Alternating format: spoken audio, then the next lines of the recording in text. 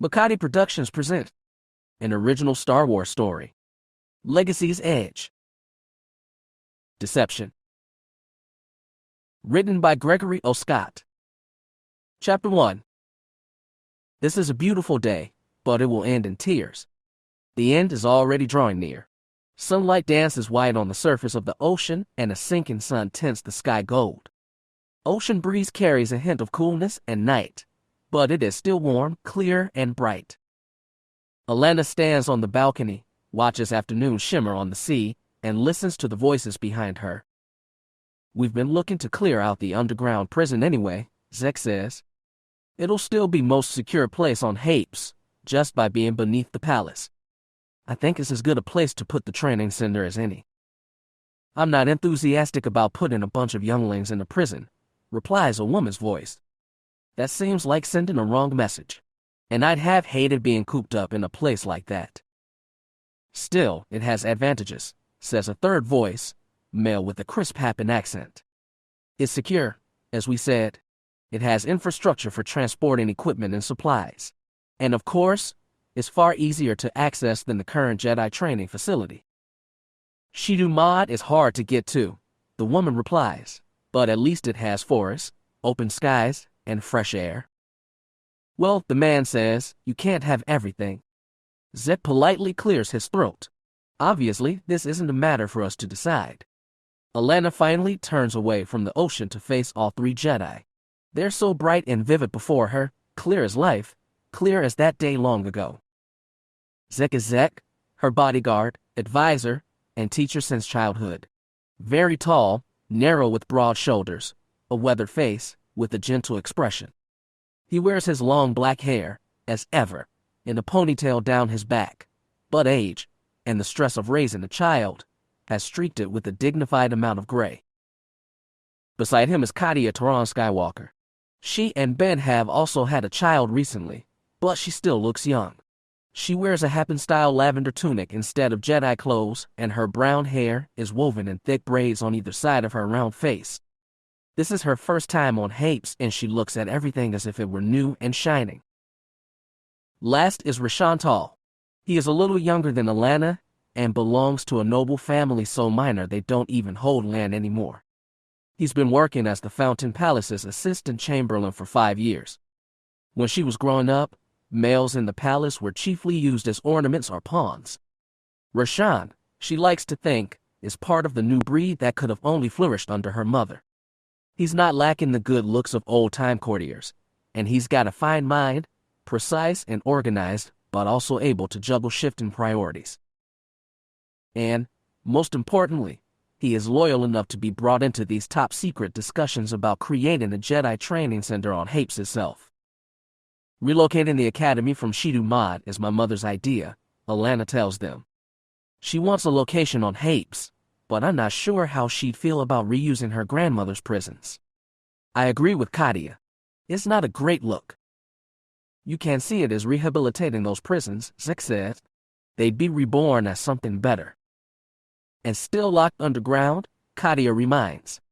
"Realistically, there's not many places that offer all you need," Rashawn says. "It's safe. It's accessible only to a few. It's not visible." He looks at Alana. "I don't know the Queen's thoughts, but I assume she wants plausible deniability." In others' words, an underground training center would let Tenel Ka pretend the Jedi had no presence in the Hapes cluster, just like she's denied the existence of Shidu Mod for 20 years. That is something. Alana crosses arms and presses her back against the balcony's marble railing. But things might be changing. Changing how? "There's talk about the Jedi establishing official presence on planets besides Ossus," Katia says. "It's something Ben and his father have wanted to do for a long time. They're looking at Bestine Ilium, a few other worlds, maybe even Bastion." Rashan's eyes go wide. "The Jedi would make redoubts there. Publicly." "Yes, publicly. The Jedi can't be holed up on one planet all the time. They have to be out there, reaching different worlds and different people." It's a very Katia thing to say. Before settling down with Ben, she spent most of her time on the Rim, moving from place to place. Alana can tell she's uncomfortable with Happen luxury. Rashawn blankly says, I see. Well, I suppose if the Jedi are spread out, it will be harder for enemies to hit them all at once. Not false, but also not what Katia wanted to hear. Before the younger woman can respond, Alana says, there's other options besides the old prison. My mother's talked about using Reef Fortress or one of the other islands. She glances at the shimmering ocean. Those would still be secure and far from prying eyes. I like that idea better, Katia replies. I thought you would. Well, we can give the Queen a full briefing tomorrow. Then it will be up to her to decide, Zek says. Hopefully the delegations from Hartera and Tal'Tarim don't wear her down. He says it jokingly, but it's a genuine concern. Tenel Ka is hosting the Duchess from both those worlds in another wing of the Fountain Palace. They're both stubborn women and, Alana reflects with melancholy, her mother is not as young as she was. The duties of statecraft are starting to finally wear her down. Speaking of the delegations, Alana sighs. I have a formal dinner this evening. I should probably start getting ready now. The four of them leave the balcony and enter the marble warrens of the Fountain Palace. Alana takes the lead as she goes through the familiar halls, though Zek hangs off her right shoulder. Katia and Rashan trail further behind. As they go deeper into the palace, they pass a pair of guards in white and gold ceremonial ceramic armor. They give her short bows as she passes through their door, but her eyes mark their faces. She doesn't recognize either and assumes they're new recruits. A little strange, normally new guardswomen are paired with veterans until they learn the ropes, but both these women are unfamiliar. A small thing. She pushes it aside. There's so much else she needs to worry about. But she remembers them, and she will remember them for years. Her first small hint of the approaching nightmare, passed by and ignored.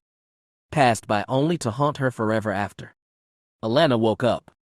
She lay in bed without rising, staring at the darkness that obscured the rest of her cabin.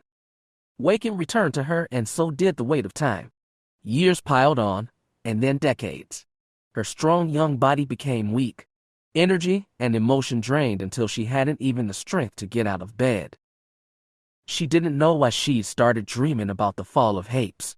She didn't know when they started, but they were becoming more severe, as though she really was peering back over 50 years to the single worst day of her life. Somehow the memories were emerging from the fog of time, as vivid as life. Maybe it was the Force at work. After all, she was here now because of another dream, though that had been of the future, not her distant past. Distant, and she thought overcome.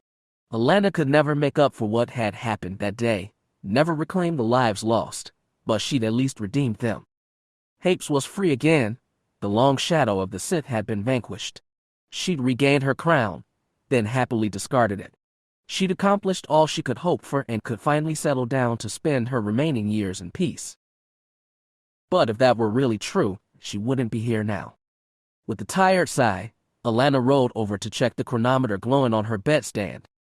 Still 4 more hours until her ship was set to rendezvous with the others at Junction Station, but she'd never get back to sleep after that dream. She might as well get up. She moved, though never fast. Nothing was fast at her age. Alana was painfully aware that her 80th birthday was drawing near. She was, however, careful. She washed, ate from the ship stores, put on her robes, applied light makeup, and rested for a few more minutes before she left her cabin. She made her way to the starship's cockpit and was unsurprised to see the back of Cameron Zell's head half silhouetted against the blur of hyperspace. He didn't move as she lingered in the doorway, and she wondered if he was asleep, but when she tapped lightly on the doorframe, he immediately stood and spun toward her. "Alana," he said, "we're one more jump from Junction Station. I haven't received word on whether the other parties have arrived." "They'll be there," she gestured for him to sit. "Trust me." Cameron was black-haired, pale and tall, though not quite as tall as his grandfather Zek. He didn't seem to have a touch of the Force either. Alana didn't know if that was lucky or not. Cameron dropped into the pilot's chair. Alana took the seat behind his. She waited patiently until he dropped them out of hyperspace, revealing the violet and green swirls of the transitory mist that shielded most of the Hapes cluster from the rest of the galaxy. They only paused long enough for Cameron to plot the final jump through the mist-tangled passageways one that would deposit them at the backdoor entrance to Junction Station at the cluster's edge. "We're almost there," he said unnecessarily, then shifted to look at her. "Do you know what ships the agents will be using?" "No," Alana said simply. Cameron didn't like that. He twitched in agitation but said nothing more. Alana had never had children of her own. She'd always been torn in different directions by her duties to the Happens, Alliance, and Jedi. And she'd admitted some time ago, the painful history of her own lineage left her afraid to be a mother. Yet she'd still become one, in fact if not blood, to Tanith Zell, which made her a grandmother of sorts to Cameron. And just as Tanith had devoted herself to Alana in her younger years, so Cameron did now. At the end of the final jump, they resolved to real space, and found themselves looking down on a disc-shaped interstellar transit depot. It was about as old as Alana. Her mother had commissioned it as an outpost for trade with the wider galaxy. Demi Allure and her Sith daughter had turned it into a military redoubt, but it was now once more a gateway between the Hapes cluster and further stars. "Transmitting our clearance code now," Cameron told her. "Will they have a berth reserved for us?" "They should," Alana said. She'd given up her position as Queen of Hapes voluntarily, but the current democratic government had gifted her certain privileges. Those included this ship, its small library of alternate transponder codes for incognito traveling, and another set of codes that commanded compliance for anyone in Happen space. It was a nice set of privileges, and she tried not to abuse them. As their shuttle drew close to Junction Station, Cameron announced, "They've reserved Dock Besh Alpha 5 for us. I'll take us in. Transmit that information on the encrypted freak I gave you."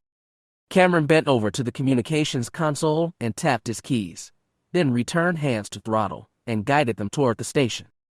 The shuttle soared into a small private docking bay, empty of maintenance crew or even droids. "This feels too quiet," Cameron said as they sat down. Alana restrained a smile. Tanith had been jumpy at that age too. "It will be all right," she said. "They're on their way." He checked the comm board. "I don't see any messages." He glanced at her. "The Force." Alana didn't respond. She felt a man coming closer. She'd never been as close to him as she'd have liked, but he still had an unmistakable aura. "You can go out there and unlock the hangar door," Alana said.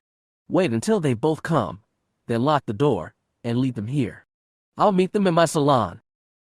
"I understand." Cameron stood before she did. "I'll check them for weapons before I—" "No." Alana raised a hand. "They'll be armed, and they'll have luggage. But they're not here to harm us." His face flashed through refusal, then acceptance. A familiar cycle, just like Tanith's. Cameron nodded stiffly and strode out of the cockpit. Alana took her time. She stood slowly and walked down the ship's narrow corridors to the salon. One of Agent's bitter ironies was that the less time you had left, the less you were able to hurry. Haste was wasted on the young. Her destination was a compact room with a table, couches, and no decor, nothing to hint of the lives she'd lived as Jedi, Alliance stateswoman, or Happen Queen. Its blunt practicality recalled another ship, the one where she'd spent the best parts of her childhood. She was one of the few people left who still remembered Leia, Han, and their Falcon. It was the first place she'd lived that had really felt like home. Alana sat in the middle of the main couch and waited. After nearly 10 minutes, she heard boots on the deck and drew herself straight, hands in her lap. Not a regal posture, but a dignified one, like her grandmother had liked to use. Cameron stepped into the room first. "I have them both," he said. "They've left their luggage by the entry. Should I move it to storage?" "Not yet," Alana said. "Let them in, then wait outside for my instruction." The young man nodded, then withdrew. A moment later, the two arrivals took his place. They were both only slightly older than Cameron. One was a woman with a shock of blonde hair wearing an emerald jacket over a low-cut vest of the same color. Despite her youth, her eyes were hard, and she met the former Queen of Hapes with a slightly defiant cock of the hip. Alana knew the man better. He was tall and athletic, with his grandfather's red hair but his mother's eyes. His lightsaber was not visible, but Alana was certain he had it on his person. "Cole Skywalker," Alana said, then shifted her eyes. Morgan Cord. Welcome. It's good to see you again, Cole said with a warm smile. I'm glad you're looking well. As well as I can. But if things were perfect, I wouldn't have summoned you here. The young woman simply said, I've come at the request of my government, but I wasn't given an explanation of what my mission would be. Is that unusual for spies? Alana asked. Morgan's eyes fluttered, like she was unused to having her profession named. I normally receive instructions as needed, from my handler or other agents. To be placed in the hands of a non-imperial and a private citizen is unusual. Alana's lips creased. A private citizen, that was all she wanted to be now, but she'd never been only that. This is an unusual circumstance. And as you two may have noticed, you're an unusual pair of agents. I've definitely noticed. Cole crossed thick arms over his chest. Can you tell us what we're doing here? I will, before we leave Junction Station. Alana watched Morgan. If you decide to back off, you still can, without repercussion. The younger woman tilted her head. I was given my orders. I'll complete your mission, whatever it is. I'm glad. Time to get down to business. Alana said, you should at least know that Hapes will be selecting a new president. Tanith Zell has reached the limit of her term and will be standing down, which means the election is something of a free-for-all. There are things I want investigated that I don't trust Happin's security services to do. However, I do trust the Jedi. She glanced at Cole, and the Empire has been our closest ally since Davek Fel liberated us from Sarissa. Also, your Empress is due for a state visit shortly before the election. I don't have evidence of any threats to her, but this is a situation I'm sure the Empire will want resolved. She watched Morgan. The blonde woman seemed to accept that. Now, Hapes has no formal political parties, but the most prominent candidates in the race are named Ella Sorum and Vana Chesso. Sorum is the daughter of the former Duchy of Drina. Her family no longer has his feudal holdings, but it still has money and influence, and her campaign appeals to those who miss the old way of doing things. The old way had involved exploration, corruption, and constant schemes for power and petty nobles. But to some people, even those in society's lower echelons, it seemed like stability. Vana Chesso was born a commoner on Zalori. She served as a lower-ranking officer in Sarissa's navy. Since then, she's promoted herself as a woman of the people. She's campaigning for more land reform, positive discrimination programs for males, and other causes associated with the outgoing president, though they've never been close, politically or personally. It seems like an obvious dichotomy, Morgan said. Not necessarily. There are other issues involved, namely crime. Alana's shoulders slumped. Unfortunately, there's been an upsurge over the past 15 years. We're used to pirates sulking in the corners of the consortium, but they're bolder now. And worse, they're connected with street-level gangs on many planets. We think outside criminal organizations are working with them to import drugs, weapons, and the like. What caused the rise in crime? Frowned Cole. A breakdown of central authority, I would imagine, said Morgan. Partially. Alana looked at her own hands. When I abdicated the throne and declared Hapes a democracy, I thought that my job was done, that I'd found my happy ending. But of course nothing's ever really over. There's unintended consequences to any action. For example, in the old days, many of our men turned to piracy because they felt excluded from Happin society. Now that they are legally equal, some women feel excluded and become raiders. There's also many former followers of Sarissa who've turned to crime. Could they have connections to Vana Chesso? Asked Morgan. Nothing's proven, but there have been rumors. While campaigning, both of them have adopted tough-on-crime rhetoric. It's become the central issue. You have to understand that on Hapes especially, we've always prided ourselves on being safe. For centuries, petty crime was practically unheard of. Blasters are outlawed in the capital, but now they're being smuggled in and people are scared. So what's our role in all this? 5 days ago, Alana said, there was an attempt on Vana Chesso's life. Shots were fired at her during a campaign event on Savoria. Despite a thorough search, the shooter hasn't been found. 2 days after that, An aircraft riding next to Ellisorm's in the speedercade exploded and injured her. The explosion was caused by a bomb, but again, the culprit hasn't been caught. Happen Security's investigation must still be going on, Cole said. They could find something. But Morgan shook her head. Or they've been compromised. I suppose both candidates are blaming each other for the attacks. They've refrained from doing so publicly, Alana said. She'd personally commended candidates of them after the attacks, and used her unofficial authority to urge civility. It was holding for now. I've had experience investigating political violence in the Empire, Morgan said, though we prefer to catch terrorists before they strike. Alana had learned many rebuttals to Imperial arrogance over the years, but she kept them to herself. She politely replied, "Then it's good we have you aboard. Being a Jedi, Cole has his own skills that I think will help us here." "That's fair," Morgan said, "but the Empire has its share of Imperial Knights who can use the Force as well as any Jedi. Is there a reason you didn't ask for one of them?" "The Imperial Knights are relatively few in number, and, best I know, relatively public. At least, Happen Intelligence should have files and be able to recognize them. When I contacted the Empire, I said I wanted an unknown entity, preferably a woman, because that's still an advantage here." Morgan considered, then glanced at Cole. "There must be Lady Jedi out there. The Jedi Council is wise. I go where it sends me," he replied with a shrug and the hint of a smile. The Imperial didn't seem impressed, but she didn't argue either. She told Alana, "I'll carry out the mission, but I'm going to need all the intel I can get on Sorm, Chesso, and the assassination attempts." "You'll have a chance to review it en route," Alana said. "You'll travel on my ship. I can't get you onto Hapes without dealing with customs, which means you'll get to bring your weapons, though I recommend you not carry blasters unless you expect to use them. I have fake identity documents prepared for you, along with data summaries waiting in your cabins. Cameron will show you to them." "You're very prepared," Morgan said approvingly. "Always. You can go now." Morgan went for the door. Cole lingered, eyeing his great-aunt, but Alana touched him in the Force, saying there'd be time for talk later. They both left.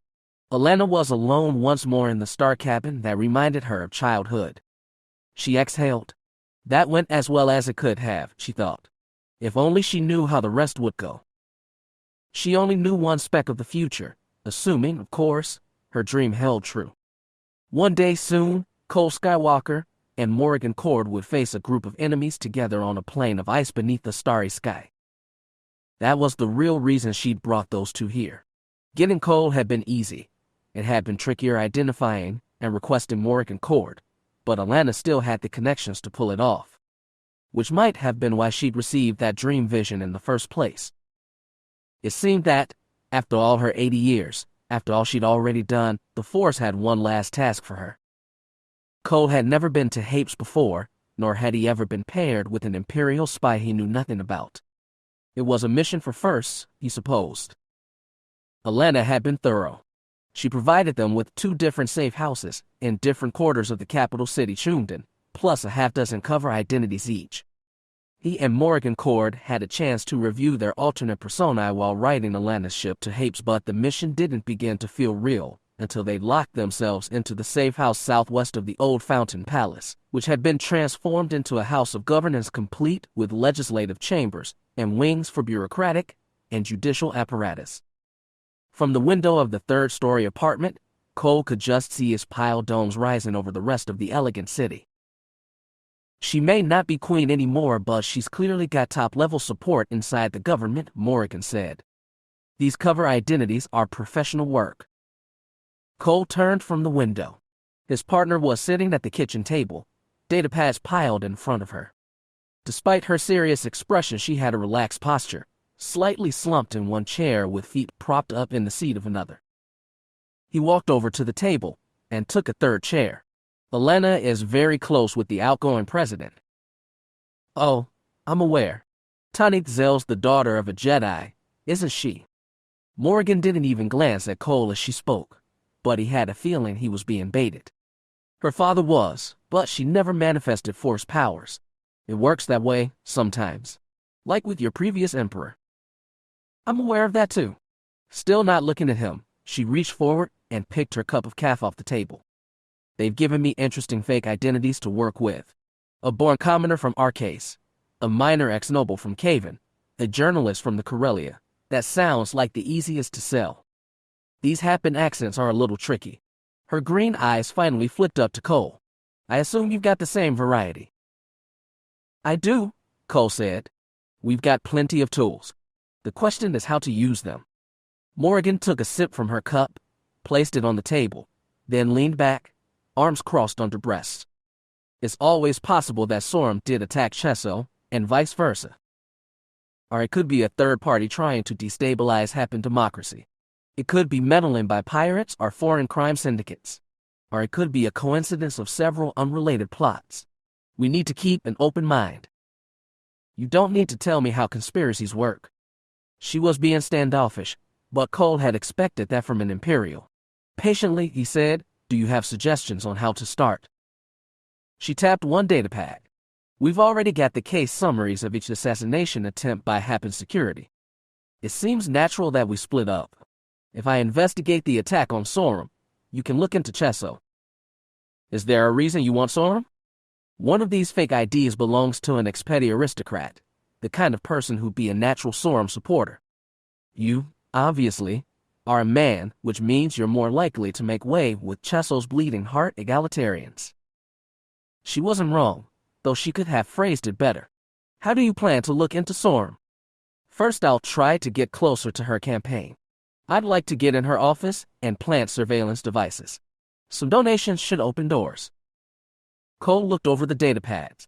How much money did Alana give us to work with? I have Imperial funds at my disposal, she said simply. I imagine those will be helpful. They're not infinite, but I'm sure they're more than your employers provided. You'd probably right. So your plan is to physically infiltrate, plant's bug, and then, wait. It's only a start. What we need is a direction. She raised a brow. How are you going to use your special resources? Cole had already considered that. I'm going to approach Chesso's campaign as a member of the press. I'm also going to get a look at the place where she was nearly killed. Sometimes violence leaves, after effects that Jedi can feel. Morrigan frowned. What are you telling me? That you can see the past? No. Only that the Force can provide hints. It's difficult to describe. To people like me. I understand. Her smile was bitter. Cole strained for common ground. You've mentioned Imperial Knights. Have you ever worked with them? Or any Force user before? Her face pinched slightly. Never. There's not a lot of knights, and they spend most of their time guarding the Emperor's hallowed body. Spy work's never been their forte. I see. Cole wondered if now was the time to broach this topic. It might be sensitive, but it was best to get it out of the way. You're obviously a newer agent. Do you know why you, specifically, were assigned this role? The ex-queen already explained her reasons. But did your Imperial handlers tell you anything more? Morrigan shook her head. He wasn't sure if he believed her. She was opaque to him in the Force, dim and clouded. He'd encountered people like that before. Some had been specifically trained to resist Jedi probing. I'm a little confused myself, she said, but at least we know why you were chosen. Alana's never played favorites. I'm surprised by this mission, the same as you. But she's still Alana to you. To most of us, she's just a page in the history books. Maybe Cole had a hurt expression, because she said, all right, a chapter. She had a busy life, until she stepped out of the spotlight so abruptly. Before this mission, I'd forgotten she was still alive. She knew when to bow out gracefully. The galaxy needs more leaders who can trust people to rule themselves. If she was going to needle him, he'd needle her. But she didn't needle easily. Trust has to be earned. I don't know if these Happens have proven their worth so far. They've been having growing pains. We're here to help them get through it. And maybe they will. Who knows? Morrigan shrugged. Politics aren't my specialty. Lies and deception are. Of course, she added with a smirk, there's always some overlap. Cole leaned back in his chair. It might be best if we stay in different safe houses while we're investigating. I agree. Best not to give anyone hints we're working together. You can't have this one, if you like. Either is fine by me. Good. Morrigan removed her feet from the second chair and straightened. I don't want to be hasty with this, but the Empress will be making an official state visit in just 5 days. I'd like to get this settled before that. I'm sure your aunt would too. She's not my aunt. More of a distant cousin. He had no doubt this woman knew his whole family tree, including his bad fruits. And the good fruit people thought was bad. Does the Empress know about this mission? My handler gave no indication one way or the other. Morrigan stood up. This force of yours really doesn't give you any hints as to what's behind this.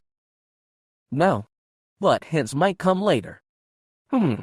Your force seems like a terrible intel source. He tried to smile. There's a reason Jedi don't normally go in for spy work. Yet here you are, she said, and left him with that. It was clear and calm the next day when Morrigan went to visit the main headquarters for Ella Sorm's campaign. Having spent most of her life in the Empire, she'd never been to an election office and had no idea what to expect. It turned out to be surprisingly mundane, floors of desks and cubicles and comm stations, like a commercial office except with advertisements for Ella Sorm plastered to every available surface. People said Imperial propaganda was bad, but Morrigan got sick of looking at Sorm as she waited for her appointment with the candidate's chief of staff. The slogans were all vapid. The purple and gold color scheme was meant to look royal but was nauseating instead, and most of the images of Sorm herself were in the exact same pose, a head and shoulders shot of a dignified middle-aged woman with her chin lifted up and her eyes looking above and beyond the viewer to some lofty distance. It was, she reflected, a pose often used to portray Emperor Fel back home.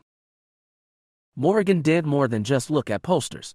Before entering the building, a boxy 5-story complex in Chumina's financial district, she circled the entire structure, marking locations for power cables, air vents, waste disposal, and other essentials. Once inside, she stole glances at employees' data pads and screens, and marked the routing of comm lines strung through the ceiling. She didn't know how to use any of this information, not yet, but she had to commit it all to memory on the slim chance it might be useful later. That was how the spy game worked. It was a game she'd been playing her whole life. Even as a child on Bastion, when the other little girls had chattered over clothes and toys and boys, she'd prepared for her future. She told lies, lifted from shops, even stalked strangers just to see if she could get away with it all. Sometimes she failed and gotten in trouble, but she learned from her failures and gotten better. When the recruiter for Imperial Intelligence had told her she was a born spy, she hadn't been able to keep the grin from her face. Morrigan had gone into the family trade, just like Cole Skywalker. If she had anything else in common with the strapping young Jedi, she hadn't noticed it yet. Imperial Intelligence had quite a file on the Skywalkers, and she was a little shocked to be working with him. His grandfather and great-grandfather had both run the Jedi Order. His mother kept a lower profile but had played her part in a few pivotal events. And his father, Jodram Tainer, was known in some circles as the Mad Jedi who burned Coruscant. That had happened before Morrigan was born and when Cole was very small, but the disastrous crash of a Mon Calamari warship into the surface of the capital had created a strain between the Jedi, an alliance that still hadn't healed. She wondered if that was why he used his mother's surname instead. After an hour in the building, waiting and noticing everything, she was finally granted 15 minutes with Sorm's chief campaign manager. She was younger than expected, no more than mid-30s, but put together perfectly with a crisp suit, polished high-heel shoes, and every strand of black hair pinned to a bun so tight it gleamed. "I'm sorry I kept you waiting, Madame Gahel," she said, pumping Morrigan's hand. "I'm on to Kalani. Let's sit down in my office so we can talk about your donation." The office was a box of a room with a desk, 2 chairs, and no windows. Kalani didn't seem to mind. She immediately plunged into her sales pitch, thanking Madame Gahel for her interest in assuring the money would be well spent. Kalani clearly wanted to talk numbers, but Morrigan, and her alter ego, had some questions first. She said, "Is there any way you can tell me how my funds are being spent exactly?" I want to make sure I'm not just throwing money away on posters, for example. Don't worry, we already have a surplus of those, Kalani said with a chuckle. Even her laugh was polished. We'd use your money to hire more campaign personnel and other systems. We focused on the central worlds of the consortium, but we want to reach out to the less settled ones too. I thought they were more friendly to Chesso, Morgan ventured. The other woman shook her head. We include everyone in this campaign. Rich, poor, former nobles, commoners, everyone. People say Elisorum is an out-of-touch relic who wants to turn back the clock. That's not true at all. Kalani put a hand on her breast. I'm not a noble, Madame Gaho. I was born on Celeb. My parents were farmers who got caught in Sarissa's purges. What drew you to Sorum, then? Safety and stability are something we all want. President Zell has good intentions, but she's allowed the pirates and the Reaches to get out of control.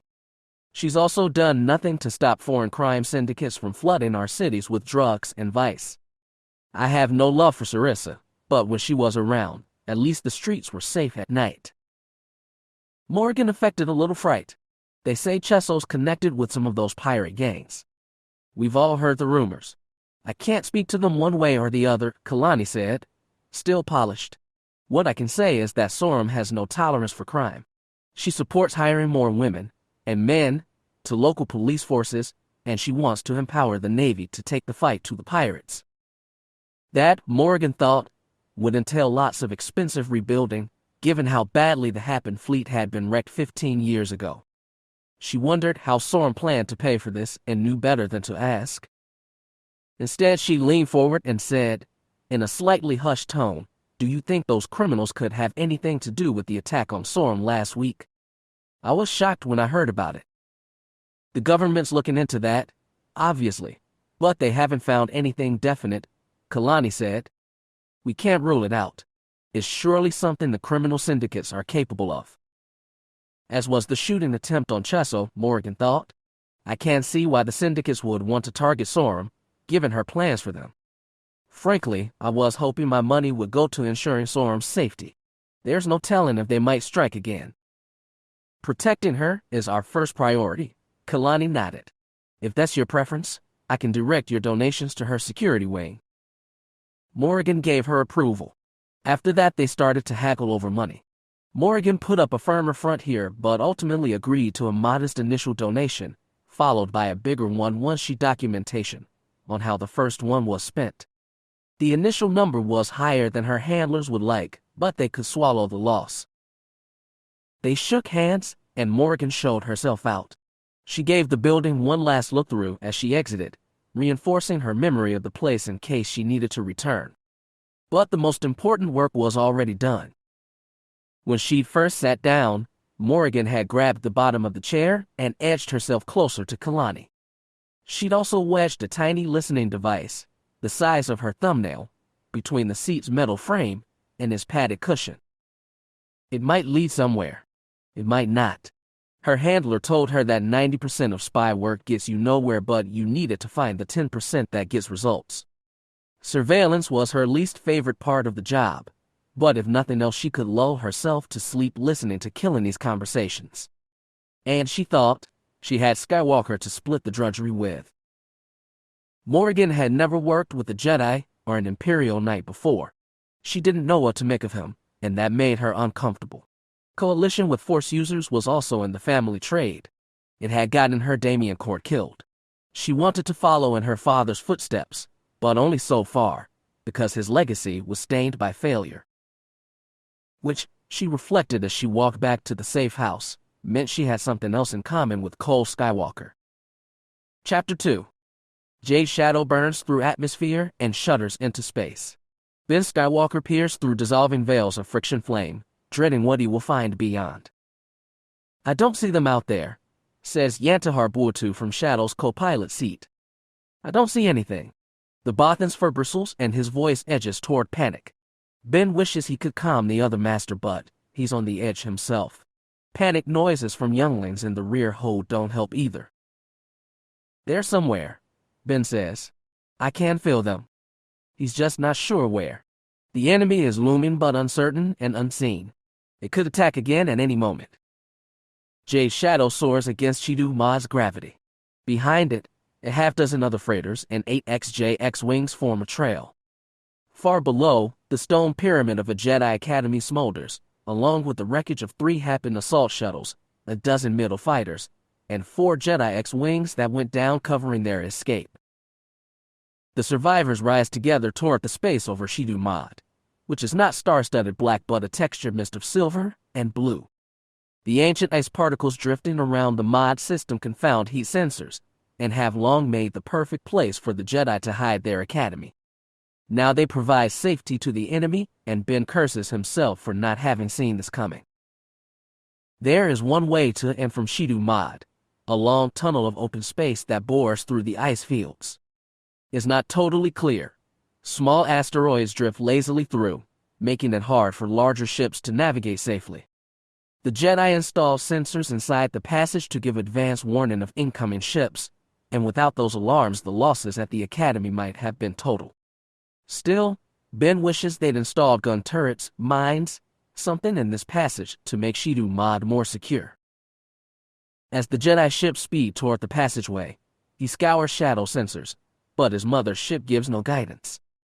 There must be other Happen ships waiting to attack, at the very least, a Nova Cruiser or Battle Dragon on the other side of the passage. But the icy veils around Shidu Mad conceal them. All he has is the Force, which relays only vague menace. Ben is drowning with fear, not just for himself and the evacuated Padawans, but for everyone on Hapes, Tenel Ka, Alana, Zek, Kadia most of all. If Shidu Mad is threatened, so are they. The only small blessing is that Jade is far away and safe on Ossus. But if he and Kadia never escape, if Jade loses her parents today, Ben can't allow himself to think that. He also can't risk a call to Hapes.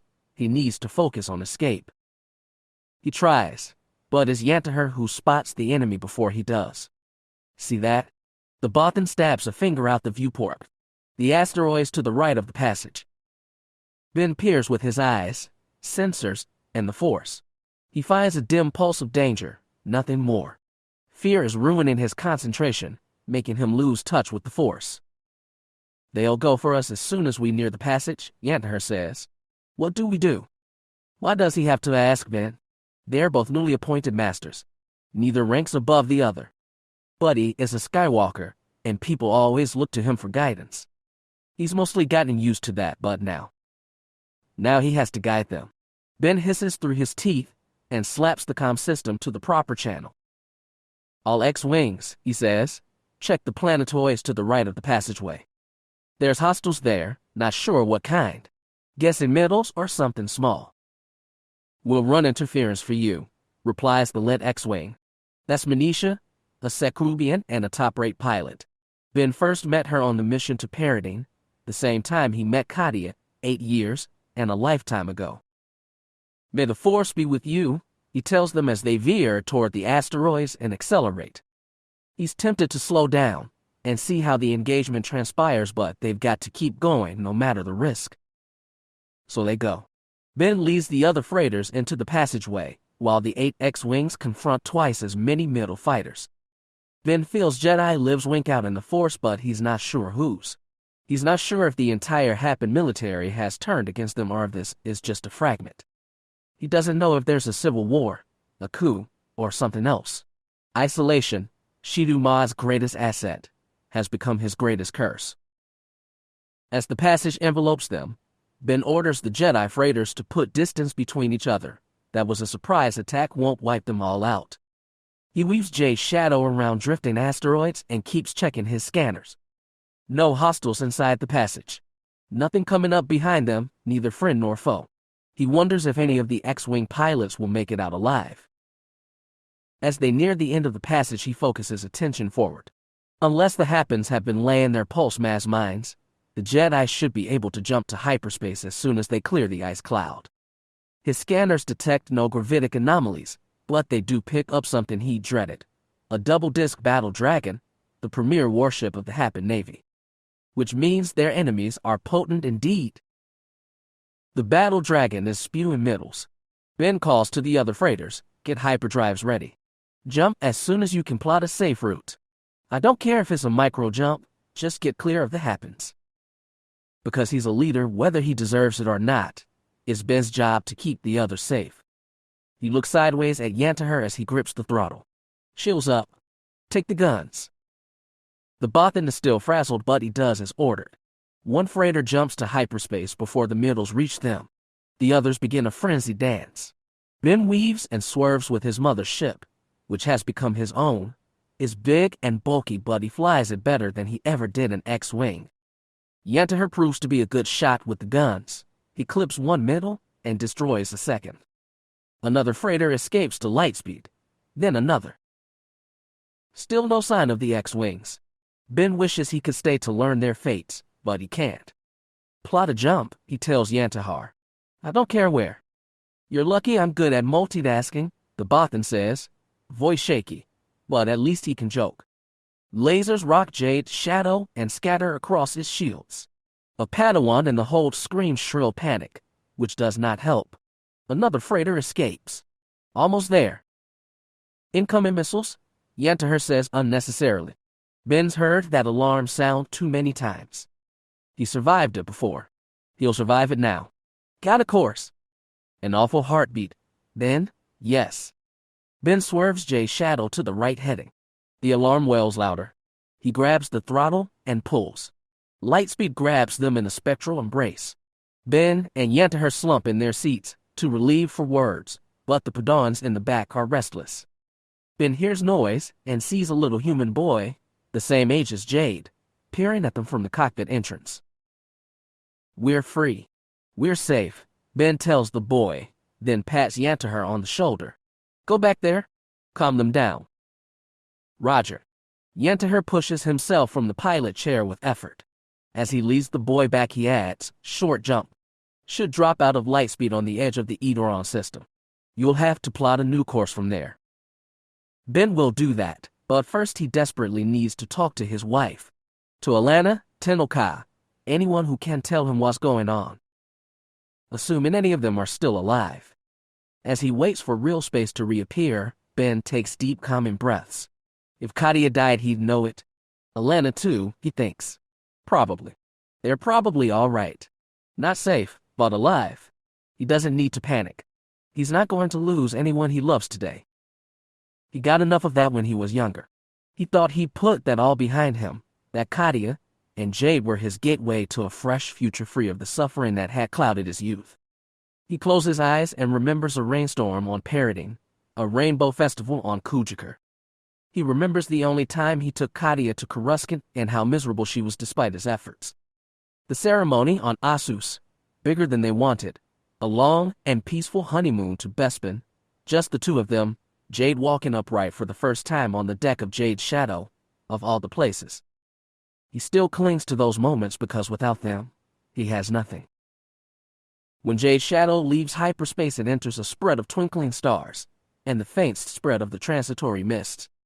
The mists still foul up nav and comm systems, but he connects to the Edoran system's relay buoy and routes a desperate call to Hapes. He uses the personal encryption key he shares with his wife.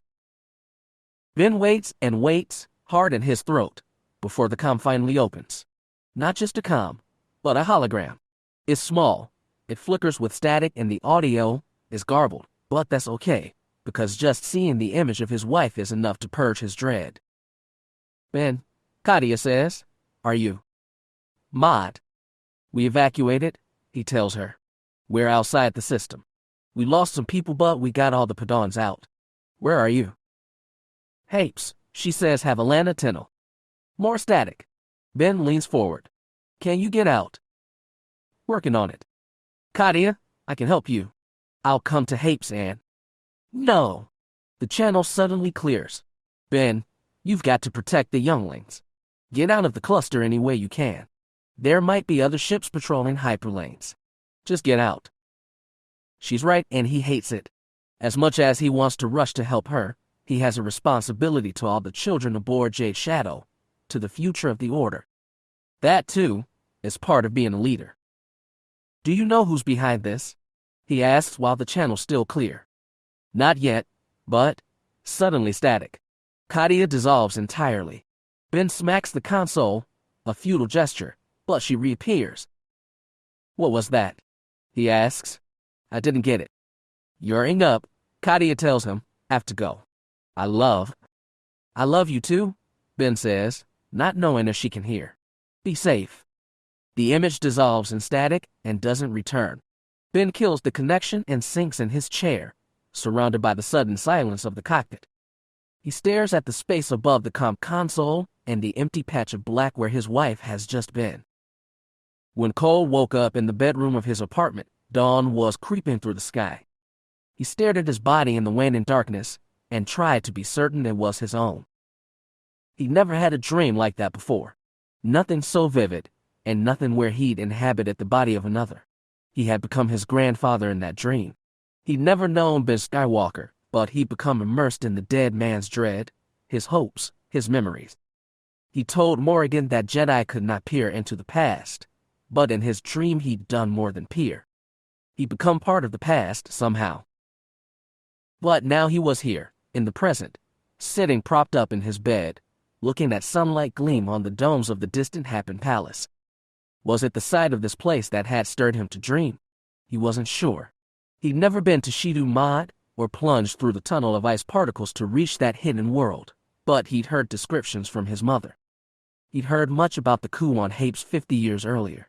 Maybe imagination and memory had conjured that dream. No, Cole thought, heart still racing. Something so clear had to have come from the Force. He didn't know what that meant. He didn't know if he should mention that to Alana on the encrypted text report he was supposed to send to her this morning. Sitting in the bright kitchen, composing the message, he toiled over what to say, and in the end left it out.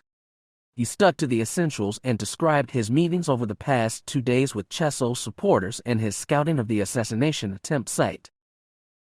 When he was done, Cole sent the message. Then he put on casual clothes, pocketed the ID for his foreign reporter persona, and went out into the city. He was due to meet Morrigan Cord for the first time since their arrival. He wasn't looking forward to it, but at least it would keep his mind off his dream.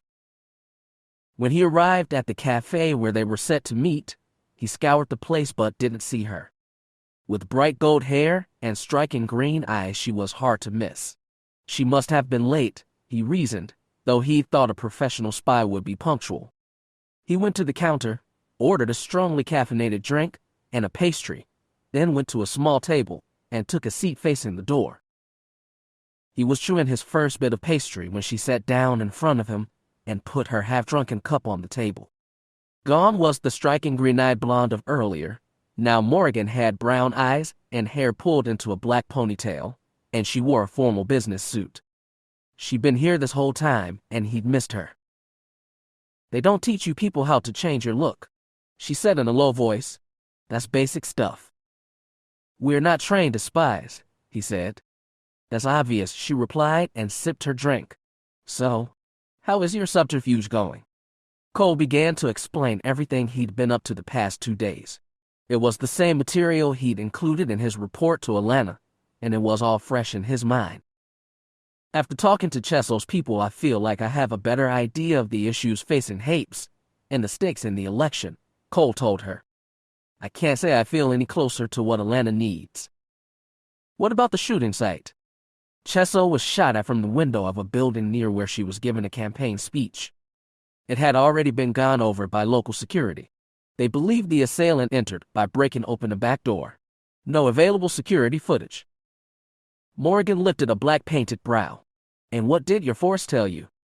"Nothing clearly," Cole admitted. "More accurately, nothing at all. Some Jedi could gain tastes of the past by touching objects or visiting locations. That had never been Call's specialty. Indeed, as he'd grown older and learned more of the Force, he'd discovered that he didn't have a specialty. That is to say, he had no unique talent for healing, reading objects, battle meditation, clairvoyance, or anything else. He was a better swordsman than most Jedi, but far from the best. His talent wasn't for a special force skill, it was for leadership. That was that his mother told him, at any rate. She said that when Cole spoke, people believed. Maybe it was the Skywalker aura. Maybe it was because he was, as he was occasionally reminded, young, tall, and handsome. Maybe it was a subtle force skill he didn't consciously possess. But he wasn't leading anyone here. He was on a strange world paired with a strange woman doing a job he'd never done before. He hadn't felt this out of his depths since being formally knighted, and he had no idea why Alana had picked him for this mission. He thought Morrigan might needle him, but his visible frustration must have warded her off. Instead, she said, "I don't know where this is going either, but I think I've made some progress, and I could use your help." She explained her own activities, meeting with Ella Sorum's campaign manager, bugging her office, then using her persona as noble-born Madame Gahel to connect with other people in Hape's political scene. "In an hour, I'm going to be meeting Senefal. Over the past 10 years, she's become one of the richest women in the consortium. Her shipping company handles 70% of the commercial cargo traffic in and out of the Star Cluster. She hasn't backed either candidate yet, but both of them have been lobbying hard." "What do you think that will get you?" Aside from a better grasp of the political scene, Morrigan reached into the breast pocket of her suit and drew out a small earplug. She held it out for Cole to take. He plucked with 2 fingers. "You want me to listen to your conversation?" "Yes. I also want you to listen to something now. Put it in." Cole carefully inserted the plug into his right ear. Morrigan said, "I've been going through the audio recordings I'm getting from Kaelen's office. Most of it's incredibly boring, and I'll probably need your help to sift through it all. But I did find this. It's from 2 nights ago." He held the plug tight in his ear and stared into the table so he could concentrate on the recording about the ambient din of the cafe. He heard a single woman's voice holding half a conversation. "Listen, I'm doing the best I can with what I've got. I would have never made this deal if I thought she'd act like this. Yes, I understand she's used to getting her way. Wait a minute." The voice trailed off. Cole imagined this woman, Auntie Kaeleni, was talking on a personal comlink, separate from the comm system built into Sorum's campaign headquarters. The half-conversation continued. "Fall needs to understand something. Tell her that if word gets out about her associates in the Reach, she can kiss her fortune goodbye. Yes, that is a threat. Her associates were supposed to do a job for us, but they didn't. They fouled it up and made Sorum a target instead. No, of course, she doesn't know. I protect my candidate. Don't patronize me. You're going to back off your claim, unless Fall wants the authorities looking at her business arrangements." There was another pause, and finally Kaeleni said, with venomous sweetness, "Of course. You too. Good night." The final sound Cole heard was a frustrated sigh. "That's it," Morrigan said, then took a casual sip from her cup. "Well?" Cole removed the earplug and placed it carefully in his jacket pocket. "I know what it sounded like." "And what was that?" He looked around the cafe, the casual brunchgoers. He leaned closer to Morrigan and said in a low voice, "I sounded like this Kaeleni woman worked with Fall and some criminals to kill Chesso. The attempt failed, she's angry, and she's refusing to pay Fall, or whomever, for their services." "I'm glad we're on the same page," Morrigan said. "That certainly seems like a lead, doesn't it? You'll be meeting with Fall to sound her out. I'll probe delicately, and try to bug her if possible, though it will be harder, since we're meeting at an upscale Gallenarian restaurant near the palace." Cole leaned back and crossed arms. "Are you billing your employers for it?"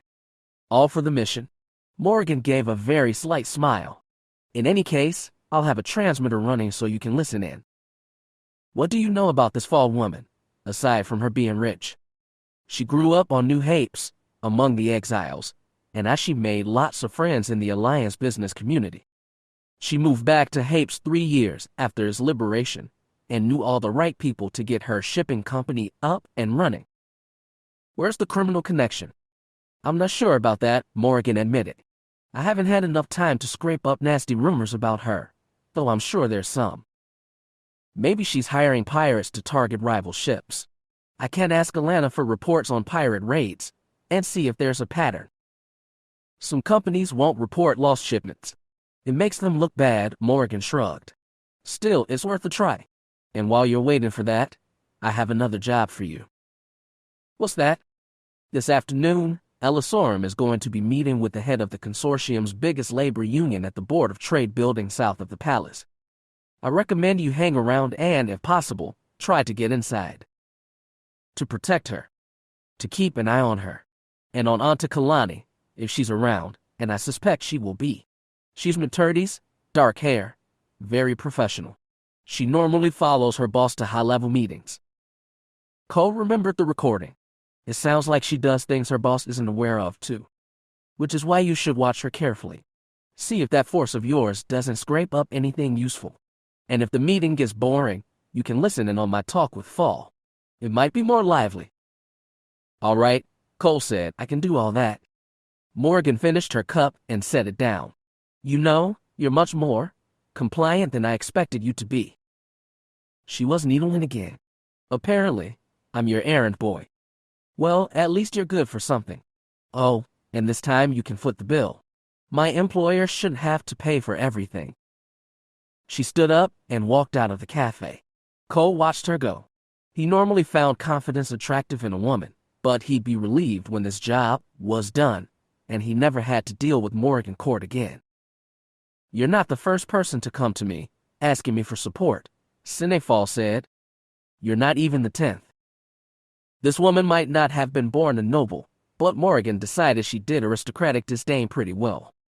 She came to the luncheon dressed in robes, not a business suit. Her red hair was braided and coiled atop her head, and rings glistened on her fingers as she ate from a porcelain plate. The restaurant was pretty aristocratic too. Stained glass windows framed by white silk drapes, mosaic floors, and a ceiling painted with what she assumed was scenes of illustrious happen history. It was all a little overdone. In her opinion, modern imperial architecture was regal but less pretentious. I'm not asking for anything, Morgan told her. I've started donating to Sorum's campaign, but I'm not her agent. I'll leave the sales pitches to Auntie Kalani.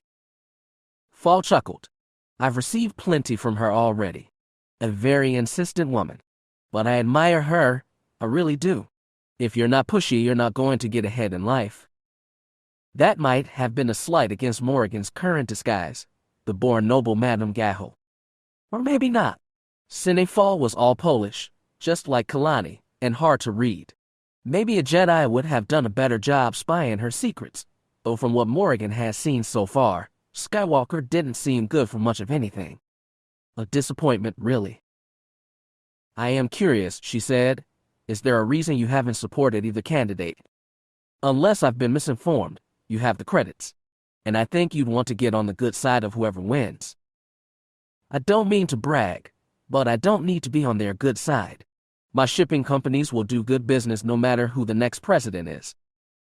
Even if they want to seal Hapes from the outside galaxy again. Thankfully, that's not going to happen. Seclusion belongs in the past. Sorum and Chesso, for all their differences, understand that Hapes belongs in the larger galaxy. I suppose you have reason to be confident. Aren't you worried, though, about crime? All the violence in Hapes is bad enough. I don't feel safe at night anymore. It's not nearly as bad as people say. Chumadan is still far safer than most of Coruscant. What about piracy? I think your shipping would be vulnerable. It is a concern, Fall admitted. I'm fortunate that I have the money to hire armed guards for some of my ships. I see. Is that why your ships are attacked less than other companies?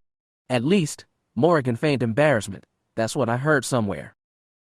That roused a flash of irritation, but Fall covered it quickly. These raiders prey on the weak. Return fire at them, and they'll run. They're cowards then. Absolutely, Fall nodded. For centuries, the people who couldn't make it in Happen society have turned to piracy. It's always been a refuge for the losers. She shook her head. Some things never change. Maybe that was true. Maybe you get rid of an entire upper class, as Sarissa had done ruthlessly, and they'd just be replaced by a new one. Maybe some people naturally rose to the top while others sank to the bottom. That wouldn't surprise Morgan. It was, best she could tell, simply the way the galaxy worked. That was why she didn't resent this preening self-made aristocrat, even came to respect her as the dinner wore on. She also became certain that Fall was hiding things. She'd hoped to plant a listening device on her, but the opportunity never presented itself. Fall arrived with a pair of male bodyguards who watched from another table as they had their own meal, and Morgan didn't want to risk it. Approaching Fall at all was a risk, and she didn't know how well her fake persona would pass a background investigation. When she left the restaurant, the sun was going down. As she exited onto a well-lit and speeder-laden main street, Morgan took out her comlink and checked in with Skywalker. "Sorum is at the Board of Trade," he told her. "She's still having her public conference. Do you know where she'll be going after this?" "I don't think anything's on her schedule." "Did you see Kalani?" "Not that I'm aware. It would have helped if I had a reference holo. She usually sticks close to Sorum. You might have mistaken her for an aide. The only party Sorum has are 5 bodyguards and a male aide. I don't think Kaelen's here. Maybe she has somewhere else to be. I don't think there's much for me to do here. Stay just in case. Sorum might be in danger. From Chesso, from pirates or criminals, from Fall. They had hints of conspiracy, but nothing solid. Morgan looked down the boulevard and saw the Board of Trade building scallop dome lit up in the night. 10 minutes away, on foot, she reckoned, and she was tempted to go there to make sure Kalani wasn't around. But no. She'd trust the Jedi's judgment, reluctantly, and it was better they not be seen together in public. "I'm heading home," she told him. "Did you listen to my dinner?" "I listened." She seemed defensive about the pirate angle. "I thought so too. It's something to look into. I'm going to review the feed from Kaelen's office before I go to sleep. That might get us something." "Do you need help?" "I'll let you know." She shut off the comlink, stuffed it into her pocket, and kept walking. Her heels clacked on the pavement and a cool wind rustled the skirt of the business suit.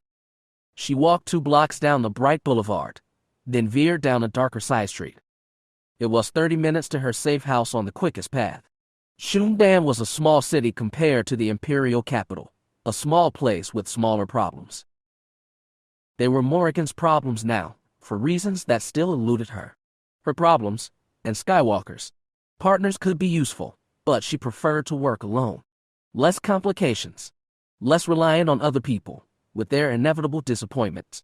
When you worked alone, the responsibility was yours, and so was the reward. And if things went bad, you didn't have the luxury of blaming others. Solitude made you strong. As she walked through the night, Morgan tried to be optimistic. They had some leads, and if the mission was a success, she'd prove to her handlers that she was adaptable and trustworthy. It could be a boon to her career. Morgan didn't want to be a spy forever. She was good at her job, even liked it, but it was a stepping stone to better things. People who stayed in the spy business too long often met bad ends. She was midway between the restaurant and the safe house, trying not to think about her father, when she stopped in her tracks. The side streets she'd walked through had been empty except for a few strangers walking like her, quickly, and with heads down. But after turning the corner, she saw a small figure sitting against the base of a dim street lamp. A small, pained female voice cried, "Help. I need some help." Morgan's first thought was, trap. A hurt child in a lonely alley begs for help, and when the stupidly kind pedestrian gets close, the mothers come out. It was practically a cliché. But the girl kept mewling, "Miss, I broke my leg. Please, I can't get up. I need your help." Morgan knew she had to turn around, get off the street, and find a new route, but the girl sounded on verge of tears for the pain. She took a few steps closer, cursing herself and cursing strict gun laws. She had no blaster, not even a tiny holdout, but she did have a short vibroblade tucked inside her suit jacket. Morgan slowly drew it, keeping the flat metal pressed against her palm and hidden from view. "Miss, I can't get up. Can you give me your hand, please?" Morgan stopped 4 meters away, in the darkness, and stared at the girl in the light. She looked 8 or 9 years old, 10 max. She was slumped against the base of the lamppost with both legs stretched in front of her. The right one looked bent at an unnatural angle. "How'd you get hurt?" Morgan asked, coming no closer. These men came and knocked me down, and hit me, and took my purse." The girl stretched a tiny hand out. "Please help me up." "What were you doing out here alone?" "I live 2 blocks away. I just want to get home. Please? Damn it all. Morgan stepped closer and reached out with her left hand, keeping the vibroblade in her right. Her fingers brushed the little girl's. Then she felt something hard and blunt press the small of her back, and a voice said, "Drop the knife." Damn it all to hell. Morgan froze but didn't let go of her blade. "Drop it or we shoot the girl," said a second voice, deeper than the first. A man emerged from shadow, small blaster pistol in hand, and pointed it at the girl, who whimpered. But you said. "Shut up, kid," said the second man. "Grown-ups are talking." The first man's blaster prodded Morgan's back. She couldn't even pivot to look at him. "What do you want?" "Let go of the knife first," the second growled. "You think we're bluffing?" Maybe they were. Shooting off a blaster would draw attention they didn't want. But if they weren't bluffing, the kid was dead. She was staring at Morgan, shivering with fear, teary eyes gleaming in the lamplight. Damn it all to every hell there ever was. Morgan bent her knees and carefully placed her vibroblade on the ground. She risked a glance over her shoulder and saw the first man still training his blaster on her. They were both big men in brown jackets and trousers. Their faces were blunt with heavy brows and grizzled beards. "All right," she said, rising slowly, hands raised. "You want to take this somewhere else?" "Hands behind your back first," said the man behind her.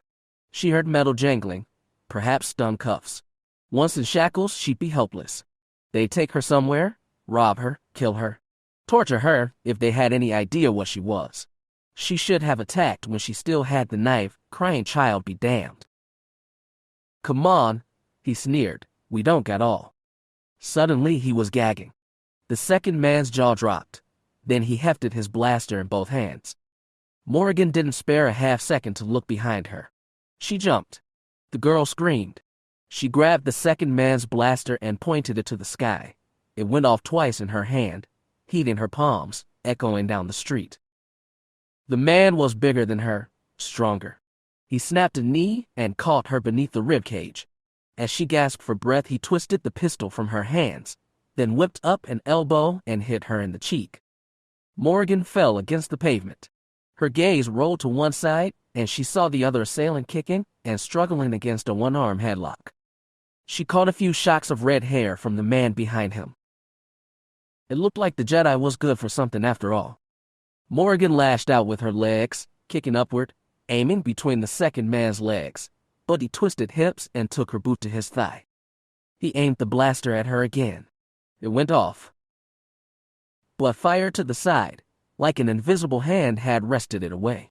Morgan rolled, then scrambled on hands and knees for her vibroblade. She grabbed it and sprung up, just as the man wrestling with Cole bit down on the Jedi's arm. Cole let out a cry, his first noise since arriving. His opponent broke free, spun around, lifted his blaster to shoot Cole point blank in the chest. Morgan lunged. She turned on her blade's vibration just in time to thrust it into the man's chest. It scraped between two ribs and plunged deeper, severing tissue, perhaps a lung. Morgan jerked the knife out, getting blood on the front of her blouse. The man dropped his pistol and collapsed, hacking more blood. Morgan heard the flare of another blaster shot. The girl was still screaming, hoarsely, and she felt a wash of heat right by her face, but it didn't connect.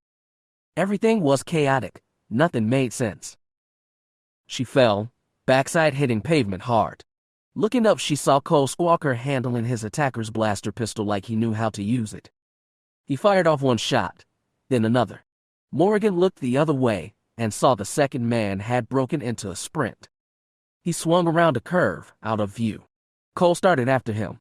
Morgan pushed herself upright and joined the chase, but by the time she reached Cole at the street corner, the man had passed out of sight. Panting, Morgan looked behind them. The little girl with the broken leg now sat whimpering beneath the street lamp. Just beyond the pool of light, a man lay face down. Morgan hurried over. He was still breathing, but wine-dark blood was still spreading from beneath him. She must have gotten him deeper than she thought. Cole had just reached her side when they heard the wail of police sirens. The Jedi grabbed her arm and jerked her upright. He still had the assailant's blaster in his other hand. "We can't stay," he said, and she noticed the bloodstains on her blouse. He was right. She cast one look at the girl, small and broken and pitiable, now weeping beneath the light. Morgan couldn't do any more for her. She'd done too much already. "Can you get us to the safe house?" Cole asked hoarsely. Morgan was breathless and confused and wasn't sure if she remembered the path, but she nodded.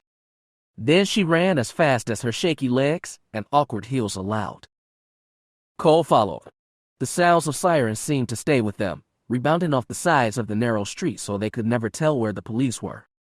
Whenever they caught flashes of light, they veered in the opposite direction. Soon Morgan had lost her way entirely. "Wait, stop." She grabbed Cole's arm and pulled him into the dark alcove of a building entrance. Facing him with shoulder against the closed metal door, she said, "We should wait here. For a while." Cole looked around the dark, empty streets. They still heard sirens an uncertain distance away. He didn't like staying here, semi-exposed, but he acquiesced with a nod. "Thank you," she said, hand still on his arm. "How did you find me?" "I sensed you need help." His voice was steadier than hers. "Sensed it? You mean?" "I got a premonition, in the Force." "But how did you know where to find me?"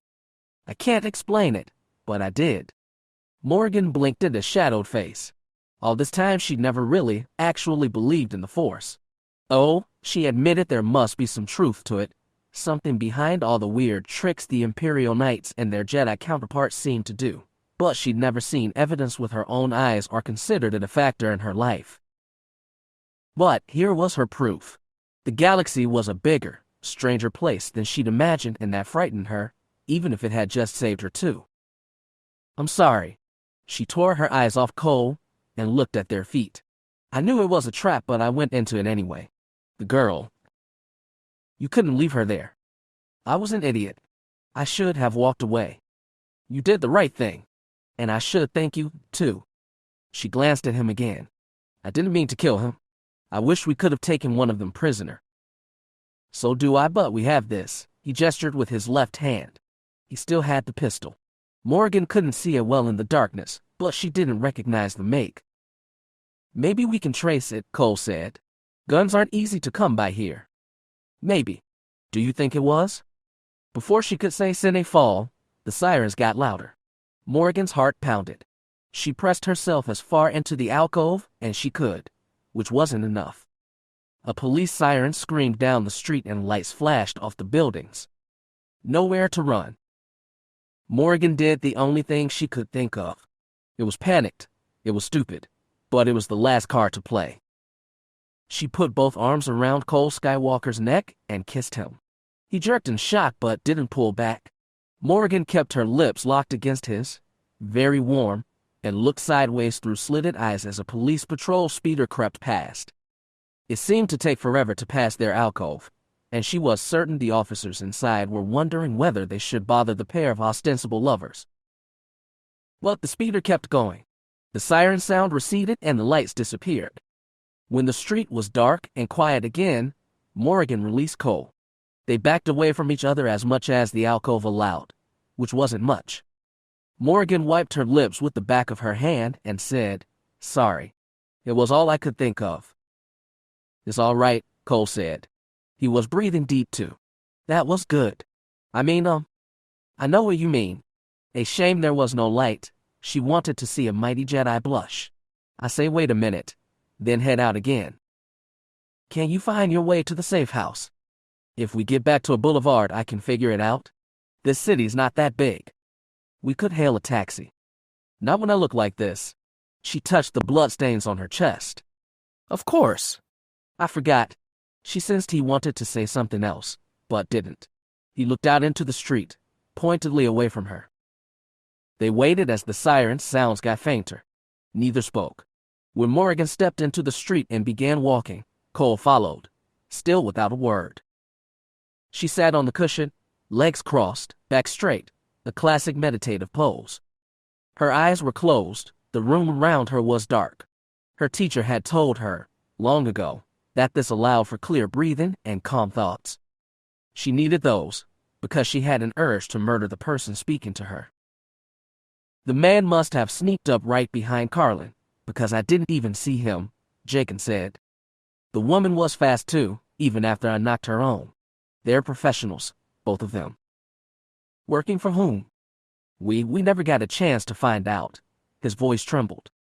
Obviously, the fact that she had to rely on imbeciles like this aggravated her to no end, but what else could she do? There was no one else like her. Not yet anyway. Are you certain Kaelen is dead? He was stabbed in the chest and bleeding badly. Is he dead? I didn't have a chance to check his body. The man grabbed his pistol and started shooting. So they have his weapon, then. A long heartbeat. Yes? That weapon could trace back to her. They both knew it, and the two agents would be extra cautious now. Madam, Jaken cleared his throat. The police were coming when I ran. We'll find out soon enough if Kaelen died. Hope that he did, and hope the police never catch those agents. I thought it might be easier if they're apprehended. They suspect too much already. I'll deal with them my own way. All right. I'll help any way I can, madam. When she did not reply, Jaken added, I was thinking that the agents might be Imperial, given that their Empress is coming in just a few days. The same has occurred to me. But we can't be sure, can we? Not at this time. I could leave. Do nothing until I tell you to. Yes, madam. Go. He went. She listened to the hiss of the door opening, then closing, then the silence of the room around her. When she opened her eyes, little changed. The only light in the room came from outside. She exhaled, unfolded her legs, pushed off her cushion, and stood upright.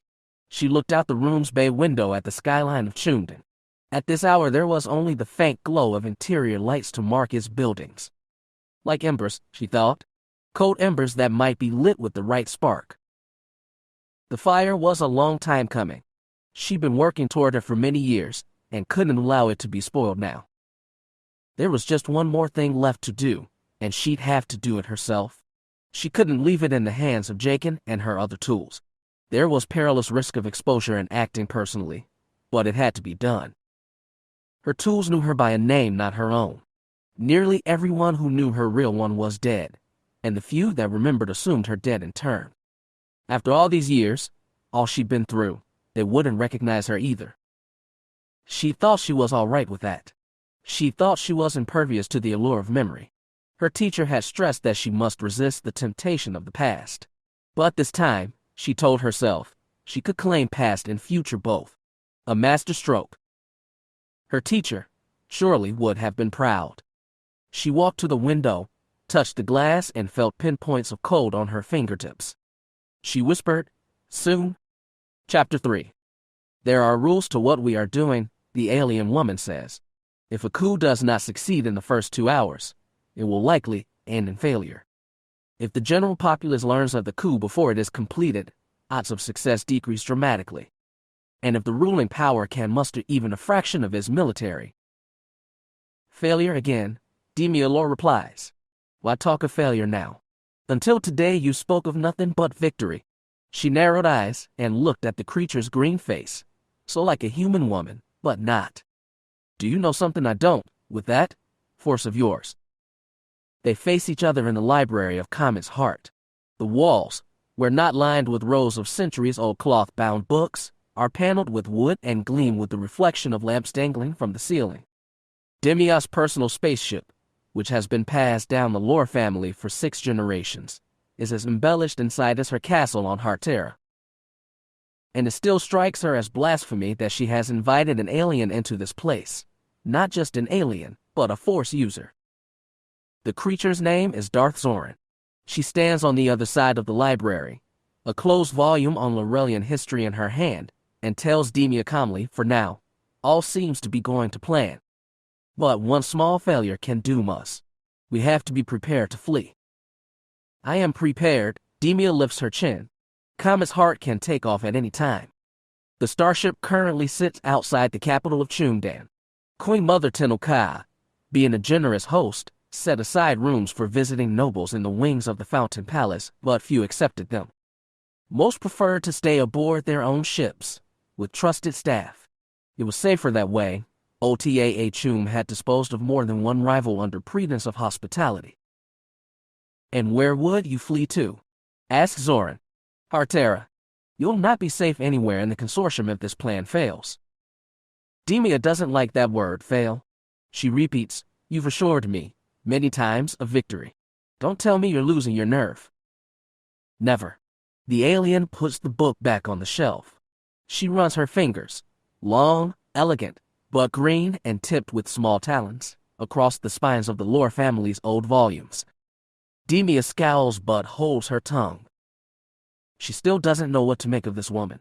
She knows that Darth Zoran, as she calls herself, is a Falleen.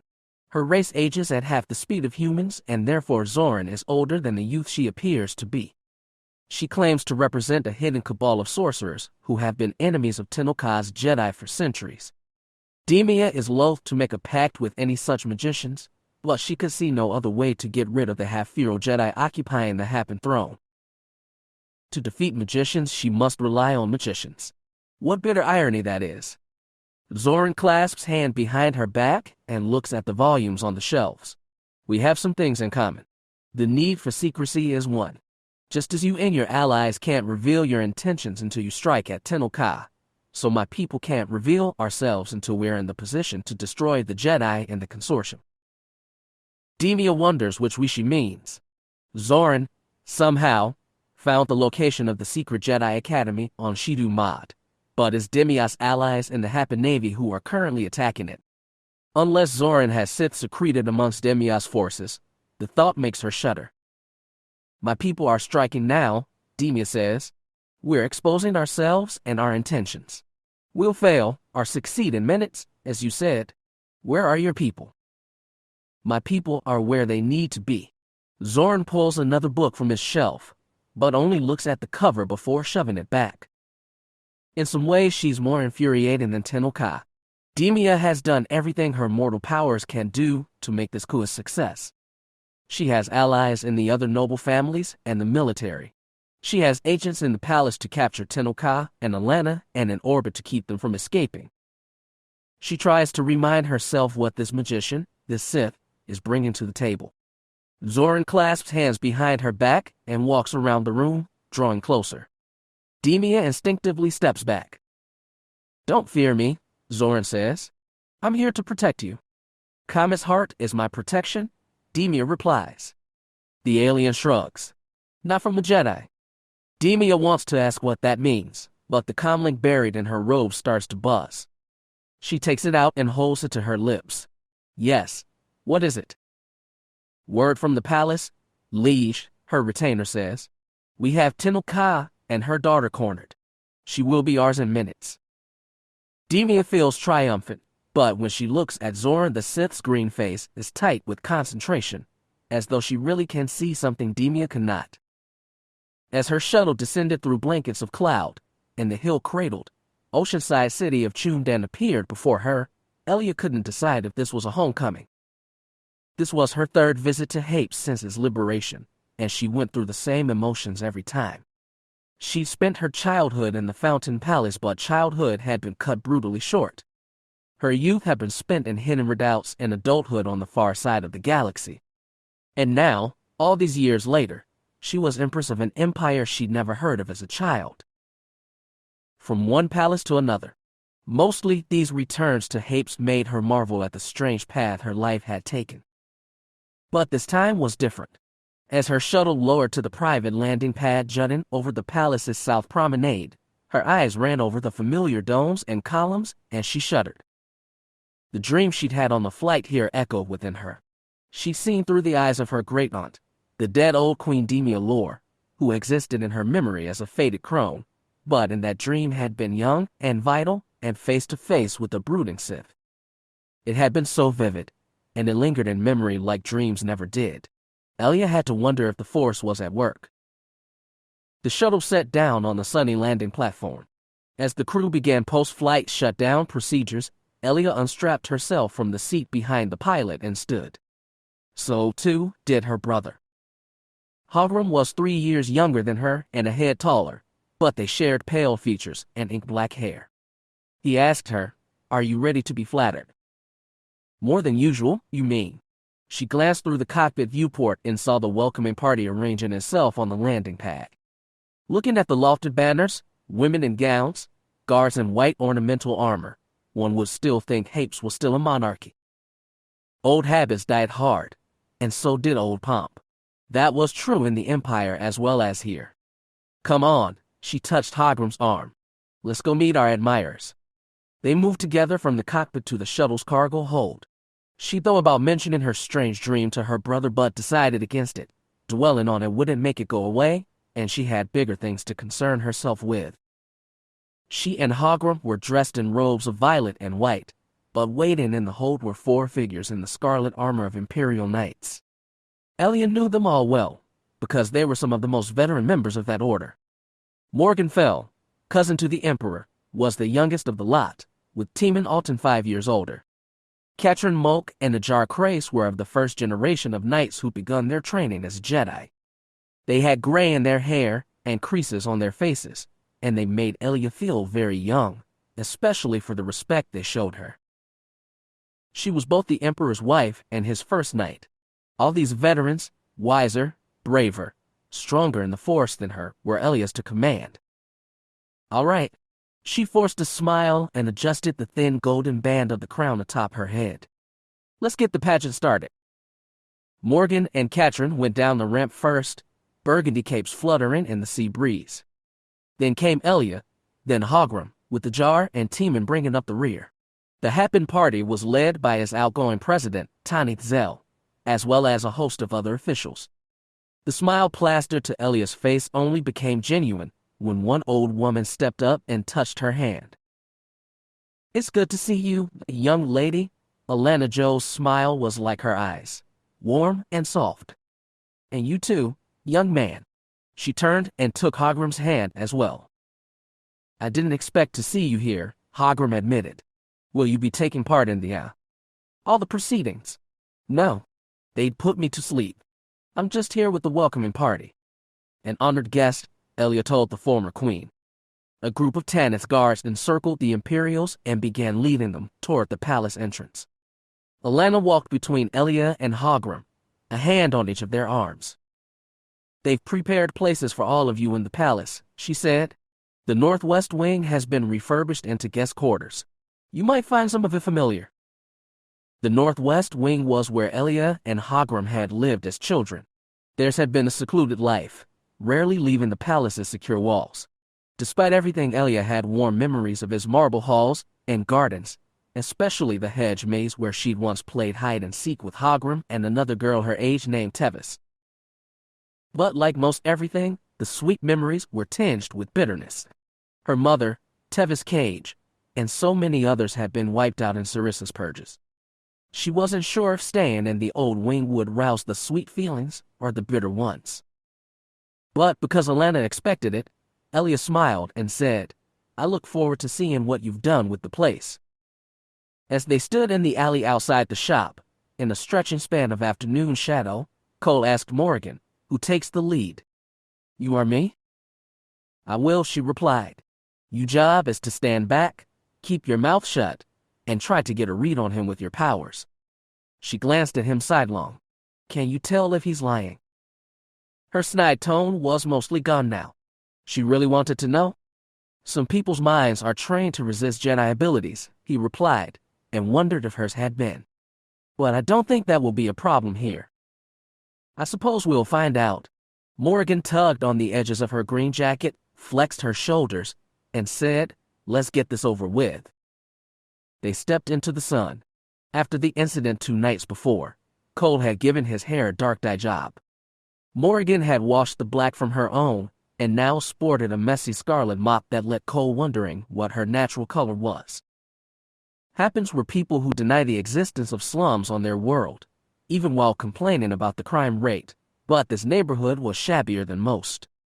Located as far as one could get from the Fountain Palace, stray garbage and graffiti marked its narrow lanes. Cole and Morgan walked toward store labeled Chappas Tools and Hardware, with a smaller sign declaring serving you for 25 years. It was, they hoped, a place to get some answers. After being attacked, Morgan and Cole had sent an emergency report to Atlanta. The following day, her aide Cameron Zell had shown up at their safe house. The young man had explained that the one Morgan stabbed had died and was not yet identified. The little girl had been attacked and left as bait for Morgan. She told the police everything, including descriptions of Cole and Morgan in her Madame Geholt disguise. Cameron had also given them a short list of known weapons dealers in Chungdan who might be able to identify the pistol they'd taken from the scene. Morgan, who claimed to be well-schooled in blasters, couldn't identify the model, but she suggested it was an antique, at least 50 years old. Choppa was reputed to sell more than hardware, but when Cole and Morgan stepped inside the shop, the place looked very innocuous. The shelves along the walls were stacked with equipment and locked transparent cases displayed small and expensive merchandise. The Happen supposedly had an aversion to droids, but a few worn-looking and deactivated astromechs clustered in a corner. An electronic bell chimed as they entered, and a man emerged from the back room. Cole had been expecting someone older, but this person appeared the same age as he and Morgan, still in his 20s. "Hi, welcome," the man said. He lingered behind one of the glassed-off counters as he wiped his hands with a rag. "What can I help you with?" "We'd like to speak to Choppa," Morgan said. "I'm Choppa." He put the rag down. "This is your store?" asked Cole. "That's right." Choppa scratched his dark goatee. "My dad was Choppa too. He passed away a few years ago, but I'm keeping the store running." "I'm sure he'd be proud." Morgan gave Cole a layoff look and said, "It looks like you do some resale here, Choppa. Is that right?" "I've got a mix of used and new. Are you looking to buy or sell?" "Neither. But I was wondering if you could appraise something for us." Choppa's tone grew hesitant. "I price things based on how I think they'll sell for.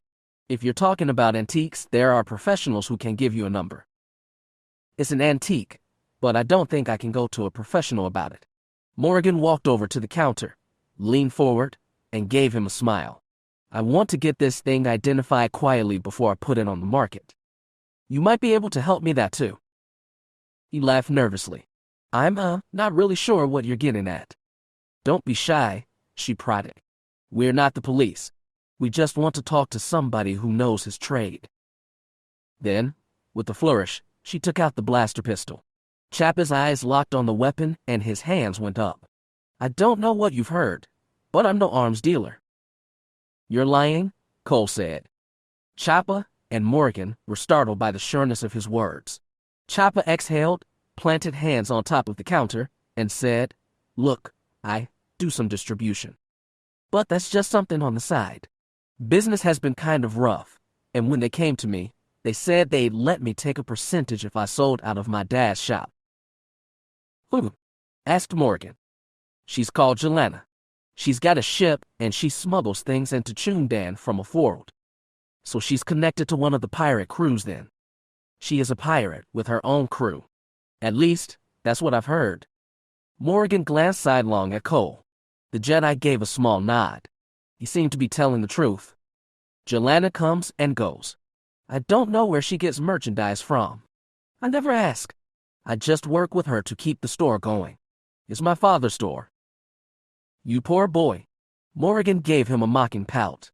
"What else do you sell besides blasters? Grenades? Artillery?" No. Drugs. Just weapons," he said, exasperated. "You've got to believe me." "We do," Cole said, which didn't calm the man down. "And this?" Morgan waggled the pistol in front of him. "Did you sell this weapon?" "No. I swear, I've never seen that gun before." But Cole knew better. This man's emotions were practically exploding off of him in the Force. "Liar," the Jedi said, and Choppa jerked as though struck. Then Morgan hit him for real, a pistol whip that caught the side of his head. He let out a cry and bent forward, elbows on the countertop. Before Cole could tell her to stop, she jabbed the barrel tip into the back of Choppa's neck and said, "Unless you want a taste of your own criffing merchandise, you're going to tell us about this gun and who bought it." "I don't know who bought it. It was some man who came off the street." "How long ago did you sell it?" "About a month maybe." A month and a half. When Morgan withdrew the pistol from his neck, she looked the weapon over and asked casually, "What is this thing anyway?" "I know blasters, but I don't know this one." The reprieve only made Chopper more frantic. Shaking slightly, he picked his head off the countertop and told her, It's an S5. Deed arms from Naboo. It's kind of a collector's item." "Did this guy look like a collector?" asked Cole. "Maybe. He was, around 50, thick-set, kind of bald." Cole and Morgan looked at each other. That wasn't either of the men who'd attacked them. Cole asked, "How many did you sell?" "Just the one. It's all I had." "And you got it from Jelena?" "That's right." "Do you know if she had more?" "I have no idea. I take what she gives me. No questions asked." "How do you contact Jelena?" asked Morgan. "And don't say she contacts me." Chopper looked like he was about to say just that. Then he deflated. "We have a system set up. When she's in town, I get a comm notification. I usually ask for a resupply." "And is she in town now?" Morgan brandished the pistol. Chopper licked his lips, stared at the gun, and the woman holding it, and finally relented. "Yes." "How long will it take you to set up a meeting?" she asked. "It varies. If I contact her now, tonight at the earliest, maybe tomorrow." "Contact her now," Morgan said, with a nasty smile. "We'll wait around." Chopper retreated to the shop's back room. As Morgan and Cole loitered silently in front, a middle-aged woman entered and called Chopper's name. The stressed shop owner asked her to wait, and a few minutes later appeared in front again. Wiping a little sweat from his brow, he gestured Cole to come close and whispered, 22:30, tonight." Cole stared into his eyes. He sensed fear, weariness, and surrender from the man, not deception. Then Chopper attended to the nice customer who wanted a set of stem bolts, rubbing the back of his neck to hide the growing bruise. As soon as Cole and Morgan exited the shop, she asked him, was he being honest? "I felt no deception in him. He could have warned Jelena in his message. I didn't sense that." With a little severity, he added, "I think you scared him enough. Beating him seemed unnecessary. It got us what we needed." "I know. But I think he was telling the truth about taking over the family business and everything else." Morgan sighed. "His stuff about Daddy might have hit you where it hurts, but that man is an armed smuggler. Sob story or no, this planet would be better off without him." Mention of his father raised anger. He was sure she'd heard things about his father, things that were wrong, but this wasn't the time to correct her. Cole stuffed frustration down. It hasn't been easy for him either. "Life's hard on everyone," she said gruffly. "You have to prioritize. Focus on the mission. You get soft, you get in trouble." "Like you did," he said, and instantly regretted it. Morgan spun on him. Her green eyes flared with anger, then cooled. "Yes," she said. "I got soft. I screwed up. If it weren't for you, I'd probably be dead. But don't expect me to go on thanking you. I already kissed you once." She turned and kept walking. Cole trotted after her. He couldn't remember the last time he'd met a woman this exasperating. "When should we come back tonight?" he asked. 2 hours early. As soon as night falls. I'd like to see if we can learn anything more about this Jelena person. If her ship's in the port and we identify it, we won't even have to come back here. We don't know what to look for. She's a smuggler. Smuggling ships have tells.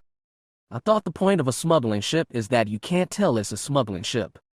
She gave him the needling smile he thought they'd moved beyond. "Don't they teach you anything at Jedi school?" "Well, I'll have to if nobody else will." She preferred the comfort of darkness, but Chundan at sundown was also a beautiful sight. The sky smoldered gold and light glinted off the domes and spires. The mountains to the west had become lavender silhouettes and thin clouds were streaks of blue. A shame she'd be giving this up soon. Jakin stood behind her, facing her back as she faced the window. She told him, "One of our dealers, Chopper, requested an emergency arms resupply. It's set for 22:30 tonight. It may be a trap set by the agents you failed to kill before." "Did Chopper say that?" Jakin asked. "No, but I don't trust the timing. Take at least 10 people. If the agents are there, Try and capture them. But if you can't, she shrugged, don't let them escape again. Absolutely, madam. Jacob thought a moment. 22:30. That's a tight timetable. It was, and she considered ignoring the two agents, but they might come back to harm her later. At least, she thought, they'd be on the opposite side of Chumaden when she executed her own mission. Be at the ship no later than midnight if you don't want to be left behind, she said. If you are left, find a place to hide. Things are going to get frenzied here soon. It was what she wanted, what she planned for, what her teacher, she was certain, would have loved. Then why did she feel so uncertain? She didn't doubt her abilities. She could do what had to be done tonight. The doubt was whether she should do it at all, whether she was risking her entire design out of sentiment or delusion. She exhaled and, still watching the city, told Jacob they'll arrive at Chappa's place early if they're not there already. Go early too. Go as soon as you can round up people. I will, he replied. Is there anything else, madam? No. Go and do what I've told you to. Jacob left. The door hissed up and shut. She was alone.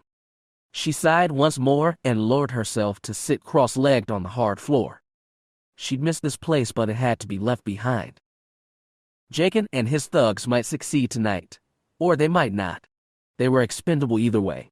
At the very least, they would keep those agents distracted and encourage them to continue chasing phantoms. She sat with back straight and breathed deep in and out, eyes closed. Her mind cleared. She could feel the flow all around her, the present as chaotic surface eddies, the past as a heavy undertow. Hapes was a history of horrors walled in marble and draped in shimmer silk. It was so easy to bring them to the surface, to recreate grief and sorrow and triumph with all the darkness of life. But when she peered beyond eddies and undertow to the flow's end, she found nothing, not even intimations. The future eluded her tonight. That was all right. She would make it herself. Patience was a critical part of being a spy.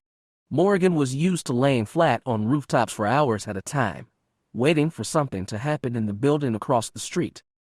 She knew all the little tricks to keep your mind active while your body did nothing. Cole, for all his Jedi powers, was clearly a novice. They kept watch from separate locations, her from a roof and he from an alley across from Chappa's shop, but they kept a comm line open. It seemed like every 5 minutes he'd buzz her and whisper questions about how they'd handle such and such contingency. He'd been like that on their visit to the spaceport as well. After sneaking onto a restricted access observation tower, Morgan had cataloged every spacecraft on the landing pads and marked which models would be useful for large-scale smuggling. Cole had peppered her with questions about her reasoning. At least he was curious, she thought. But, as the sky grew dark and the night calm, he finally stopped committing her. They waited. Chappa's shop stayed open until 2100 and received only a handful of visitors before he turned out most of the lights and locked the front gate. Buildings in Chumdam were pressed side to side, and the loading dock for Chappa's place was located off a back alley. Cole remained outside the front while Morgan watched the rear from above. Single speeders occasionally cut down the lonely street, but that was all. They'd come expecting a fight, and they'd both come armed. Cole had his lightsaber. In addition to her vibro knife, Morgan had brought a compact Verpine shattergun, a long-barrel blast-tech rifle, and a set of flash grenades. She felt prepared for anything. 2230 arrived. Still nothing. Morgan finally started getting restless. The Jedi had assured her that Chappa wasn't trying to pull anything on them. At least, he hadn't this afternoon. Things may have changed. That was why she and Cole were waiting outside the building, scouring the scene to make sure they didn't fall into a trap. When things finally started moving at 2244, Morgan stayed where she was. She watched through the scope of her blast tech as a boxy Soro Suub speeder truck pulled through the back alley and stopped in front of Chappa's back door. It killed his headlights and the whole alley went dark. She took out her comm and whispered, "Okay, they're at the back. Where are you?" There was no immediate response, and she was tempted to call him again. Then she saw a small dark figure appear on the shop's roof.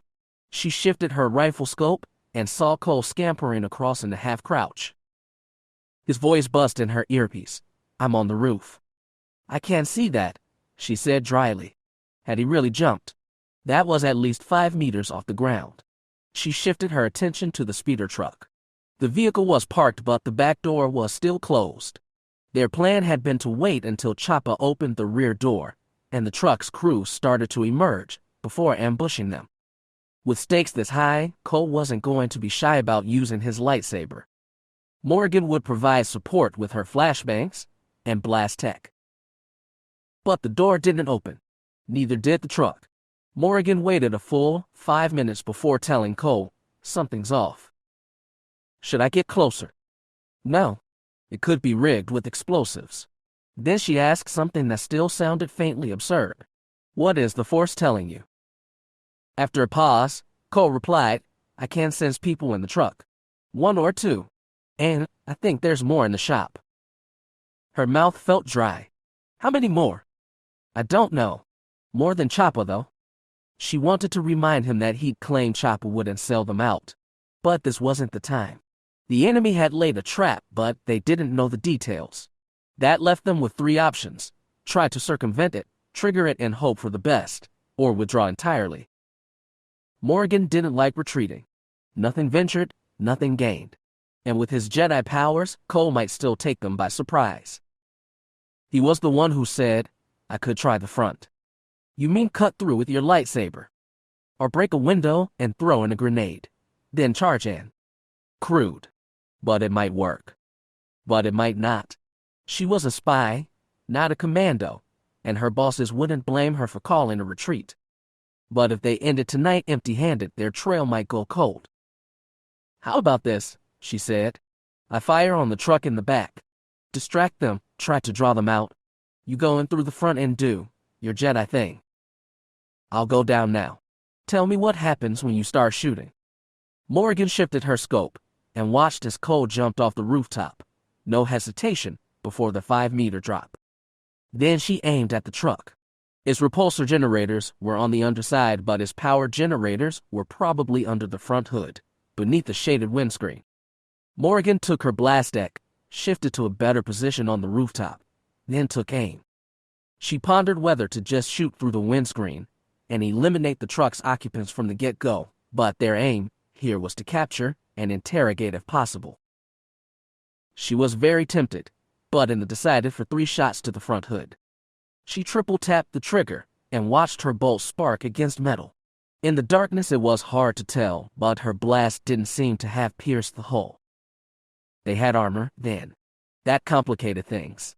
She should have brought more than flash grenades. Maybe her Verpine shattergun would crack that hull, but the truck was too far away to aim the pistol. Yet there was no turning back now. Morgan fired more shots across the roof of the truck for emphasis. Finally, that got a reaction. The back door to Chappa's place opened, and a few figures darted out. They immediately crouched behind the truck, using it as cover, which meant they already had a fix on her position. This threatened to get bad really fast.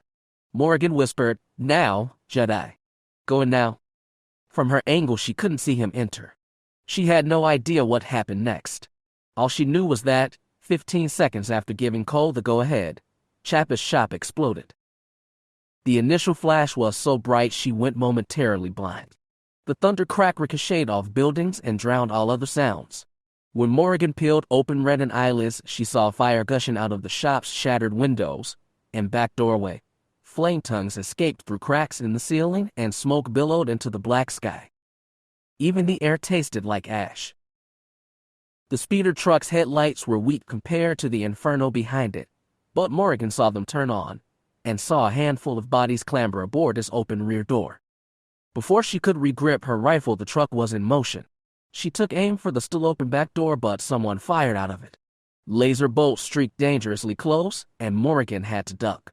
By the time she raised her head again, the speeder was pulling out of view. That was when the enormity of her failure hit her. Everything that could go wrong had gone wrong, and it might get even worse. Muttering a stream of curses, Morgan grabbed the rifle by its strap and slung it across her back, then hurried to the metal access stairway she'd used to reach the rooftop.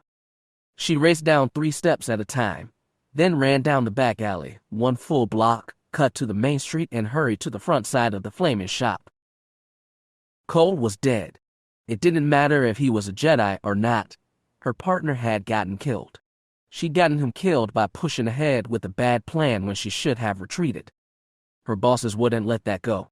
And hells, she'd even started to like Skywalker, or at least tolerate him. Morgan stopped 10 meters away from the building.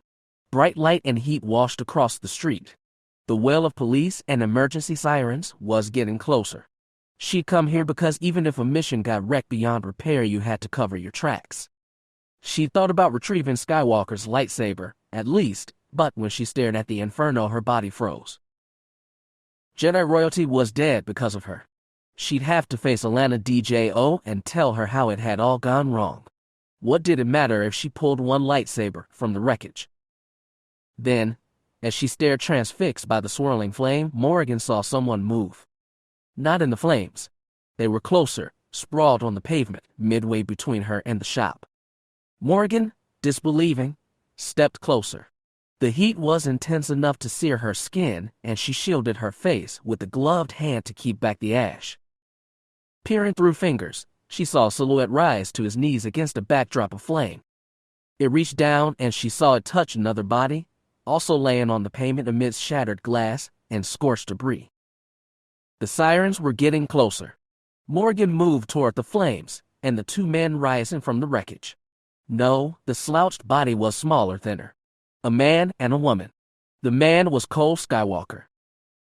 Not believing her own actions, not believing what she saw, Morgan ran over and grabbed the woman from the other side. Together, she and Cole lifted her and half-dragged her away from the burning building.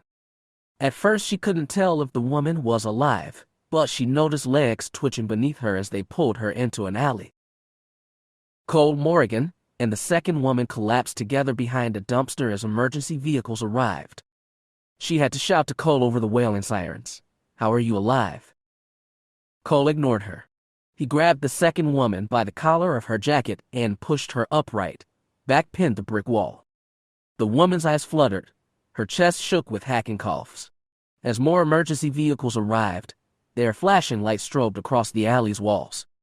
Through harsh light and shadow, Morgan could see the ash on Cole's face and black patches of singed hair. The woman looked even worse. Her skin was mottled with fresh third-degree burns. When she stopped coughing, she began moaning in pain. Morgan grabbed Cole's forearm and shook it. She shouted, "Who is she?" He only said, "We have to move." More speeders arrived. Crews began spraying arcs of water into the blaze, but the fire didn't seem to go down. Cole grabbed the second woman by one shoulder. Morgan took the other. Together they dragged him deeper down the alley, then to another street. Morgan didn't understand anything, but beneath her confusion, she was amazed by Cole Skywalker. Amazed and glad that he was still alive, for his sake as much as hers. The pageant seemed to last forever. First it was private conferences, then a small banquet, then a grueling press conference inside the Fountain Palace. That was something the old Hapes never knew, and finally a large banquet. It was enough to leave Hogram Chalk exhausted, but he tried to look on the bright side. At least he wasn't his sister. This state visit on behalf of the Empire was as much an exercise in soft power as anything else. Ron Fell had admitted as much before dispatching his wife and brother-in-law to their childhood home. Without even trying, the Chalk siblings had become celebrities on Hapes. Their unlikely journey from fugitive nobles to imperial royalty captivated millions, though Elia received the bulk of the attention. It was no surprise. Women still held a cultural dominance on Hapes, and she was an empress besides, crown and all. Hogram had never enjoyed the spotlight and was glad to let it fall on his sister, who handled attention better. By the end of the day, once the pageantry and final banquet were over, he could tell she was also exhausted. Once he'd washed and changed out of their ceremonial robes into something lighter, Hogram began walking the area of the palace's northwest wing reserved for them. It had been almost 25 years since he'd lived here, but the white marble halls, golden trim, and stained glass windows all stirred things within his memory. Those stirrings unsettled him. He found himself nervous and edgy, despite being tired. He didn't understand why. When his sister emerged from her shower, she didn't look like an empress anymore. Just a willowy woman in a loose white robe with bags under her eyes and wet hair plastered somewhat messily to her cheeks. When she found Hogrum wandering the hall, she told him, "I thought you'd be in bed. During dinner you looked ready to fall asleep at the table." "I know. It's this place, I guess." He paused by one window. Flecks of colored glass, arranged in the shape of three women, were only faintly visible against exterior dark. "How well do you remember it?" Elia had been 3 years older when they'd been whisked away, just as their mother had been dragged off for execution. She might recall it better. And she did. Elia lifted her right arm and gestured down the hall. "We used to get lessons a little down that way. I can't remember the instructor's name, but she had long gray hair. In the morning, when we first went, the stained glass would glow and the whole room would be like a rainbow." Hogrum didn't remember that, and didn't say so. She raised her left hand. "The cage apartment was down there. You remember Tevis, don't you? Tevis and her mother." "Of course I do," he said. He remembered chasing the two girls, older and taller than him, through a hedge maze in a walled-off garden. He wondered where that garden was, if it still existed. The colors and shapes of the palace remained in his memory, but not its layout. He tried to remember the name of Tevis's mother. She died before their own, but Hogrum couldn't remember the circumstance. "Did she?" he started, then stopped. "What?" asked Elia. "Nothing." Hogrum exhaled. Their lives had changed so much since then. They were adults now, 2.5 decades separated from little children who innocently played in a garden, not knowing that their world was destroying itself around them. Such happy, foolish children. Maybe that was why he disliked being here. It was like walking over a dead boy's grave. When he looked at Elia, he saw her smile was melancholy but fond. He loved his sister, but knew there were things he'd never understand about her. Her soft smile was broken by a yawn. She covered it with her hand, then brushed hair from her face. "Oh, goodness. That was a long day. I need sleep. Don't you?" "I'll go to bed soon," Hogrum said. "Good night, then." She touched his arm briefly, then walked down the hall from which she'd come. Hogrum watched. Waiting on the far end was a Jarcrace, scarlet armor glaring against the alabaster walls. It must have been his turn to keep watch, just as on Bastion. Someone guarded the Empress at every hour of the day. Hogrum was not normally so important as to warrant that treatment, but this was a special case. He walked down the hall in the opposite direction, until he found his own chambers, which were apparently the second grandest in the wing beside Elia's. His guard tonight, at least for the first shift, seemed to be Teeman Alton. The knight stood with arms crossed, back lightly touching the sealed door. His chin drooped low, and he didn't react as Hogrum grew closer, like he was asleep on his feet. But when Hogrum was a few meters away, Alton's eyes opened. He asked, ready to turn in. "Or try to." "Good night, Master Alton." "Sleep well," the older man said. Hogrum went through the door. The bedroom inside had a vaulted roof brushed with frescoes and walls adorned by canvas paintings and bronze-framed mirrors. The bed was a massive cushioned pile in the center of the room beneath the tinted awning. Amazing that he'd once taken such luxury for granted. He climbed onto the bed and sat atop it, legs folded, though the surface was too soft to assume a proper meditative pose. He watched his own reflection in a wall-mounted mirror and wondered if he'd dreamed tonight. Strapped into his cabin aboard the shuttle on the way here, he'd had the strangest one. A woman had been in the library, speaking with another woman, a Faline. Only after waking had he realized the human woman was Demia Lore, his great-aunt, far younger than he'd ever known her. The Faline was the Sith who'd helped overthrow Hape's old Jedi Queen. It had felt like the cold hand of the past reaching out to him. He imagined, rational now, that his anxiety about returning to Hape's had bled into his sleep. Yet it was unusual he'd dreamed something that he'd never witnessed, something that might have never been. He hoped it didn't come again. Tonight he wanted nothing more than oblivion. Hogrum turned out the lights, lay down, and closed his eyes.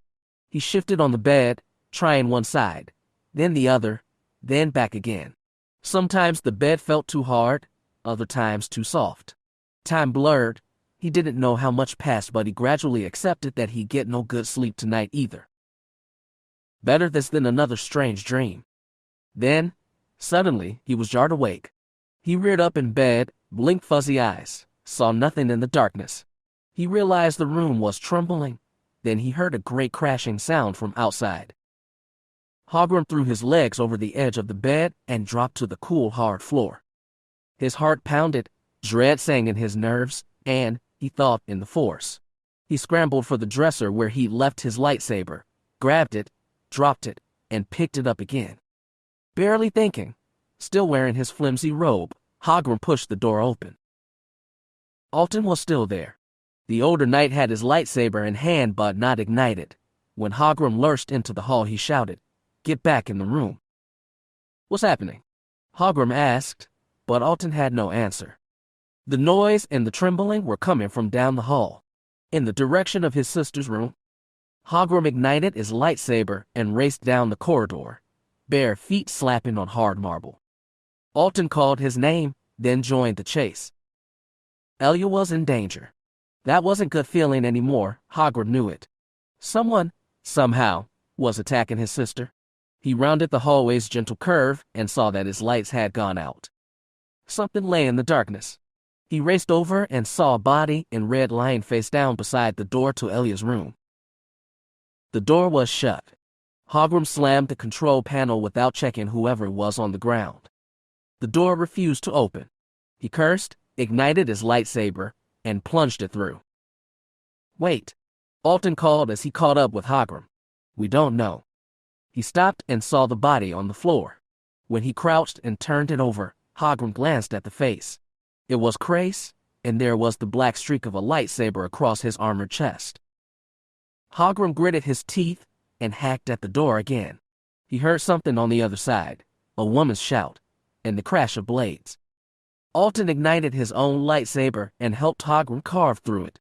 They worked so furiously they didn't even notice Morgenvalter until he was beside them.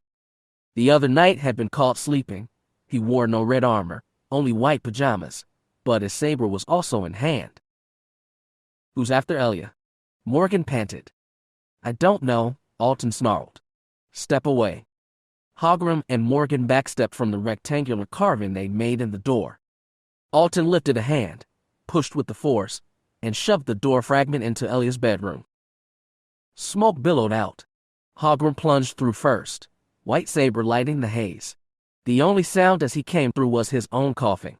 Morgan came through next, and he used the force to push some of the smoke to the corners of the room. They saw a woman in red armor lying on her side, a deep dark cut through her ribcage. Katrin Mulk. They saw more slash marks cutting through the plush bed, objects knocked off the walls, one mirror shattered and specked with a little blood. Glass shards littered the floor. Hogrum stumbled and realized his right foot was cut. He didn't care about bleeding or the pain. He lurched toward the shattered window on the opposite side of the room. He threw himself halfway into the jagged frame, shoving fragments of colored glass over the edge. They tumbled down, 6 marble-fronted stories to a night-black garden below. Broad domes and shorter towers of the Fountain Palace rose beyond, and past them tuned and glowed in the night. But there was no sign of Elia. His sister was gone. His sister was taken. Advertisements. Chapter 4. Ozone, smoke, the smell of scorched flesh. All these things pervade the white marble halls of the Fountain Palace. Alana has lived for 20 years in this regal maze, and while it's never been welcoming, it's never been hostile. Not like this. This is a nightmare she can't wake up from. They came for Alana and her mother as they prepared for the banquet with Duchess Lore and Fane. Women in the white ceramic armor of royal guards charged the room, rifles blazing, shooting to kill. Only a minute's warning from the Force saved them from the attack. But it might not save them in the end. It's no good. They've cut us off from the hangar, Taryn shouts, a snarl on her face as she exchanges fire with traitorous guards down the hall. We can try to push through, Alana insists. Her lightsaber blazes in her right hand. Zek stands beside her, clutching his weapon, but his face is pained, and his left shoulder smokes from a scorching blaster wound. We can try, he scowls, but if they figure out where we're going, they'll have even more troops by the ship. You think they have that many? We must assume the whole palace has turned against us. That was from Tenelka. Alana looks at her mother. Still in the torn, scorched shimmer-silk gown she was wearing when the attack began, the Queen Mother of Hate slumps against the corridor wall. She holds her rancor-toothed lightsaber, but her arm dangles limp at her side. Alana sees no actual wounds. Tenelka's pain goes deeper than the body. They still don't know who is behind this attack, but it is treason that runs deep. As soon as Tenelka and Alana met up with Zek and Taran Zell, they raced through secret passages for the royal hangar beneath the palace, the one only accessible through the cliffs that plunge into the sea. The location of that hangar was well guarded, but somehow the traitors have found it, just like they found this secret passageway. They seem to know the palace as well as Alana, and that shouldn't be possible. There is no time to ponder who the traitor might be. Taran calls, "We can't hold like this. We've got to fall back."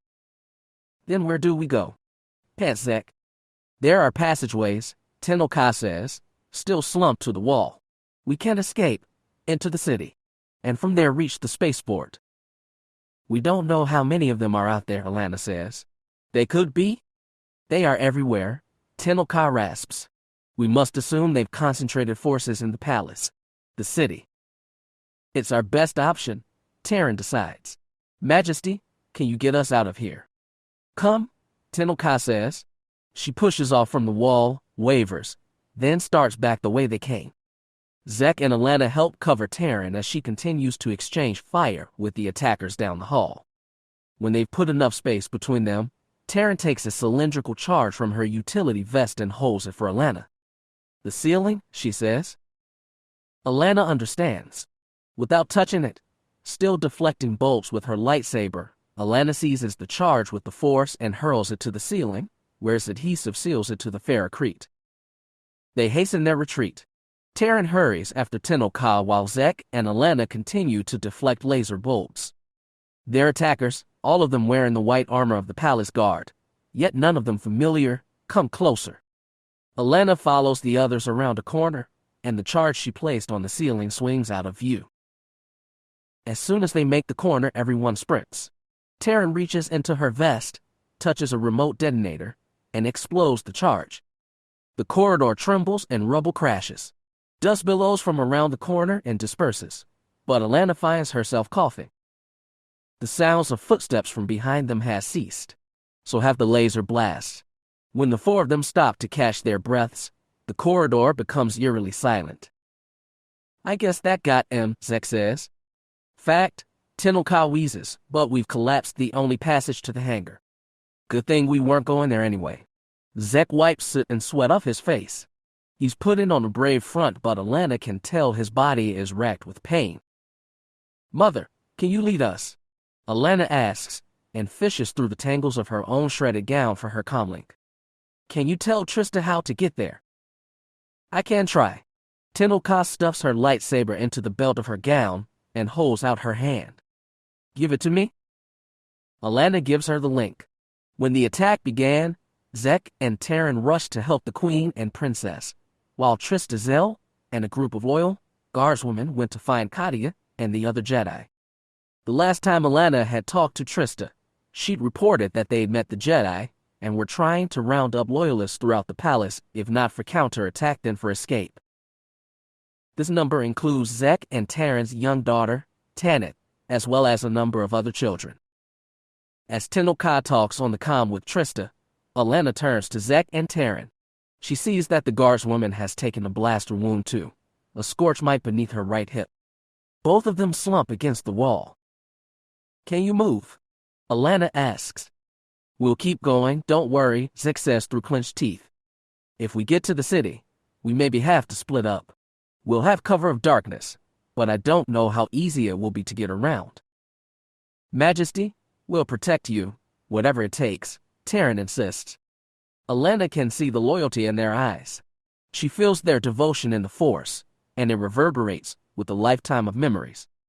Since she was a little child, before they even knew she was a princess, those two have been there to protect her. She wishes she could repay their devotion and protect them in turn, but she doesn't know if that will be possible. Tenoka turns around and holds the link out. Alana shakes it off. Keep it? Did you talk to Trista? She is with the Jedi. They've recovered Tanith and others. They'll meet us at the exit to the city. They're all okay? Asks Taryn. Tenoka nods. Yes? We must hurry. They start moving down narrow corridors once more. Alana almost feels light on her feet. So far, everyone's okay. They might survive this, might even find a way to win. She wishes she could contact Ben Skywalker and the Jedi on Shidu Mod, but that will have to wait for later. When they reach the perpendicular intersection of two corridors, they stop to peer around each corner before progressing down a right turn. They hurry onward, Tenoka leading the way, Alana after her, Zek and Taryn bringing up the rear. Alana is aware that she's in better condition than any of them, younger and so far unwounded. She hopes they can rendezvous with Trista and the others fast. A bigger group is a bigger target, but tonight she wants safety in numbers. When the attack comes this time, the Force doesn't warn them. Alana hears the taint of blaster fire and hears a shout behind her. She spins to see Taryn on the ground, face down, smoke rising from her vest. Zek stands over her, wielding his saber, batting back laser bolts from a cluster of enemies who appeared from nowhere. These ones aren't wearing Royal Guard uniforms. They're dressed in black combat armor of a make she doesn't recognize. Taryn. Tenoka cries from behind. There's raw terror in her mother's voice that Alana's never heard before.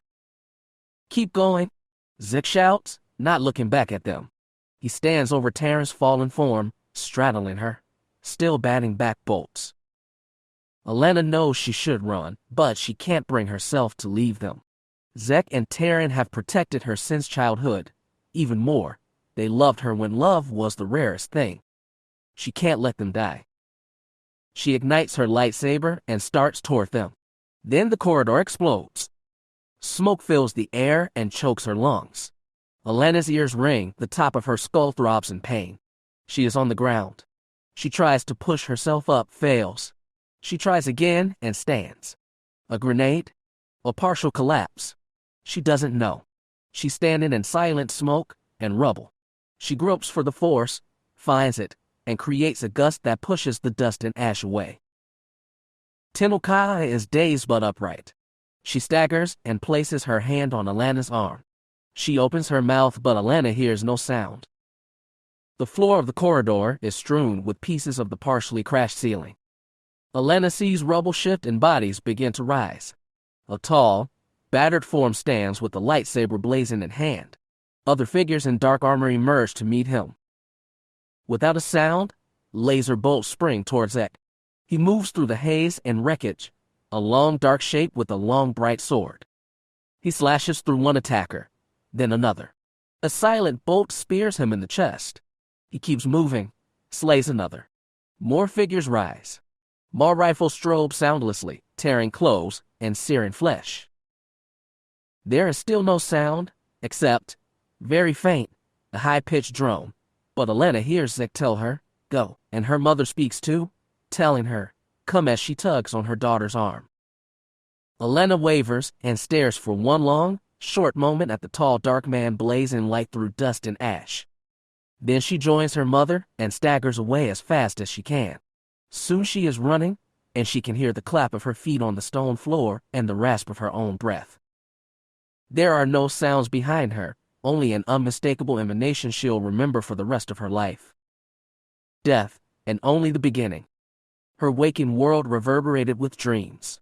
When the emergency call from Cameron roused her out of bed, Alana's fractured mind told her it couldn't be Cameron, because Cameron was dead. Pieces assembled as she shucked on robes. Cameron wasn't dead. His grandparents were dead. Zek and Taryn had just been killed, and her heart keened with new loss. Then, as she stumbled through her villa, flicking on lights and chasing away the midnight dark, Alana realized how slow she moved, how old she was. 50 years piled upon her. The fresh grief of her friend's deaths faded but didn't go away. When she laid eyes on Cameron's so young face, so like his grandparents, she almost cried. He saw that as he entered her villa and immediately asked, "Are you all right?" "I'm okay," she lied, and wiped her eyes with the sleeve of her robe. "What happened? Why did you call me?" He told her something over the comm. She couldn't remember what. Damn her dreams. Damn the years. He put a hand on her arm and said, soft but urgent, "Something's happened at the palace. The Empress is gone." More death. Was that why she'd had that awful dream? Killed. Alana whispered. No, Cameron shook his head. Take it, we think. 2 Imperial Knights killed. How? I don't know.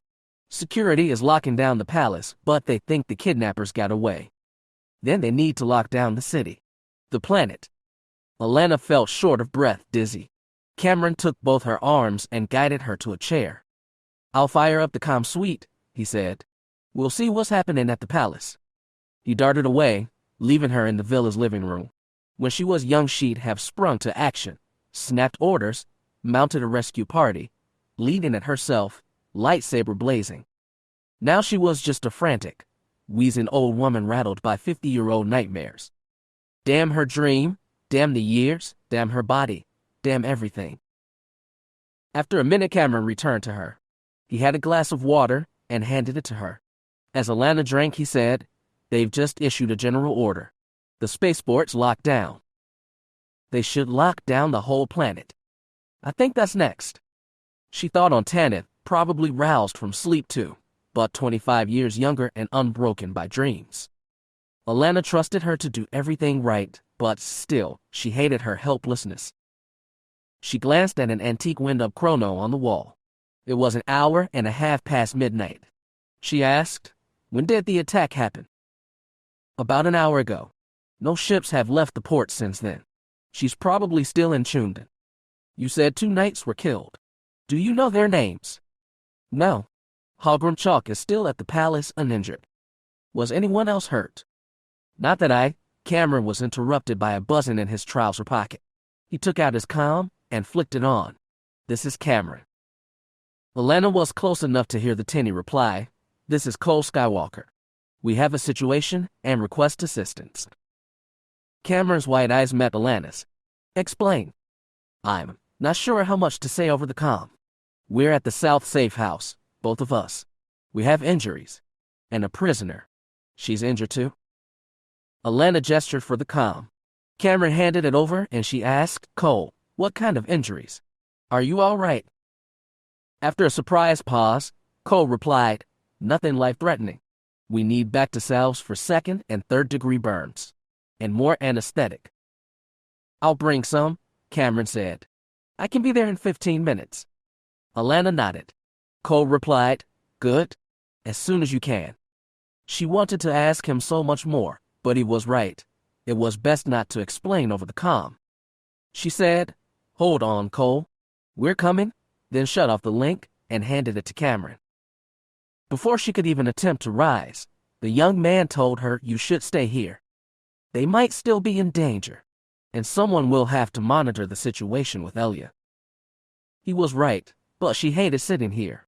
All right, but if you can get the situation stabilized, I want you to bring Cole back here. I need to speak to him personally. Cameron took a minute to gather medical supplies, then was gone. The living room reverberated with emptiness. Alana pushed out of the chair, walked down the hall to the small room reserved for her communication suite. There was sophisticated equipment here, capable of instant connection with comm nodes a galaxy away. What all that mattered now was the soft droning of the Chundan emergency broadcast network. A woman's voice repeated that the spaceport was locked down until further notice. Alana turned a dial, checked other channels. Reports of police activity around the palace. No official statement. A building explosion on the west side of town, fatalities likely. Was it connected to the incident at the palace? Nobody knew, least of all Alana. Dawn was hours away. Illumination seemed further. Alana sat, listened, and waited for things to happen without her. They kept the light low when they arrived at the safe house. One dim lamp cast the room in orange glow and long shadows. They laid their prisoner on the sofa. She was younger even than Cole and Morgan, a slim woman with short dark hair made shorter by the burn she'd taken to the face. They didn't bother to restrain her. She was clearly going nowhere. They had a few back-to-patches on hand, and after making a hurried call to their handlers, Cole dropped to his knees beside the moaning woman and lightly rubbed salve across her face. Parts of her clothes were scorched too, and possibly skinned beneath. Morgan crouched beside him. "Save some of that for yourself. Cameron's bringing more." Morgan looked at the woman, then back to Cole. She asked again, "How are you alive? How are you both alive? What happened in there?" The Jedi exhaled and closed his eyes. There were 4 people in there. Chopper was one of them. So was this woman. I think one of the others might have attacked us in the alley, but I'm not sure. They'd already set up explosives in the shop, but they didn't mean to set them off. Then why did they? They got out their blasters as soon as they saw me. I didn't even have time to take out my lightsaber. The weapon was still dangling from his belt, some ash marring its silver sheen. I used the force to knock 2 of them back. Their shots went wide. One of them must have hit a charge they set up. The whole building blew. Cole said nothing more. He tore back some of the scorched clothing on the woman's chest. Her sternum was mottled by burn scars as well, and he began applying more salve. "Didn't your force warn you?" Morgan asked. "It did," he said. "A second before the explosion. She was guarding the door right in front of me when they went off. I raised a shield around us both, the best I could. We'd still have died, probably, but the door behind us was open. The blast blew us both out into the street. So it was magic and luck which had saved him. No wonder he looked so sober." Morgan said, "It didn't warn you not to go in." "No," he looked at her finally. "The force can be frustrating like that." It wasn't the force's fault. Morgan looked at the floor. Her right hand clenched. "I'm sorry," she said. "I shouldn't have sent you in. I should have called a retreat, but I got greedy." Cole touched her knee. "I wanted to go in too. We were both greedy." And look where it had gotten them. She helped Cole peel back a little more of the woman's clothing. The burns lower down didn't look as bad. If she'd been facing the explosion, then her back, at least, should be undamaged. Still, she writhed in pain. "We'll need anesthetic. I told Cameron to bring some." "How long until he gets here?" 15 minutes, he said. "But I think something else was wrong. Alana was there with him when I held him." Being awake at this hour was rarely a good sign. Morgan muttered, "She's an old woman. Maybe she's got insomnia." A flippant remark. Cole didn't bother to respond. He said he didn't blame her for sending him in there. She wasn't sure she believed him. As their prisoner's moaning softened, Morgan went over to the kitchen nook to get water. They could all use something to drink. She could still taste ashes in her mouth. She had one hand on the glass when there was a knock on the door. She immediately put it down and grabbed the verpine pistol she still had at her belt. Cole was closer to the door. He stood up, held a warning hand toward Morgan, and stepped cautiously to the door. Morgan didn't release the pistol until he opened it and Cameron stepped inside. The young man had a pack strapped to his back, and when he saw the woman on the sofa, he immediately went over to her and dropped his pack on the floor. "I heard about the explosion on the west side," Cameron said as he opened his pack. "That was you, I take it?" "That's right," Cole said. Cameron looked up at him, squinting in the dark. "You look burned yourself." "Not as bad as her." His head swiveled toward the kitchen. "Are you?" "I'm fine," Morgan said. "I was far away." As Cameron started laying back-to-line medical patches on the woman's face and chest, Morgan and Cole explained what had happened. They recounted everything from their talk with Chopper this morning to their coming here. When they were done, Cole asked, "Is something else going on?" Cameron's response was half sigh, half groan. "Empress Fel has been kidnapped." "What?" Morgan gaped. She knew the Empress, her brother, and a small escort had arrived on Hapes today for the state visit, but she hadn't seen any signs they were under threat. "Someone attacked the Fountain Palace. 2 Imperial Knights dead, the Empress kidnapped. We have the whole city on lockdown now." Morgan cursed. The explosion at Chappa's place was bad, but this was a disaster. She didn't know the incidents were connected, but it felt like calamitous failure, the worst of her young career. There'd be no recovery from this. Still kneeling by the woman on the sofa, Cameron asked, "Do we have a name for her yet?" "No," Morgan said. "Let's change that." "Don't hurt her," Cole said immediately. She flinched. "Did the Jedi think so badly of her?" "Apparently he did." "I won't," she said frostily, then told the woman, "I know you can hear us. It's time for us to listen to you. What's your name?" The woman didn't reply, but her breathing was steady.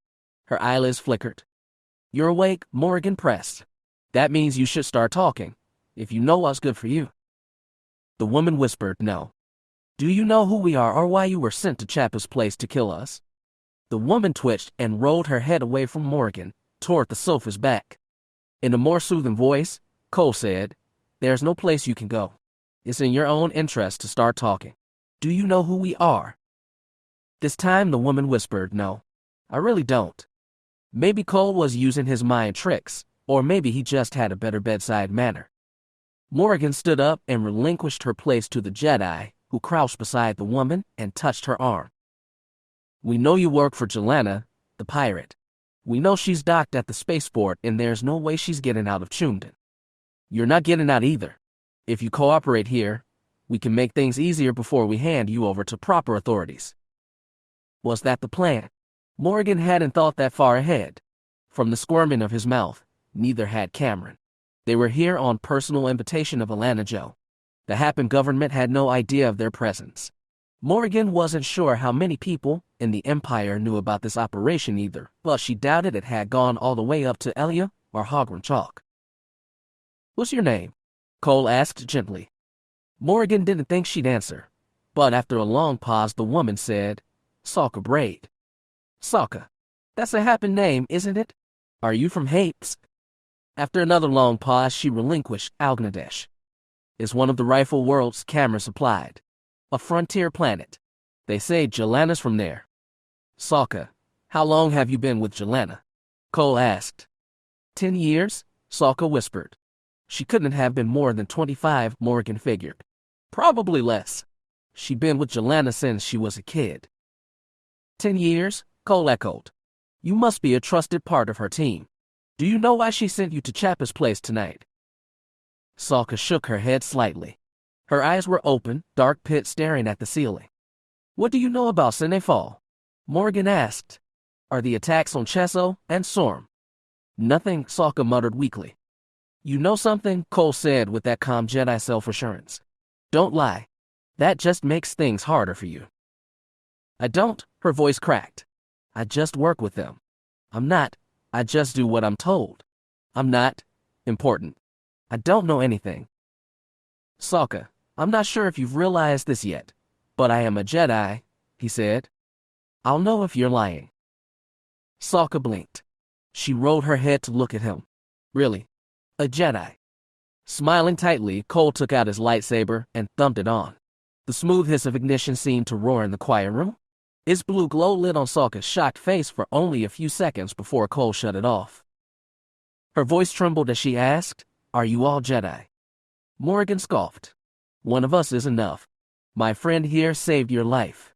Without his power, you'd be burned up like your friends. Aren't you going to thank him?" Sokka pressed her trembling lips tight. It seemed that historic Happen fear of Jedi still hadn't gone away. "What do you know?" Cole asked. "Tell me, please." I really don't know much," she said. "But I think Jaqen set the bomb that almost killed Sorm." "Who is Jaqen?" "Was." Her throat scratched. "He was in the shop." "What about Chesso?" Morgan asked. "Who tried to kill her?" "I don't know. I really don't." Cole seemed to accept that. He asked, "What about Sinefal?" "Some rich lady." "What about her?" "People think she's working with Jelena," Morgan said. "They say she's been paying your boss to attack her rival's cargo ships. I think she's involved in these assassination attempts too." I don't know. I don't know how she picks targets." "What about the attack on the Fountain Palace tonight?" Cameron asked. "No," Sokka insisted. Jelena wouldn't go after the palace. She always talks about laying low, sticking to small targets." What ship does she use? Morgan asked. Describe the model. Sokka didn't answer. Maybe this was the bottom of her knowledge. Maybe she was afraid they'd kill her after she told them. They'd been doing well so far, but Cole might have overplayed his hand. Frustrated, Morgan stalked over the apartment window. It was hours to dawn, and most of Chumdan was still sleeping. She wondered what the city would be like tomorrow, when people woke up to discover what had happened.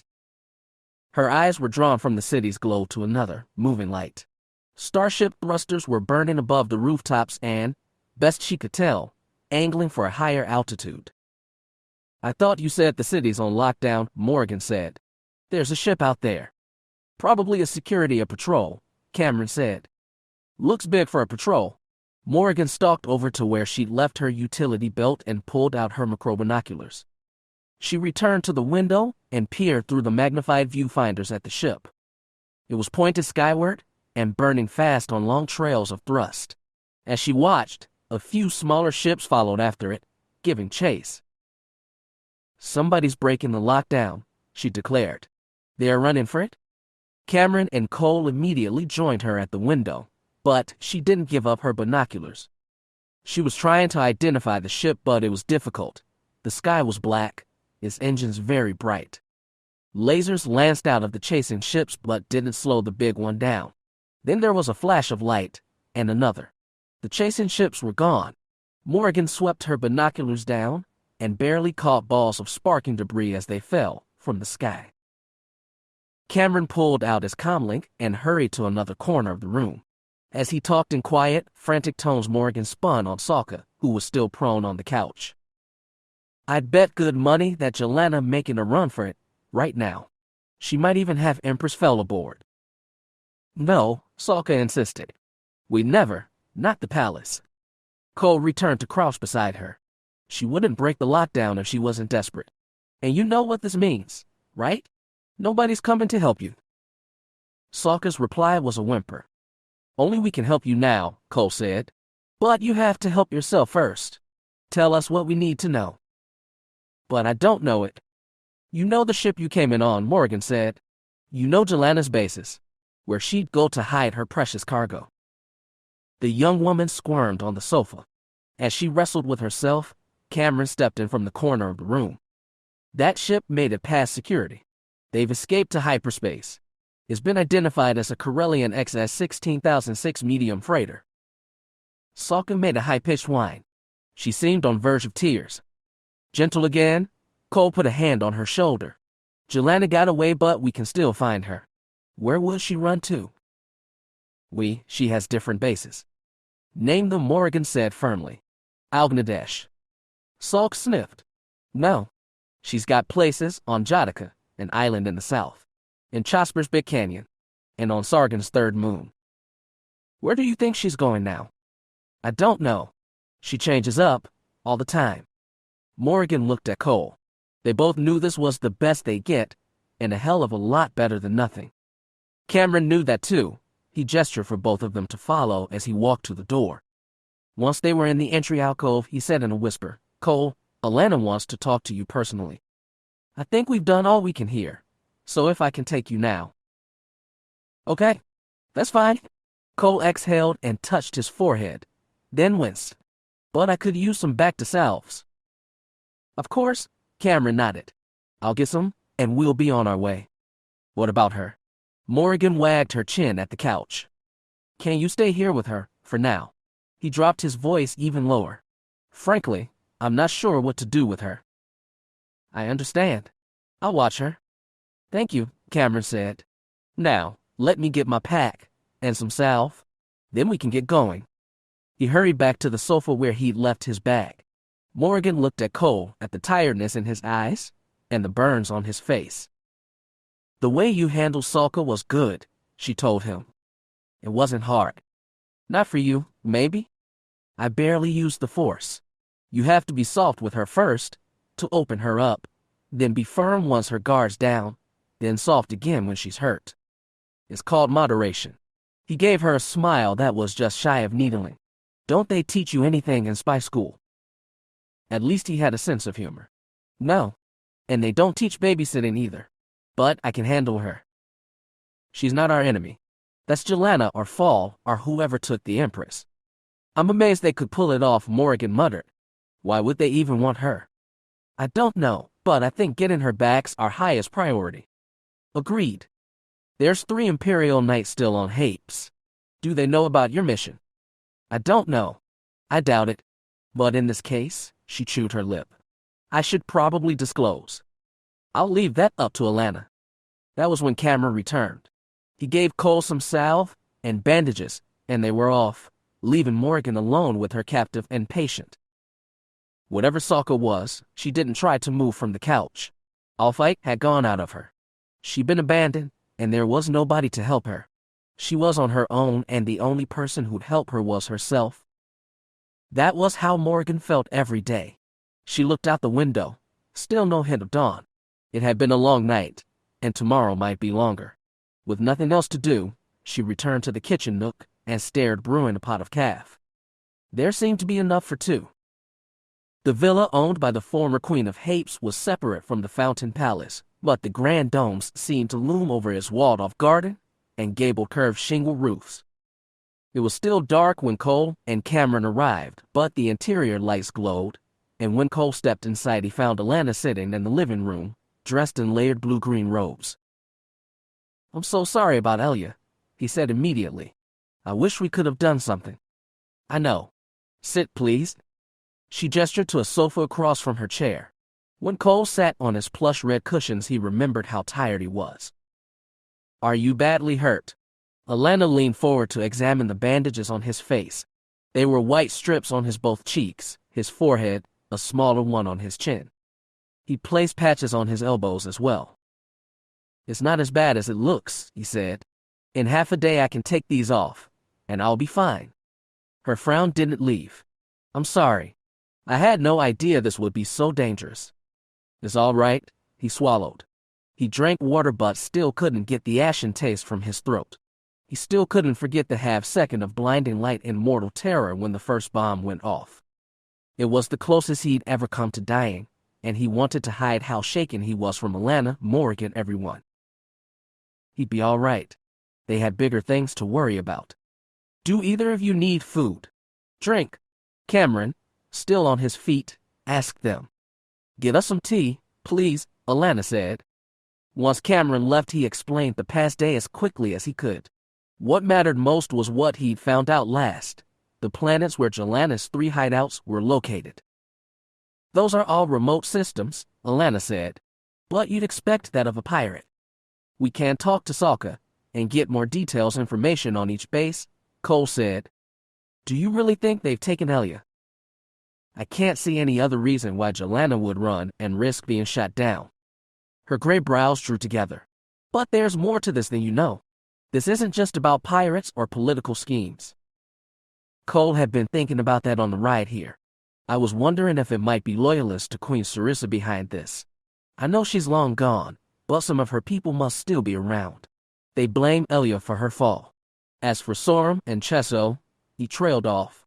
He hadn't fit the pieces together yet. It's not that, Cole, Alana's voice cracked. Then what is it? They were interrupted by Cameron, who came with a teapot and 2 porcelain cups on a tray. Alana swallowed and said, Thank you.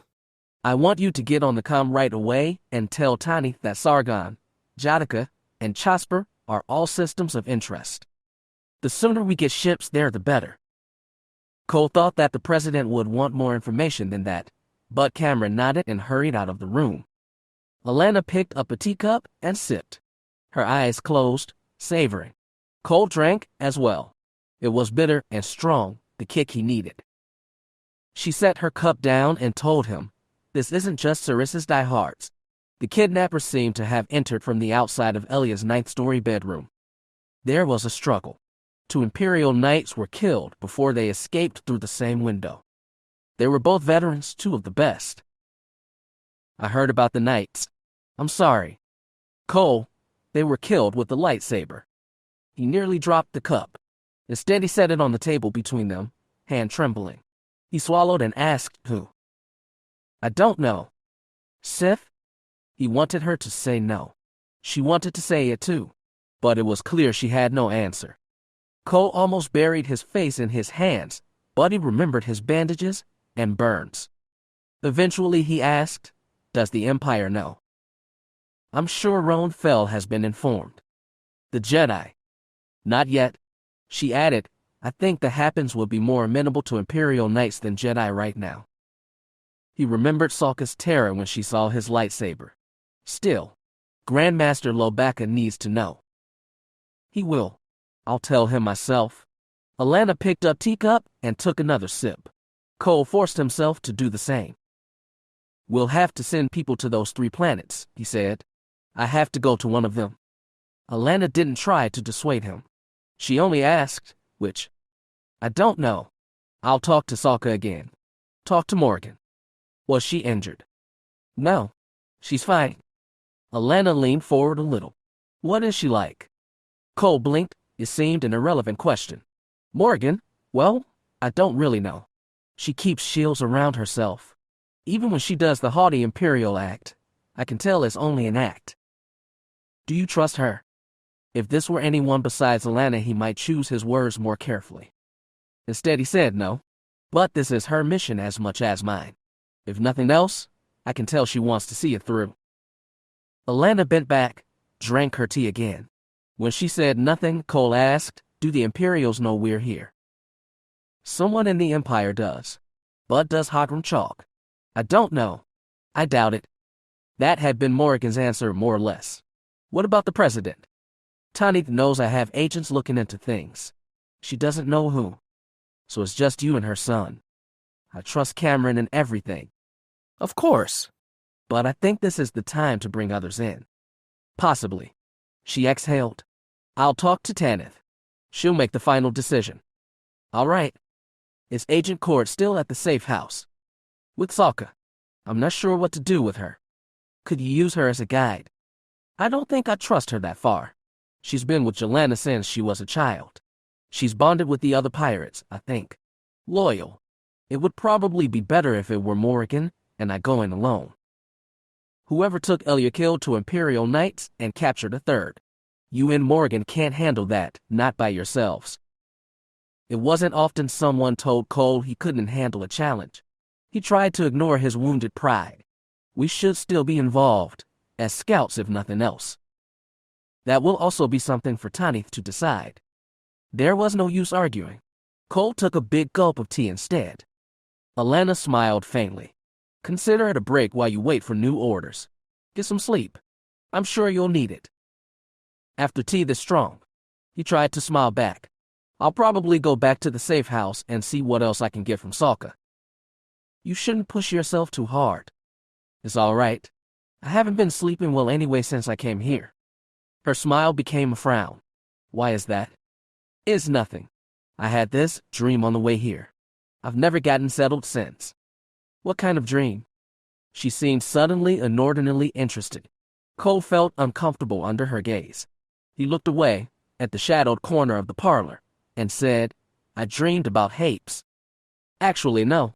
It was about my grandfather escaping from Shidumad 50 years ago. It was very vivid." He glanced cautiously at Alana. Her eyes were boring into him. Her voice was husky. "When did you dream this?" "After I boarded your ship, before we landed here. I figured I was getting nervous, since I'd never been here before, but..." "Your grandmother died here.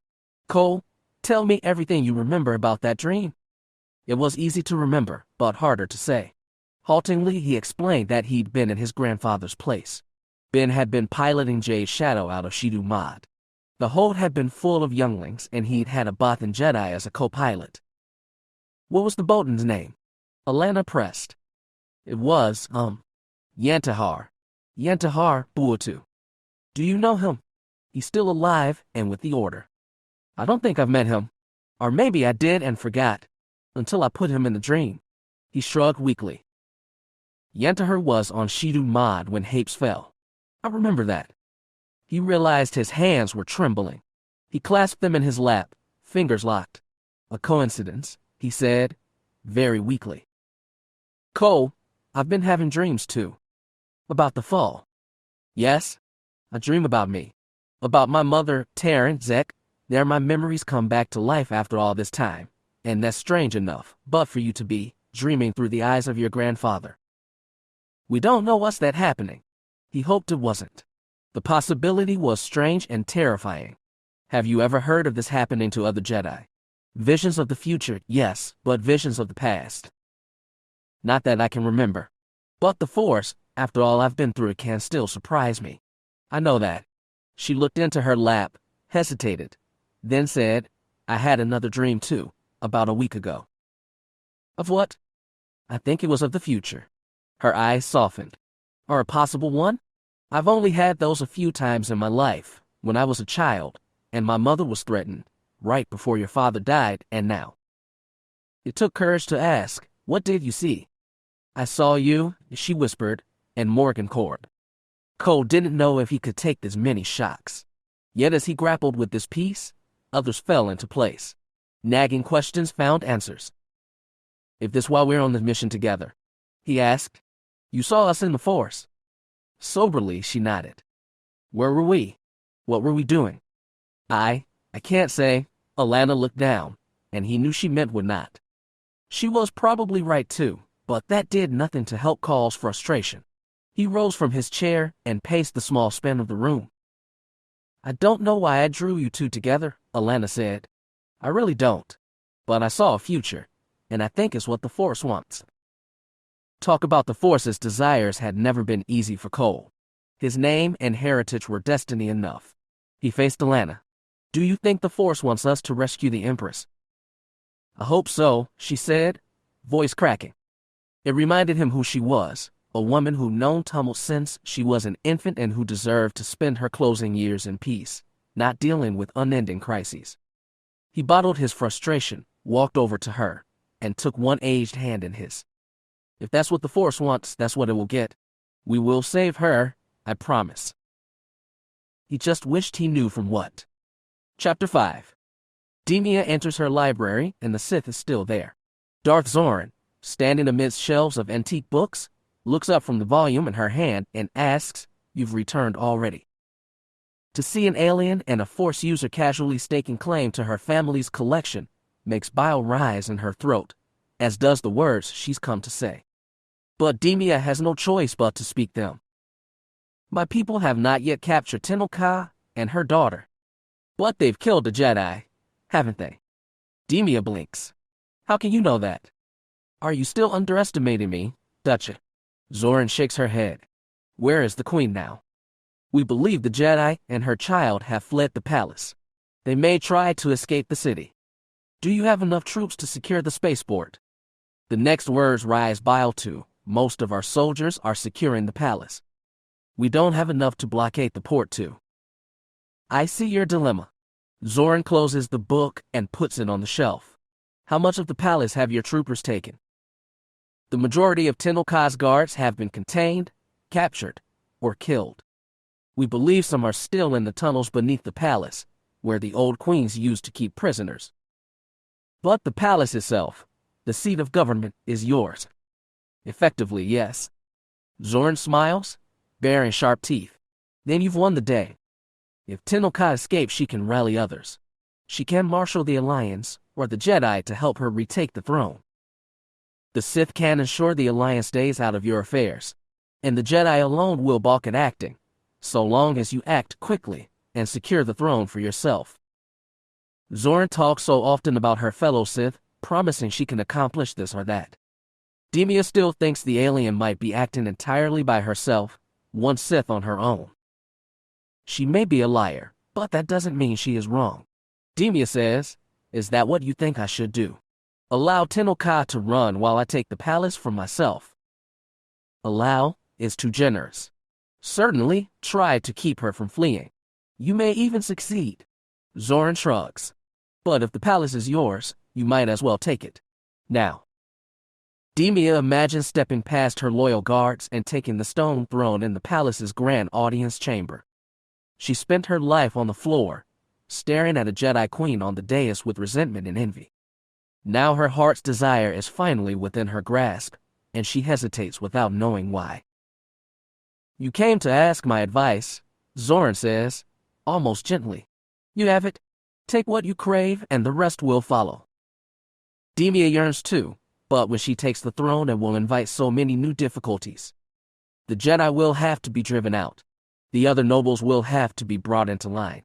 Others will plot against her, and she'll have to stamp them down. The entire 1,000-year history of consortium will rest on her shoulders, and it will be a heavy weight. Fear. That's what's holding her back. Fear of responsibility. Fear of failure. With a soft hiss, Zoran says, "Fear exists to be conquered." Demia shudders. Was the witch peering into her mind?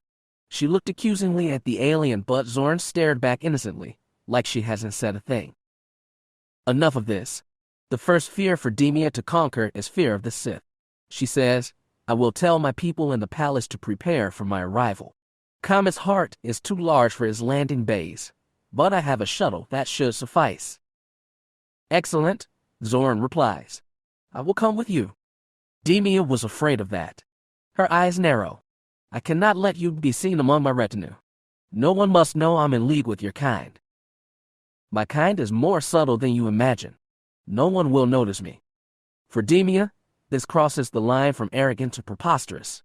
Hapes is a world for humans, not human-shaped reptiles. "I will provide you with armor that will cover your face and body," she declares.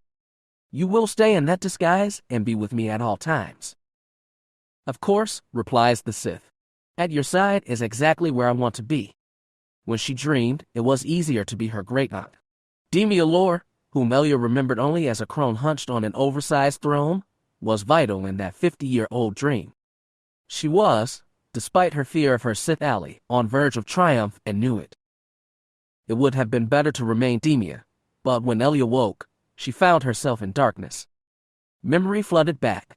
She'd lain down on her bed to rest, turned out the lights, and hesitantly given herself over to darkness, wary of new dreams. Then sleep was shattered along with her bedroom window. The luxurious bedroom became a whirlwind of smoke, bodies, and flashing lightsabers. Ajar died first, then Katrin. A mirror shattered, blood flecked on glass. Elia found her own lightsaber too late. She only got in one strike against the double-bladed fan of scarlet heat. Then there was lightning, agony, and new darkness that did not release her, not in sleep and not in waking. The cage that held her was barely wide enough for her to lay down curled on her side. Metal bars rose on all four sides, connecting metal base to metal ceiling 3 meters above her. There was a single light overhead. Its narrow beam fell directly on her. Beyond the bars of the cage she could see nothing at all. Elia had no weapons and wore only the loose nightgown she'd taken to bed. The air was cool and damp.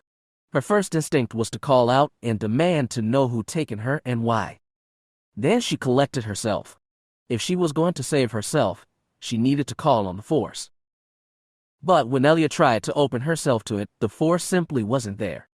She knew she was stressed. She needed to calm down. She sat on the bottom of the cage, back straight, breathed deep, and tried again to find the Force. All she felt was emptiness. She didn't know how that was possible.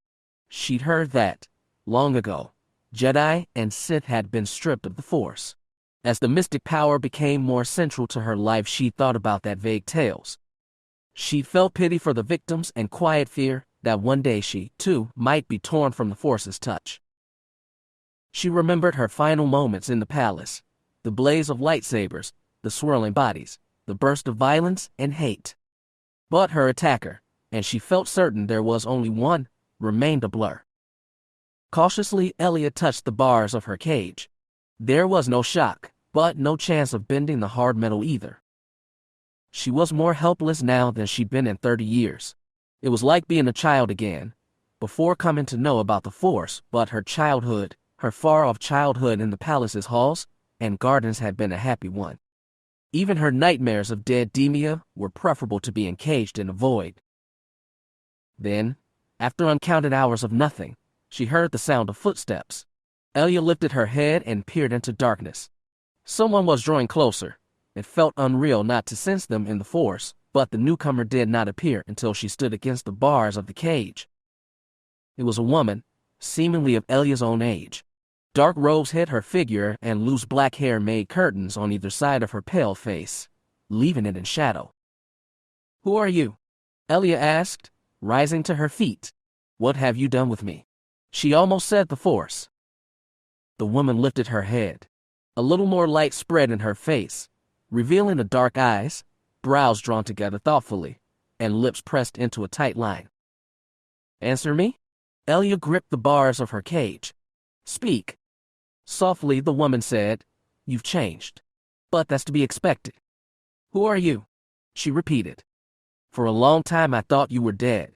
When I heard what you'd become, I couldn't believe it. And seeing you now, I still can't believe it." The woman talked like she knew her, but Elia stared into the face of a stranger. She asked for a third time, "Who are you?" The woman tilted her head, and her lips twitched in the hint of a smile. "You don't remember. It's been so long. And I'm sure you gave me up for dead, too." With those words, something changed. Elia stared at the woman's face again. The tight lips, the sharp nose, but most of all it was the eyes. She whispered, "Tevis." The smile grew. It seemed honestly warm. "I'm glad you haven't forgotten me." But she had, out of necessity. After Elia and Hogrim had been spirited away from Hapes, she'd done everything she could to forget her life in the palace. Her mother had been murdered. She'd assumed her childhood playmate had met a similar fate. When she'd become Empress, her old loved ones had softly faded from her mind. But Tevis Cage was in front of her, alive. Her captor. A killer. Elia's hands gripped the bars tighter. "It was you. You killed 2 Imperial Knights." "Yes," Tevis said flatly. You have the Force. You're a Sith." "The Sith are gone," Tevis said. "I'm only myself." "You're alone." "Who isn't?" The smile turned hard, dangerous. "You, I suppose. I've wondered if you chose to trade upward. There's no nobility left in Hapes. Your bloodline meant nothing, so instead you married into new royalty. You couldn't be a duchess, so you became an empress instead." She tilted her head. "But even as a girl you were ambitious." "It wasn't like that. I don't blame you. I had ambitions too, but different ways to realize them." "Tevis, what are you? How did you become?" She didn't know how to end it. She didn't know what Tevis was, but she feared her. "Sarissa made me. I was her apprentice." "Then you were Sith." "I was her secret apprentice," Tevis corrected, with a touch of pride. "We'd have destroyed the Sith ourselves, you know. Together. The Jedi and the Empire beat you to it." Tevis's brows drew together. "You helped them? You guided them through the palace so they could kill Sarissa and destroy everything she built." Elia's shock was giving way to anger. She lifted her head and said, "I did what was right. Sarissa was a monster. She murdered my mother and destroyed countless lives. The Jedi and the Imperial Knights were liberating Hapes from tyranny." Tevis laughed, a hard, bitter laugh, nothing like the joyful chimes of a child. "Says the wife of a tyrant." "Roan is not a tyrant. He's your own path to power. I love Roan. I already said, I don't blame you for being ambitious." Elia breathed deep and leaned close, forehead against the bars of her cage. "Tevis, what are you now? Sarissa is dead. Her legacy is gone." "I am her legacy," Tevis said, not spitefully, not with pride, just matter of fact. That broke something inside Elia. Though she stopped dwelling on her childhood, those years had remained within her, encapsulated and enshrined as time of innocence. Now the shrine was shattered. "Why did you bring me here? What do you want from me?" "Just as plainly," Tevis replied, "you're going to help me." Elia recoiled. "Help you to do what?" "Finish what I've started. I've been working for years to break this new Hapes. Together we'll shatter it." "And do what?" "Turn back the clock, bring back Sarissa's tyranny with you in power. I'm not like you. I have no desire to rule." "Then you want anarchy. Revenge. Call it justice. And I will have it with your help. I've seen it." Her voice shook with terrible certainty. Elia asked, "Are you saying you've seen the future?" "It's one of the Force's gifts. To push aside the veils of time and peer forward, or backward, and join them together in a consummate now." That's something Sarissa taught you. I've had 15 years to learn things even she did not. I've collected knowledge from the ruins of Shidu Mod. I've mastered ancient methods alone, with no guide but myself. What have you seen? What exactly do you think I'll do for you?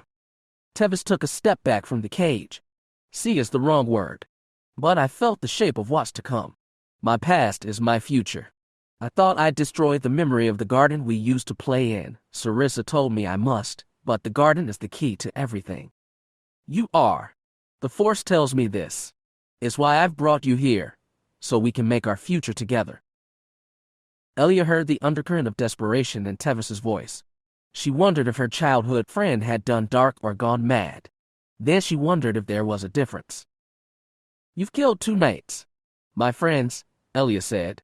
I will never help you. Tevis didn't seem to care. You say that now, but there are depths in you. There is a love that starts in light and ends in darkness but remains love all the while. I felt it, waiting in the future we will make together. I know this is not your ideal, but it's my order, and you will obey, the Emperor said. Roan Fell was a life-size hollow image, vivid but lightly flickering within the private communications suite in the Fountain Palace. Hogrum could barely restrain his rage. This is not about an ideal. It's about my sister. My empress. My wife. Roan's brows drew together. I'm dispatching more knights and a team of stormtroopers to assist Masters Valter and Alton in their search. You will remain in the palace, under armed protection, where it is safe. It wasn't safe for Elia, Hogrum protested. No one knows her better than I do. No one can feel her better. I should be leading the search. Morgan and Master Alton are eminently capable, and unlike you, there's no reason to think they're being targeted. I wasn't targeted before. The attacker went straight for Elia's room. Sternly, Roan said, You are a member of the Imperial Royal Family by marriage, and therefore the most important man on Hapes right now. Your security is paramount, and I will not have you risk it by rushing wildly after an unknown enemy. Then he exhaled. I'm as frustrated as you. Don't you think I want to go to Hapes right now? But I cannot. I have a duty, and so do you. I'm an Imperial Knight. My duty isn't to sit and do nothing. I never ordered that. You can't help the Happens investigate the kidnapping on their end. That wasn't enough. Hogrum needed to be out there, trying to find his sister. An hour after sunrise, President Zell had come to explain that Happen agents believed Elia had been kidnapped by a pirate named Jelena and listed 3 systems where she was believed to have bases. The provenance of that intelligence wasn't clear to Hogrum, but that didn't matter. They had places to look. He should have been going himself. But his emperor, his brother-in-law, forbade it. You've never been rash, Roan told him. Think, Hogrum. We aren't just dealing with pirates. Whoever took Elia is an unknown Force user, possibly a Sith. He said the last word in a growl. The ancient order of Darksiders had cost Roan too much already. They were also supposed to be wiped out. That's all the more reason for me to go with Morgan and Alton, Hogrum said. They'll need help. Help is on his way. You will help by staying on Hapes and assisting the investigation. If possible, we should identify this Force user before confronting them. Hogrum clenched hands at his side. Roan's decisions were logical and probably correct, but they did nothing to calm the tempest inside him. Master Chalk, Roan said firmly, you will remain on Hapes. Is that understood? He looked at his brother-in-law's luminous face and said, Yes. Good. The Emperor's posture relaxed, just a little. Thank you, Hogrum. And then, without any farewell, the holo shut off. Hogrum was left alone in the comm suite, listening to the hum of machinery and the rasp of his own breathing. He took a full minute to collect himself, then stepped outside. The palace's communications hub contained rows of technicians at consoles, and when Hogrum stepped into view, a dozen pairs of wary eyes rose to track him. He ignored their stares and walked to the far side of the room, toward the red armor backs of 2 Imperial Knights. Morgan and Aiden sensed him approach. Both men pivoted toward him, revealing the person they'd been speaking to. Hogrum hadn't seen Alana DJO since yesterday. The old woman looked composed and alert with her bright-colored robes and braided white hair. Hagram, I am so sorry about Elia, but we will get her back, Alana assured.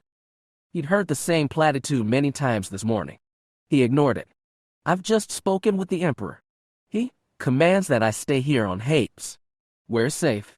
It was impossible not to sound bitter saying it. We're to investigate the 3 pirate bases, added Morgan, who'd already spoken with Rome. We've already dispatched scouts to the Sargon system, since it's the most remote and will take the longest to reach, Alana said. A platoon of soldiers is going with them for support. If you go to the Jataka and Chasper systems, we'll provide similar backup. Which might or might not be enough. They all knew they were facing a dangerous force user of unknown ability. Delicately, Alton asked, Are you sure 2 scouts will suffice? I believe they're fit for this mission. Are you sure? Morgan pressed. All 3 knights looked at her hard. The old woman glanced down, hesitant. Hagram didn't think the ex-queen had any official power, but it seemed she still wielded influence. He wondered how far it went. Then she looked up and said in a near whisper, I have a Jedi on the case. Well, there it was. Morgan asked, What will they do if they find Elia? Try to retrieve her or wait and call for more backup. It's to their discretion. At the least they'll have the platoon with them. I imagine it will be the same for you too. Alana looked at Hagram. I know you're not happy with this, but you can still help on Hapes. If we can identify her kidnappers before we find them. I know, Hagram said curtly. His mind rolled back 12 hours. The horrible scene in Elia's bedroom was still vivid. There was blood left behind. I don't know if it was my sisters or the attackers, but it should be analyzed. That's being done now, Alana said. I don't know what good it will do, but it may give us a lead. And we need anything we can get, Alton muttered. The platoons and ships are being prepped and should be ready in an hour, Alana added. Then so will we. Morgan turned and put a hand on Hagram's shoulder. I know you don't like this, but it's our Emperor's command. Help identify the kidnappers so we know what we're up against. This may be the best place for you to be. Hagram doubted it, but he nodded. Doing your duty and obeying commands was paramount for Happen nobles and Imperial knights alike. And when had he ever been anything else? Chapter 6. When Katia emerges into the streets of Chumden, the silence of the night is shocking. It feels like she had stepped from one planet to another. She spent seemingly forever winding through the labyrinth beneath the palace, fighting traitorous guards, dodging blaster bolts, desperately defending more people than she can keep track of and killing more than she dares think about. And now it is over. She's emerged from subterranean chaos into exterior calm. That's what strikes her as she breathes the cool air deep. Everything is normal in the city. Street lights are on, streets are deep night empty, and buildings mostly dim on the inside.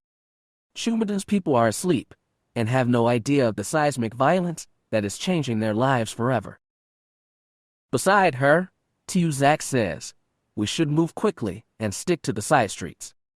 Do you know the way to the spaceport? The downy-haired Amudi Jedi, older than Katia, directs her questions to Trista Zell. The Happen guardswoman, trusted cousin and confidant to the Queen, looks at the buildings around them. The underground escape tunnel released them into the basement of an ostensibly residential building not far from the palace's walled-off grounds. I think I can, Trista says, but wait. I'm going to see if I can contact the Queen. As Trista takes out her encrypted comlink, Katia ducks out of the night and into the building. The entry foyer is packed with escapees from the palace, middle-aged women, young male courtiers, a few elderly, and way too many children. Trista's young niece Tanith is among a cluster of 5- and 6-year-olds who, to their credit, haven't cried out despite the hair-raising escape. Watching over them are several of Trista's guards and 3 more Jedi, both human, Teeman Drake, a Corellian, and Esther Raid, a young woman from far-flung Nicandra who reminds Katia of herself 10 years ago. Katia has been a knight for less than a decade and is far away from being a master, but she's tried to mentor Esther as best she can. Getting a few sneaky Jedi across the city at midnight is doable. The others are the problem. Katia steps over to the other Jedi and says, Trista wants to connect with the Queen and get to the spaceport. How do we move all these people unnoticed? Asks Esther. Can we get a speeder? There's over 40 people here, and who knows how many in the Queen's party, adds Drake. We'll need 2 or 3, at least. I think we're going to have to split up, Katia tells them. We'll get Happens who know the city to guide us. Trista's guard should be good for that, suggests Esther. Both of them look at Katia, like they're expecting orders. She's not in charge. Zax and even Drake have been Jedi longer than her, but they give her deference anyway. Lots of Jedi do, and she wishes it felt earned, but it's not. She's been a knight less than a decade. She's had successes and screw-ups, and maybe she'll be a great master one day, but that's a very long way off. What Katia Toran is, why everyone looks at her with respect, is the wife of Ben Skywalker, mother of Jade, daughter-in-law to the most respected Jedi, and arguably most respected sentient being in the whole galaxy. Becoming a part of that storied lineage has definitely been one of her successes, not her screw-ups, but it doesn't make her a perfect Jedi or an authority on anything. She spends every day still trying to figure out what being a Jedi even means, let alone a Skywalker, and it's only minor help that Ben has wrestled with the same issues. So when Drake and Esther look at her expecting decision, Katia retreats to the doorway and steps into the night again. Trista has pocketed her comlink and is speaking with Tiu Zax and another guard. The street is otherwise deserted. Did you talk to the Queen? Katia asks. Tenel Ka and Alana escaped the palace and are heading for this position. She exhales in relief. What about Zek and your sister? They're dead, Trista says, without flinching. Katia does. Oh, she says, oh, I'm so sorry. She puts a hand on Trista's shoulder, but Trista pushes it off. We can mourn later. We have to survive first. Harsh words, and true. Katia thanks for force, for the 10th time tonight, that Jade is safe and far away on Ossus. She prays Ben heeded her warning and is protecting the younglings from Shidu Mod.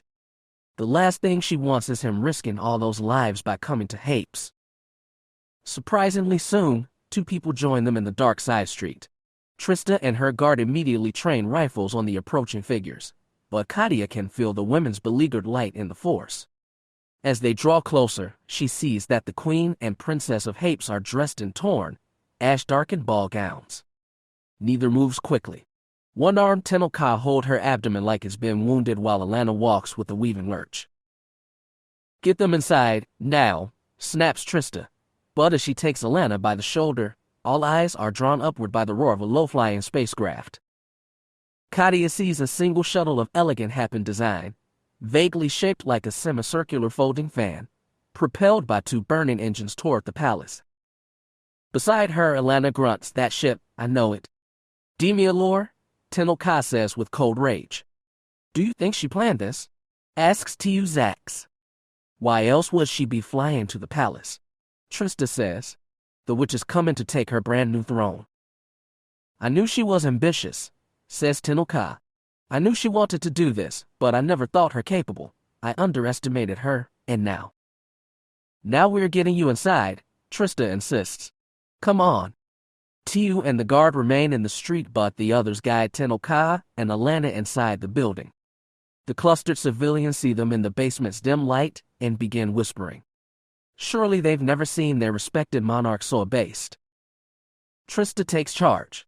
She guides Queen and Princess to a supply closet with barely enough room for 4 people, and makes both women sit down on a bench. She turns on a bright light and begins examining the scorched wound in Tenel Ka's side. It is not severe, the Queen says, but winces as the light is touched. Alana, are you all right? Katia crouches in front of the princess. I can move, she replies. Her red hair, plaited but messy, is stained with drying blood.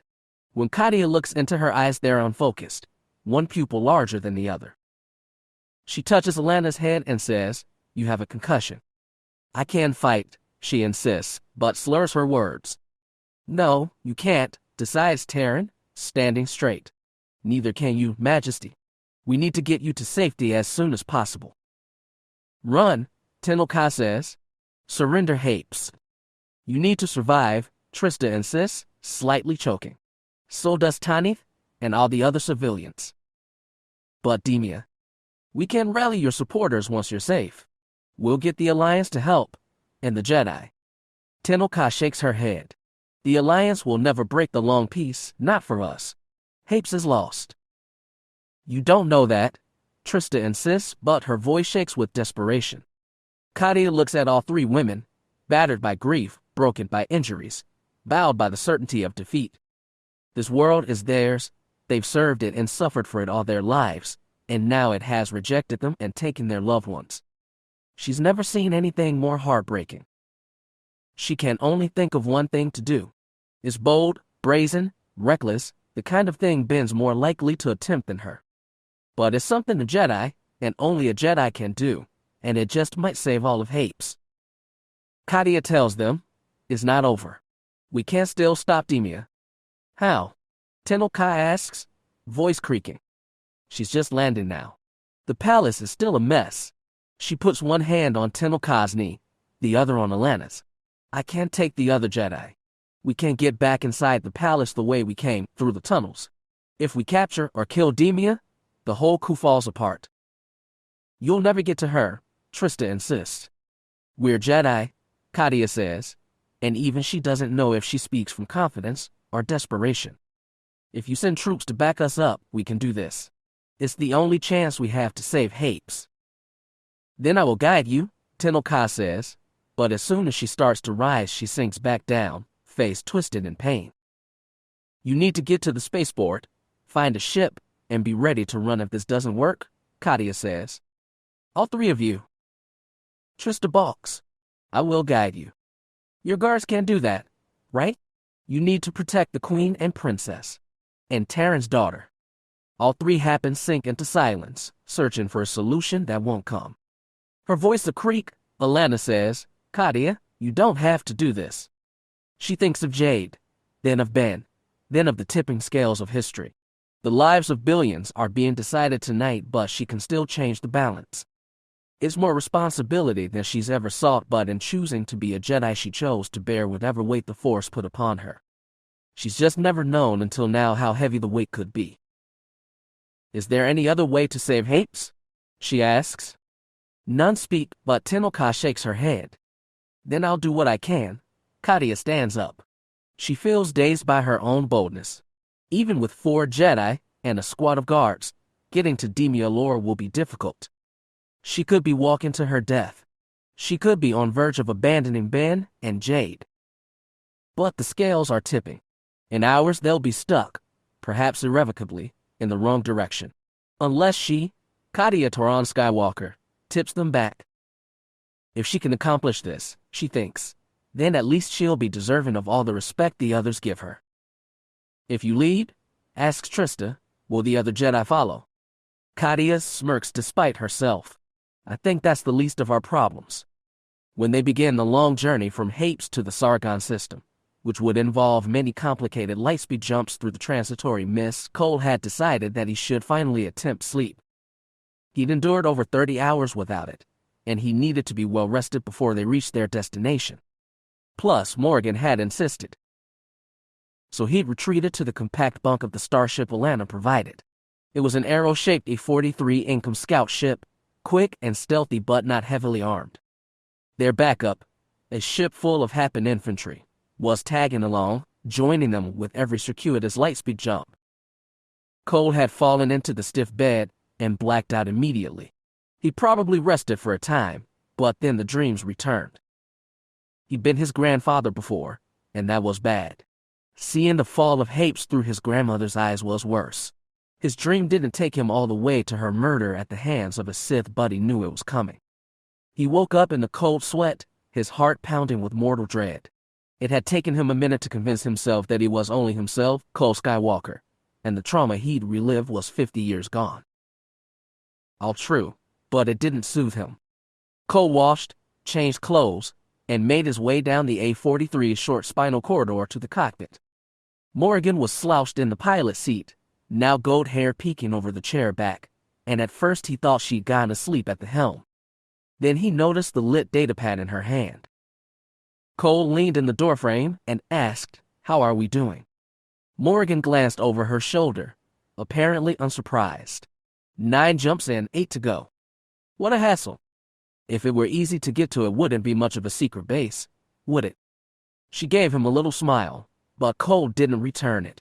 He shuffled across the deck and dropped heavily into the seat beside her. Bad dreams? She asked idly. He touched his forehead. The burns were healed, but it still felt sore. You really haven't worked with Force users before, have you? It's not something that happens to most people. She looked at him sidelong. What is it? He watched the swirl of hyperspace. Sometimes he found it soothing, but now its chaotic light unsettled him. Too much was out of his control, impossible to predict. It wasn't just a dream, he rasped. Now she looked straight at him. What, then? One of your Jedi things? He must have really been tired, because Cole found himself laughing. Morgan frowned. What did I say? One of my Jedi things, he echoed. I wish I had a better name for it than that, but I don't think I do. She looked at him for a moment. Then she asked, what happened? Describe it. You're interested. If my partner's having some kind of breakdown, it's relevant to my mission. I'm not having a breakdown. Good? She asked again, what happened? She wasn't going to let it go, and he didn't know how much to tell her. He could explain his dreams, but Alana's, that felt like betraying a confidence. Besides, he wasn't sure how he felt about whatever nebulous destiny the Force had allotted for him and Morgan. He imagined she'd like it even less. So he told her, I was dreaming about the fall of Hapes, 50 years ago. I've been doing it since we left Junction Station. Sounds like a case of nerves, she said uncertainly. It's more than that. At first, I dreamed I was my grandfather. He was a Jedi at our academy when it fell. He wondered again how much she knew about his family. Her blank look betrayed nothing. This time, I dreamed I was my grandmother. She was on Hapes during the coup, and she died fighting a Sith Lord. He looked at hyperspace, all those whirls and flashes. He wished they'd stop. Very softly, Morgan asked, You dreamed her death? No, but he dreaded he might. She seemed to understand that. You think your Force is giving you these dreams? They're not just dreams. They're very vivid, and, according to Alana, they contained accurate details he hadn't known himself. But telling Morgan that felt like a step too far. His thoughts were interrupted by a shudder. He was relieved when they fell out of hyperspace at one of the waypoints within the mists. Stars glimmered faintly beneath sprawling swathes of green and violet stardust. It might have been a pain to navigate, but it was a beautiful sight. Adjusting heading for the next jump, Morgan leaned over the controls. Check with our friends and see if they're behind us. Cole looked at the sensor board. At first the Happen troop ship wasn't there, but then it was, just out of hyperspace. It sent a simple ping, declaring its presence. Cole sent one back. There was no need for anything else. They'd done this 8 times already. They're here, he reported. Good. As she adjusted course, Morgan said casually, So, do you have dreams like this often? He'd hoped she'd drop it, but apparently that wasn't going to happen. Some Jedi do. He sat back in his chair. I don't. And when the Force gives them weird dreams, what does it mean? Nobody knows. It's something we have to try and figure out by ourselves. If it's any consolation, my bosses never tell me all I want to know either. I think our bosses are a little different. True, but they're both aggravating as hell. She gave him a tight little smile. It seemed like she was trying to cheer him up, but he couldn't rouse a smile in return. Morgan returned attention to the controls. There's want to know and there's need to know. In my line of work, the latter trumps all. Do you think your Force works like that? He wished she stopped calling it his Force. She wasn't trying to needle him anymore, but it still struck him wrong. Some Jedi think the Force tells just enough to give us the choice of doing right. But I don't know. Visionaries usually dream of the future, not the past. Visionaries like Alana. He wished she'd never mentioned her dream with him and Morgan. It was one more burden he didn't need. Morgan was focused on the helm now, and he hoped she'd let it drop. Soon she pulled the throttle, and their scout ship blurred into hyperspace. The swirling light show returned. 10 jumps in, 7 to go. Settling back in her seat, head against headrest, she said, "Let me tell you something. When I was attacked, back in the alley, that was the first time I killed a man. The only time, so far. I knew it would probably happen someday, and I wondered what it would be like, how much it would bother me." Cole sat up and stared at her profile. Her confession took him totally by surprise. "But it doesn't," she said. "I thought it might, but it doesn't, not really. It was necessary, so I did it. What does that say about me?" Her smile was faint, bitter. "Nothing good, probably." "Morgan, why are you telling me this? You told me a secret. I gave you one of mine. I don't like owing debts, so now we're even." Morgan was hard for him to read, but he didn't believe that was all. He said, "I've never killed anyone either. Hurt, yes, sometimes severely. And I suppose you could say I killed people in Chapper's shop. They blew themselves up with their own bombs. That's not on you.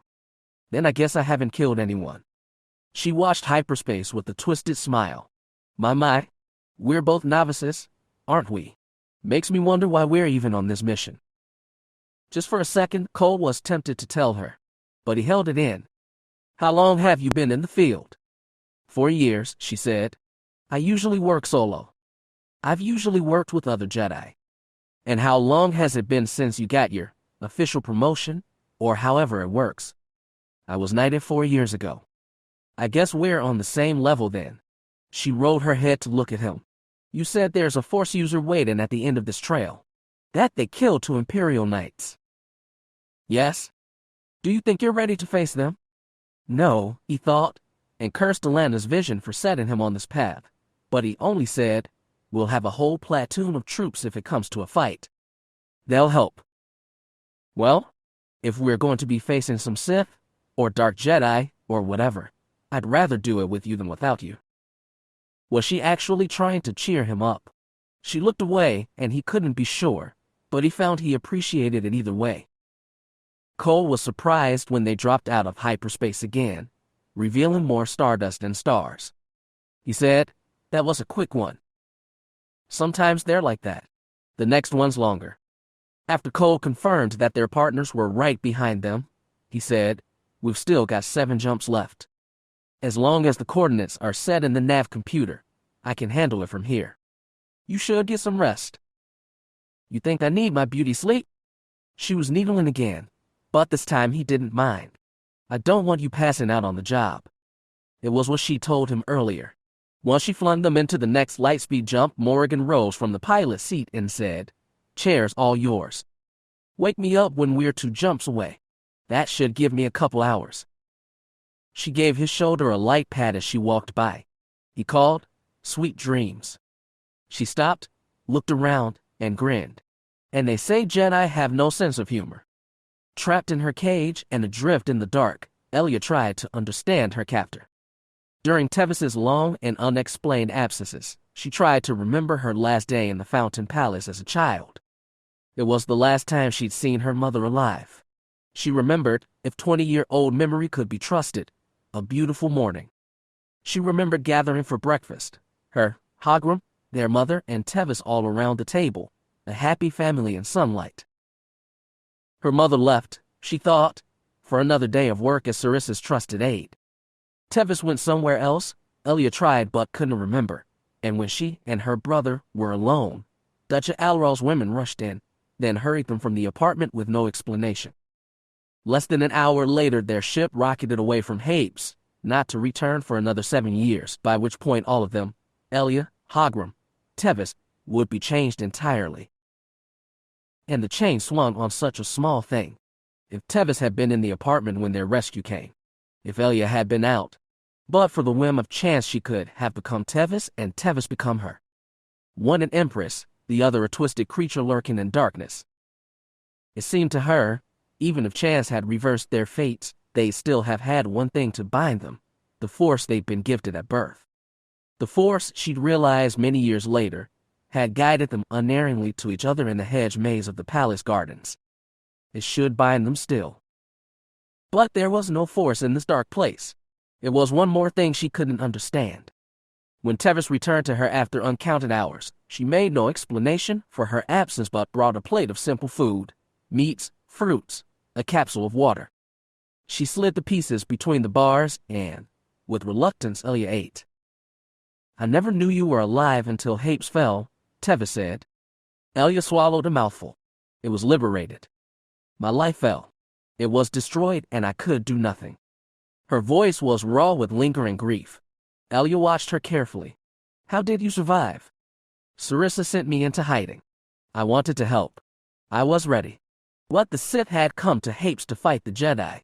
Some of his most powerful lords were in the palace, and she sent me away to protect me from them as much as the Jedi." For a moment her gaze was distant, but then it locked on Elia. "I survived. And so did you. I watched you become Empress. The people of Hapes adore you. Sarissa and Alana robbed them of their royalty, and you're the best replacement. You could will power here if you chose to. The Empire is more than enough. The Empire isn't your concern anymore." Tevis took a step closer. "We're going to make something better together." "What can you possibly think I would do for you?" "With me?" Tevis insisted. "This Happen Republic is already cracking. This election will shatter it. I've seen to that. But you the people love. You they'll listen to, follow, obey." Elia's face twisted. "Is that what you want? To make me the Empress here too?" She remembered the plans the old Duchess had had her for growing up. They'd seen her as a possible replacement for Sarissa. "I suppose you'd be the one ruling from the shadows." "Not shadows." Tevis shook her head. "Only the sidelines. And we will rule together." Her tone took on the same mad conviction as before. Elia didn't want to know what kind of rulership Tevis dreamed of. It was sure to be grimly close to Sariss's. Instead, she dared ask the question that had been in her mind from the start. "What have you done to the Force?" Tevis smirked. "You finally get around to that. I was wondering when you would. Have you stolen it from me? Is that one of those arcane powers you talked about?" "I did nothing to you." "Then why can't I feel the Force?" "If it's any consolation, I can't either." Tevis gestured to the black, unseen chamber. "There are places where the Force itself is wounded. Scarred. This is one of them. Not even Sarissa could touch it here." "Is that why you don't stay here long?" "I'm a busy woman. I have other places to be." She gave a tiny, coy smile. Elia didn't rise to her bait. She tried to be rational. As long as she was in this cage and cut off from the Force, she was helpless. If she somehow left this place and touched the Force again, she could call out to Hagram and lead him to her rescue. She felt certain of that. Her bond with her brother was that strong. Her only hope of leaving the cage was to pretend to give Tevis what she wanted. And right now, Tevis was as blind to the Force as Elia was. As blind, she hoped, to deception. In a placatory tone, she said, "You've talking about the Force letting you feel beyond time. I've never had visions of the future, but I know some can. You talk about a love that starts in light and ends in darkness. You think that's about the love we had as children?" "I do." "And you think that love will make me like you? That I'll embrace hate to help you control Hapes? You think there can't be love in darkness?" Tevis shook her head. Sarissa's Sith masters told her she had to destroy the thing she loved, and in destroying herself become a new person. But Sarissa was her own master. She decided to transform the thing she loved. "You," Elia said, "you believe she loved you. In her way, she loved us both." Elia flinched from the thought. The name Sarissa had become a monstrous word, but when she looked back to her earliest memories, it had been different. Queen Demia had always been a harsh crone, but her granddaughter, Elia's cousin, had been kind to her, even gentle. She'd had no idea of Sarissa's atrocities until after she'd been spirited away from the palace and told the truth. "Maybe she did," Elia admitted. "And now you need me to fulfill her dream." Tevis reached through the bars and touched Elia's hand. "We began together. We'll end together. I'm sure of it." Elia might have grabbed that hand, might have pulled Tevis' whole arm into the cage, cracked her head against the bars, grabbed for a weapon inside those robes. She could have done something to help her escape. Instead, the softness of warm skin froze her. It only lasted a moment before Tevis withdrew her hand. Then she stepped back into the darkness. "I need to go," she said simply, but I'll be back soon.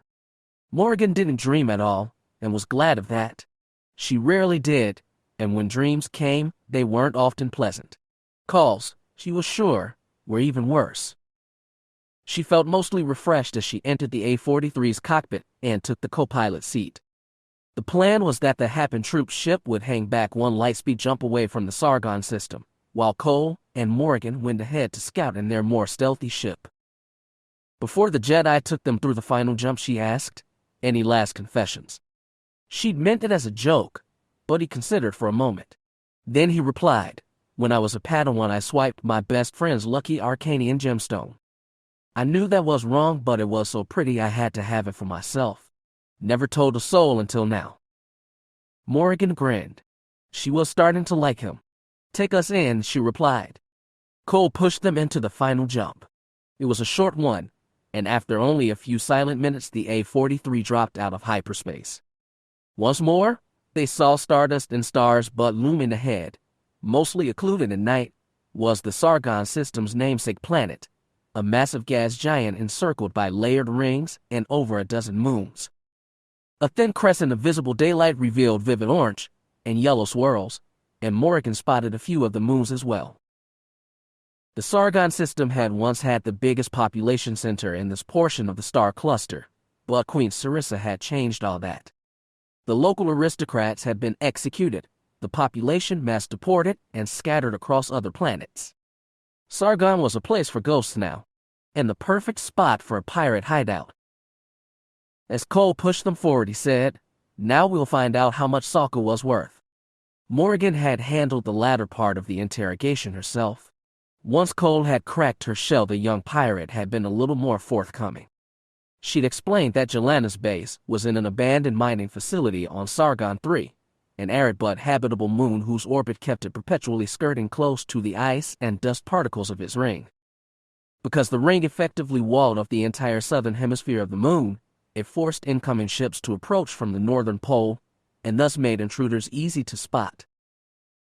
The solution, naturally, was to approach Sargon 3 through the ring. That took careful flying, and while Morgan considered herself a fair pilot, she was happy to let Cole have the helm.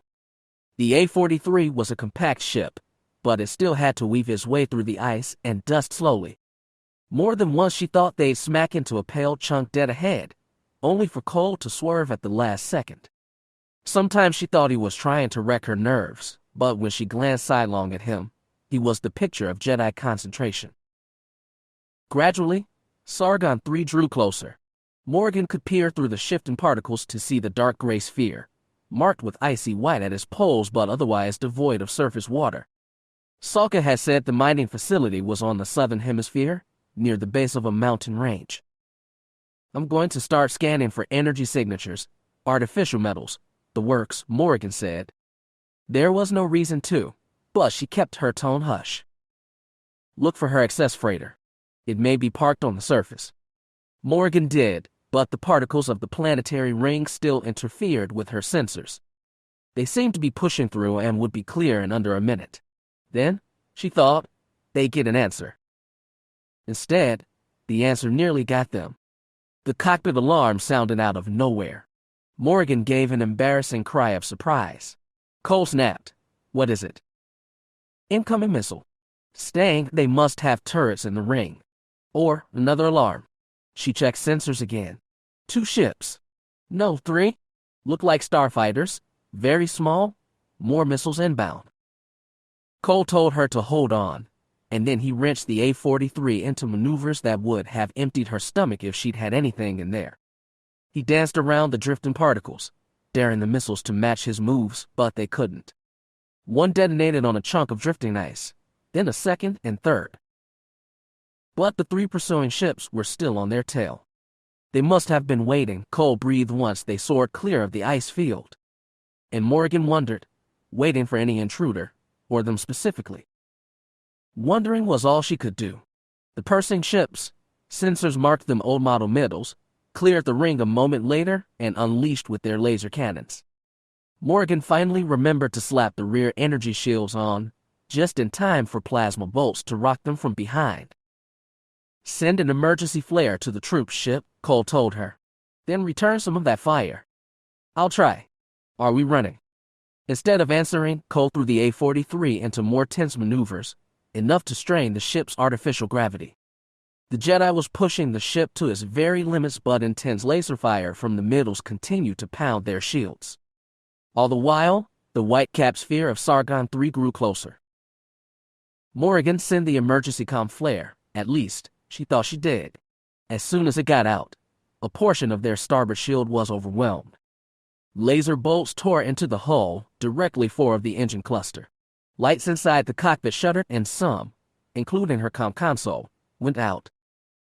They're boxing us in. I can't break free, Cole said, then wrenched the control yoke yet again. Now they were aiming for the moon. It wasn't a large one, but its gravity was strong enough to accelerate them further.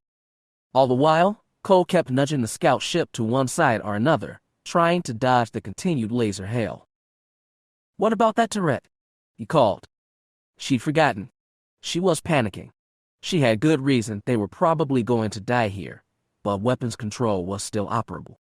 The A-43 had one forward-facing cannon and one turret that could swivel to the rear. She activated the latter and began, finally, to return fire at their attackers. She got off a few shots and maybe winged a middle. Then they took another series of direct hits, more shields collapsing, and the targeting computer broke into static. By now they'd entered the moon's thin atmosphere and were still diving, though Cole had leveled slightly. They were still several kilometers above the rocky gray surface. To Morrigan's frantic glances, it all seemed lifeless. Cole said, I'm aiming for the base, but I don't know if I can get us there. Her base? Where? Cole's answer was more speed. The ridges and valleys whipped past beneath them, until Morrigan could see something artificial on the far horizon. The metal tower of some refinery surrounded by low angular buildings, empty landing pads, and, if her eyes were true, the long body of a Kaelen XS model freighter. At least they'd found the right place. She had a split second to feel satisfaction before the A-43 shields collapsed entirely. Lasers tore through the engines. Cole tried to shut them down, but one exploded in an ear-splitting pop. Hull breach. Wind rushed around the cockpit, soundless for the whine that was all Morrigan could hear. The deck trembled under her boots. Rocky ground was rushing closer, closer. She smelled smoke and ash, felt heat, and saw the starboard side of the cockpit bursting into flames. Cole grabbed her elbow. Somehow, he'd removed himself from his crash webbing and gotten to his feet. He was shouting at her. Was he saying go? Go where? She fumbled for the straps that held her to the chair, but after she undid two, the others hinged open as if by magic. Cole grabbed her again, and she stumbled after him, running down the smoke-filled spinal corridor to the airlock halfway down the ship's port side. He'd already blown the hatch. Wind whipped around them. The ship was titled on its side. Gray rocky earth rushed beneath, getting closer, closer. Even if they tried to time their jump, even if the small moon's gravity was gentle, there was no way they could do it. Not without parachutes or jetpacks, and they had no chance to get those. Seconds left. Seconds to dying. This wasn't a job you stayed in forever. Still, she'd been hoping to last a little while. Longer than her father, anyway. Then she felt Cole wrap both arms around her waist, pin her back to his hard chest, and tip both of them out the hatch.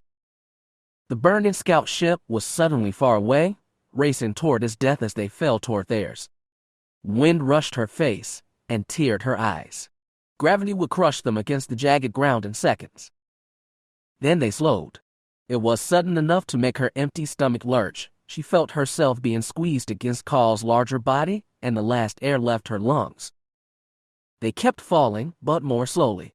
The unforgiving earth kept coming, and Morrigan braced herself, best she could, to land on the balls of her feet with legs bent, joints loose to absorb impact. She still didn't believe she could survive. Feet hit first, then knees, then shoulder. Her entire body collapsed but didn't break. She was on all fours among the rocks and dust and realized she was alive, and Cole was no longer with her. She pushed herself up, scraping bare hands on stones, and looked around. She spotted the red of his hair, and the arch of his back 10 meters away and hurried to him. She leaped without even trying. In the moon's weak gravity she crossed 2 meters in a single bound, and was soon at Kael's side. He'd already sat upright. Still on his knees he bent his body back, head tilted to the sky. Morgan remembered what had happened and looked up. The moon had no clouds. She was suddenly aware of the cold, biting wind, the thinness of the air. Sargon's warm-colored swirls took up 2/3 of the sky, and she saw the dark flecks of 3 middles flying across it.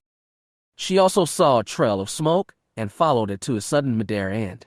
The scout ship had exploded before impact, probably seconds after they'd bailed.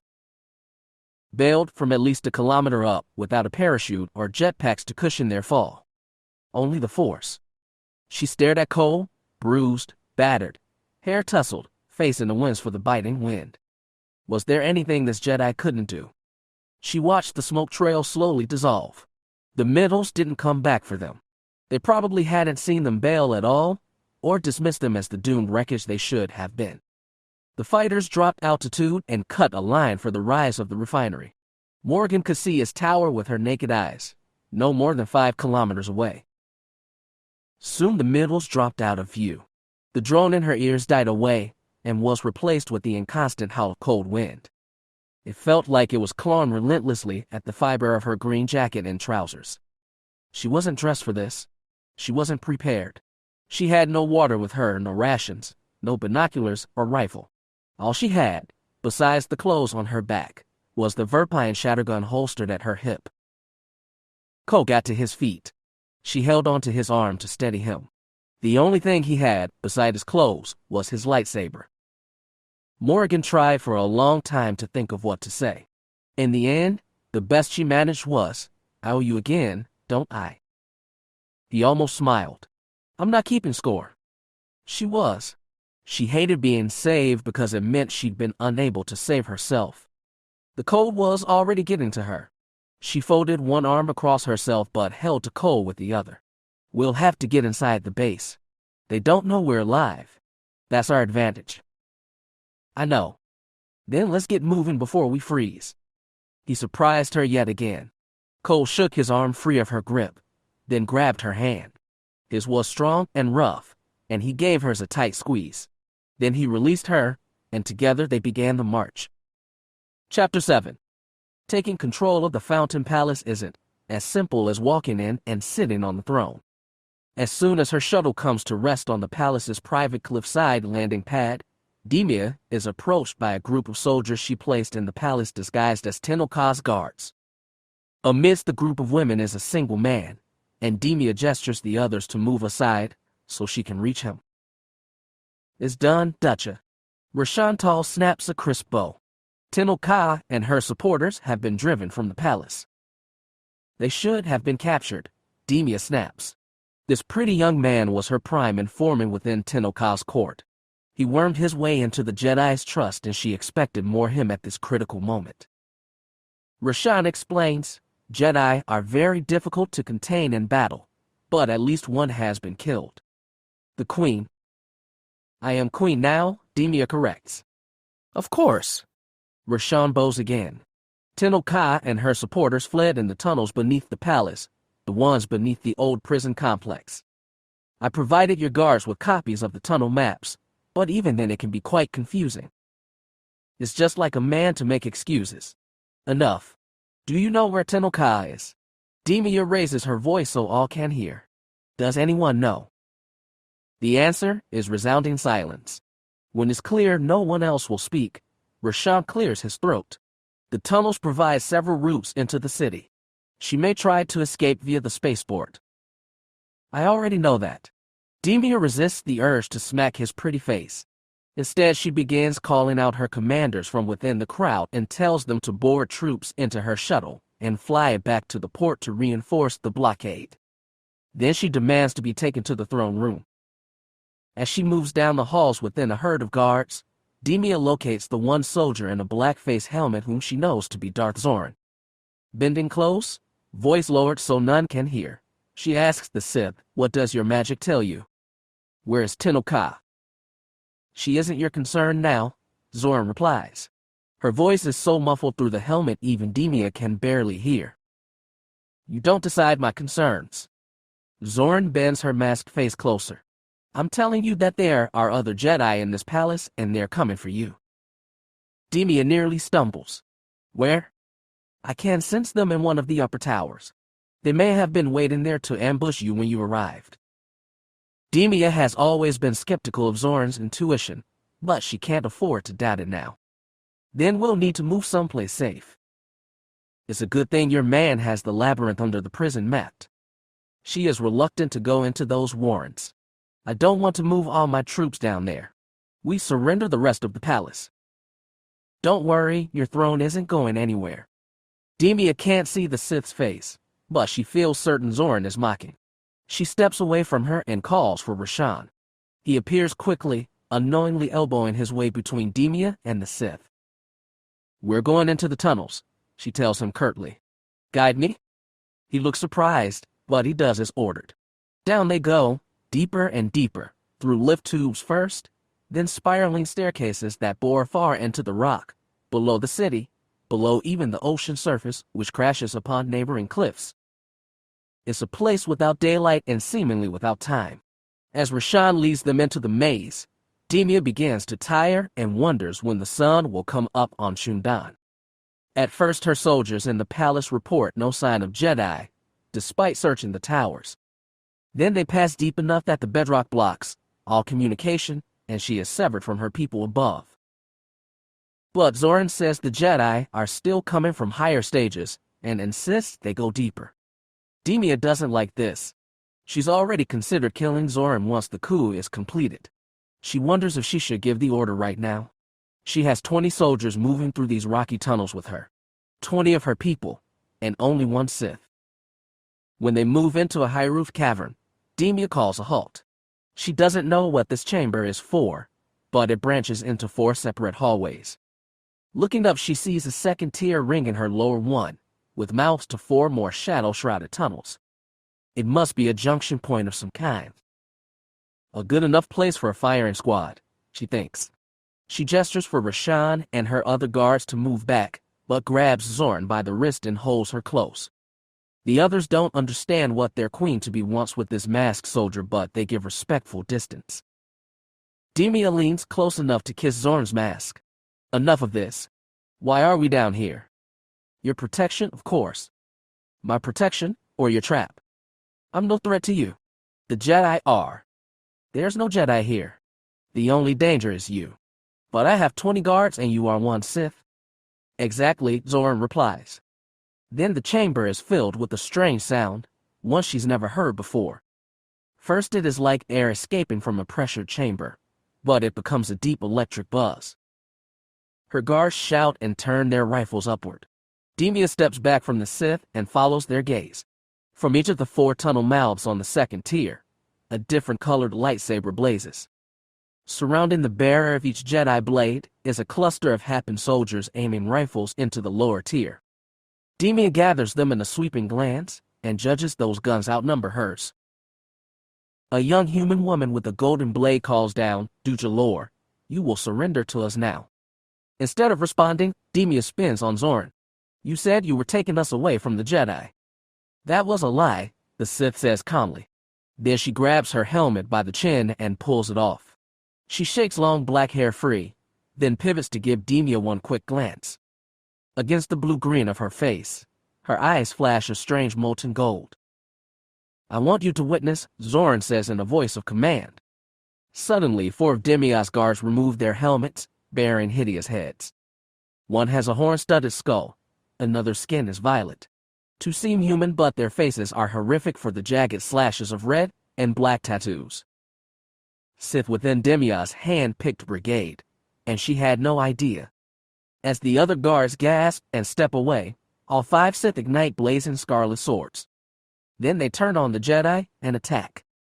A chime from the comlink wrenched Hagran from sleep.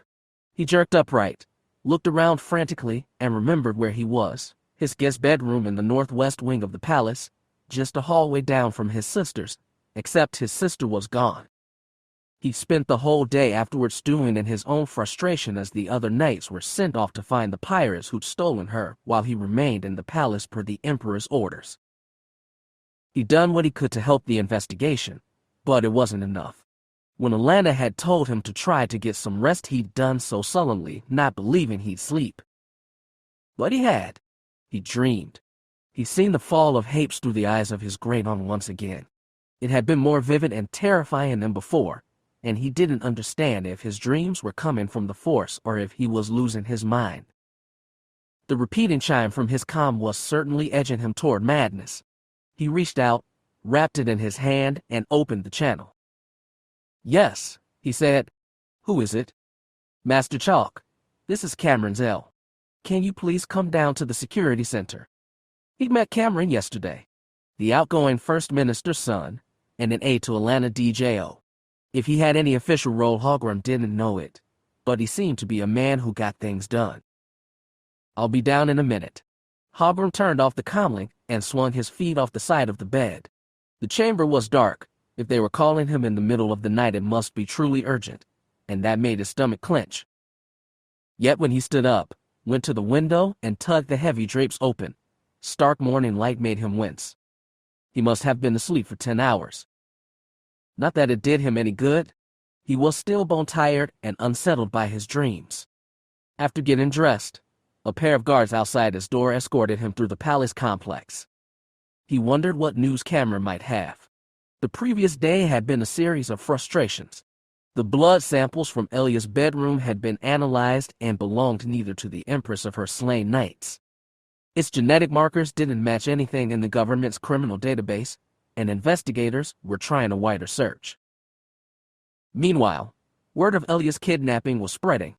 Tanith Zell's official statement had been bland and short on detail, which encouraged rampant rumors.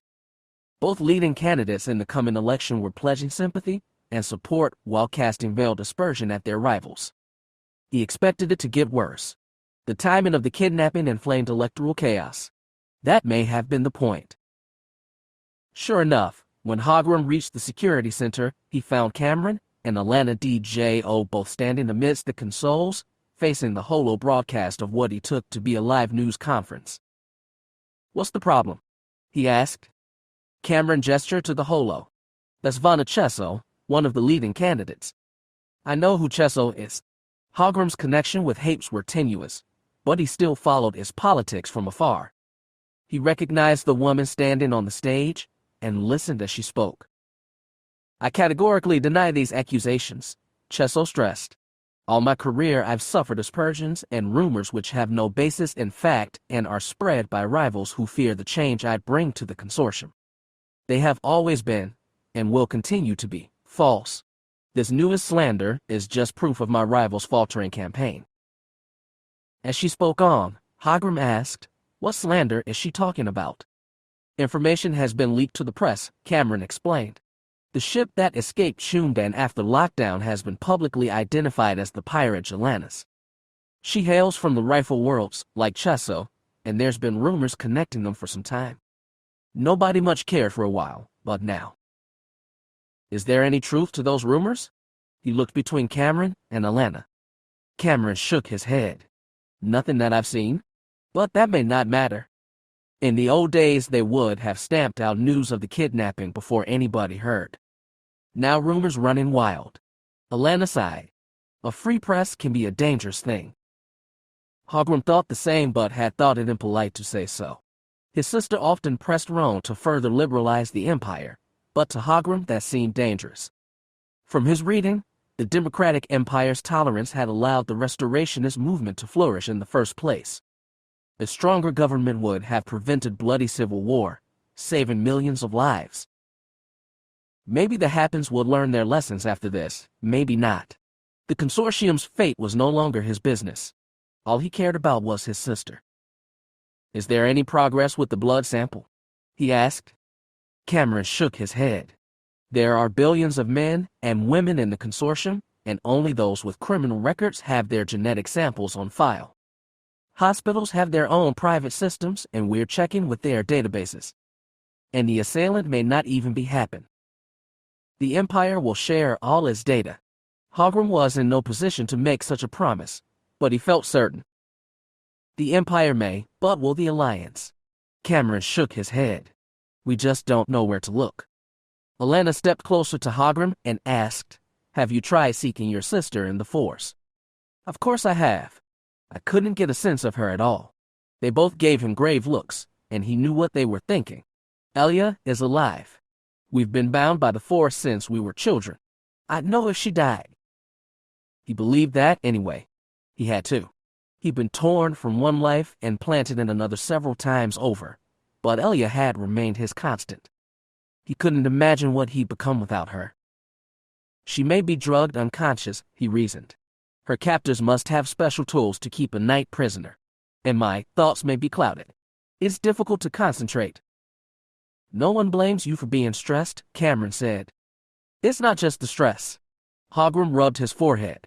I can't sleep well. I was out all night, but I don't feel rested. Bad dreams. He said the last words as a whisper to himself, but Alana's eyes went wide. Her weathered hand touched his forearm. What dreams? Hogrum wanted to pull away, but her fingers were surprisingly strong. Those two mumbled words sparked something in her. It would be better to call them nightmares, he said. They've been about my great-aunt, which is strange, since I hardly remember her. Demia.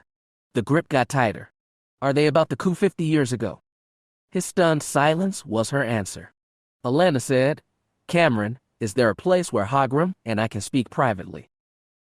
The young man led them out of the security center and into the palace. Elia might have been able to navigate the white marble halls based on childhood memory, but Hogrum couldn't. It was as much of a maze as the underground labyrinth he'd seen in his dreams. Cameron found a small parlor for them with bay windows looking out on Shundan. The city's domes and towers were elegant in the morning light, like the planet wasn't in crisis. After Cameron left them, Alana sat down on a cushioned chair and gestured for Hogrum to take the sofa. Once he did, she leaned forward and looked at him intently. Tell me about your dreams. The old woman's gaze unsettled him. He looked out the window. I dreamed that I am my great-aunt. It's the night when your mother was overthrown. A Sith, Dark Zoran, is with her. What do Demia and Zoran do in your dreams? Hogrum recounted as much detail as he could. The Sith were about to attack the Jedi in the labyrinth when I was woken up. I guess I should be thankful. You should? What happened there? She closed her eyes. I felt it in the Force. My mother and I, our guards and the first batch of refugees, had gotten aboard a ship and were pushing off. The Jedi, Kadia Skywalker, and 3 others had gone into the palace because they thought they could capture Demia and end the coup attempt. I thought it was a risky idea, even then. Nobody had any idea the Sith were involved, but when I felt their death, their agony as we were pulling away. The old woman shuddered. It was the dark side that killed them. I've never forgotten that. I can't, after all this time. Hogrum thought back to his nightmare, still vivid like normal dreams never were. I remember there were 4 Jedi there, 2 human women, I think, a human male and an Onwadi, Alana said. Yes, Hogrum recalled, and the ramification made him shudder too. That's more than just a dream. It's a vision, isn't it? It's from the Force. I've been having them too. You've been reliving the coup. Exactly. Last night I dreamed I was in the spaceport, piling into the ship with my mother and the rest. And there's more. She hesitated, then said, I've been working closely with the Jedi this past week. He's also been dreaming of the coup. Do you know if Elia was having dreams? I don't know. We didn't talk about it. He tried to remember if his sister had seemed tired or distracted before the kidnapping. In the whirlwind rush of their state visit, he'd barely had any time alone with her. What does it mean? He asked Alana. I wish I knew. Has anything like this happened before? Imperial Knights claimed mastery of the Force, but he knew Jedi had more history and a deeper well of knowledge. Alana shook her head. Not that I know of. Who does this other Jedi dream of? After another small pause, she replied, another Jedi who was here during the coup. One of the ones killed by Zoran. It was a simple question, but Alana seemed uncertain, and didn't answer. He thought on the cavern, the vicious battle bursting just before he woke. Are those tunnels still beneath the palace? Yes, she replied. They were searched years ago, after Sarissa's death, but have barely been used since. The same as her prisons. Alana looked at her hands. Before the coup, my mother and I were actually thinking about moving the Jedi Academy there from Shidu Mod. We thought it would be good to have them close, that they'd be safer underground. Those warrens are a miserable place. He'd only seen them in dreams, but he was certain. I know. It was a foolish idea. We should have never. Alana shook her head. It's too late for all that now. We need to find Elia. Yes? Is there any word from your Jedi or the other knights? Nothing yet. The bases Jelani uses are far away and hard to get to. We have to be patient and do what we can hear. Best Hogrim could tell. There wasn't much he could do except sit and feel impotent. He hated it. I'm frustrated too, Alana told him. But there are times when we have to accept our limits and trust others who are better suited to save the day. Hogrim scowled. It might have been a wise viewpoint for an 8-year-old woman, but he would never, ever accept that. And if Elia died was while he was pent in this white marble cage, he would never forgive the man who locked him here. When they started walking, Morrigan thought the cold might get her before they reached the pirate base. Instead, as they trekked across the jagged landscape, the wind started growing warmer. Something about the dryness of the air and complex climate of the moon, Cole suggested. What nearly got them, instead, was the thin air. Though low gravity made it easy to bound across the rocks, they found themselves growing lightheaded and exhausted. By the time the base was near enough to examine with naked eyes, she was starting to see flecks of darkness in her vision, a sure sign of hypoxia. Still feeling naked without her equipment, Morrigan lay down on a low ridge to regain her breath. Cole peeked over a crest to examine the base beyond. The former mining facility sprawled for several square kilometers, a jungle of unaesthetic warehouses, equipment sheds, barracks, and industrial buildings. The largest structure rose at the center like an artificial mountain and was peaked by a cluster of dormant smokestacks. Most of the base had gone dark decades ago, but not all. As he lay down next to Morrigan, breathing heavily too, Cole said, "There are lights on in the main building. Jelana must be there." Any idea how to get inside? Nothing I can see. What they needed, even more than a good pair of binoculars, was a map of the old foundry's interior. She knew places like that could be virtual labyrinths. Morrigan crawled to the ridge's crest and looked down on the sprawl. He was right, only the central building seemed to have lights on. Her eyes were drawn from the high tower to the cluster of landing pads at the edge of the sprawl. 2 of the middles who shot them down were parked. The third must have been on patrol or returned to his hiding place in Sargon's Ring. The only other ship in sight was the rectangular XS model medium freighter that had busted out of Chundan. "The freighter first," she told Cole. "You can't get into the hatch on his side, right?" "I should." He touched the lightsaber, his only tool. "We can't resupply. Get some air. Get some information if we're lucky." "Good idea." He pushed off the ground, but before he could stand, Morrigan grabbed his arm. "There might be people on the freighter. Can you tell?" He frowned. "I might, if we get closer." "Okay." She stood up, not letting go of him. "What about the Empress? Can you sense her?" "I don't think so. But I've never even met Elia Fell." That surprised her. These Skywalkers and Fells were supposed to be one big, albeit tangled and troubled family. Jedi royalty on one side, Imperial royalty on the other, makers of history all. "What about her kidnapper?" Morgan asked, because that worried her more than anything. It seemed to worry Cole too. He shook his head. "Nothing yet." It wasn't encouraging, but then, no answer would have been. Together, Morgan and Cole descended the ridge and made their way into the abandoned mining complex. They moved in long, light bounds, stopping to catch their breath every minute or so. There seemed no need for stealth. All these warehouses and shacks hadn't been touched in many years, but they were careful anyway. Surprise was the only advantage they had. When they reached the body of the parked freighter, they immediately hid beneath its underside. The wind was growing hotter, and Morrigan had the bad feeling it would get scorching in a couple hours. All the more reason to get in the ship.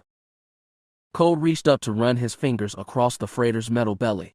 Morrigan asked, "Well, is anyone inside?" "I think so." His red brows drew together. "Not many.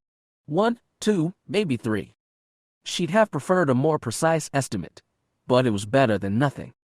She took the Verpine shotgun out of his holster and made sure the slug thrower was loaded and chambered. "This thing doesn't have a stun setting," she warned. "If I have to, I shoot to kill." "I know," he said, and took his lightsaber in hand. "No stun setting on that either, best she knew." Cole walked carefully out from under the ship, then used his force to throw himself up 4 meters to his portside airlock portal. Thankfully, that flank faced away from the tower, so there was no worry about being spotted. Morrigan watched from below as Cole flicked on his lightsaber and stabbed the blue blade into metal. It took him several minutes, and she couldn't see clearly, but she definitely heard when the carved open door fell to the ship's deck. "Are you in?" she called up. Her response was to be swept off her feet. Her boots simply left the ground, and she was floated all the way up to the carved open portal. Cole reached out, wrapped an arm around her midsection, and pulled her inside the airlock vestibule. Her feet touched the floor gently. "You people are handy," she said as he released her waist. "Now I get why the Emperor keeps you on the roster. He's a knight himself." "I know.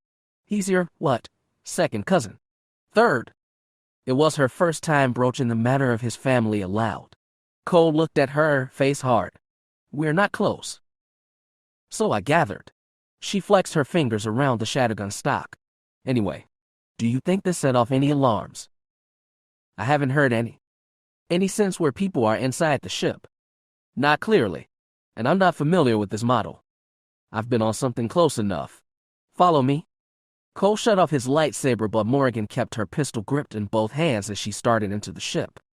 The XS-1600 looked to be a 6-decker from the outside, and this airlock looked to be 1 level below the cockpit. It didn't take long to find a service ladder up 1 deck. From there, she led Cole forward. The halls were empty, with only dim lights running. The only sound, aside from their slow and quiet footsteps, was the whir of the climate system. Oxygen had never felt so good. Her head became clearer as she walked. When they reached the cockpit, they found it empty. The ship's computers were on and running with minimal power. Morrigan was a good if not expert slicer, and there was all kinds of information she could pull from these things. But first, they needed to find whoever was on the ship. "I want to take them prisoner if we can," Cole whispered. "I know. A live prisoner could answer questions." She didn't remind him that they were both carrying lethal weapons. "Any idea where they are?" "Maybe. I'll lead this time." He guided them back through the spine of the ship, then down 2 decks with the ladder, then further aft.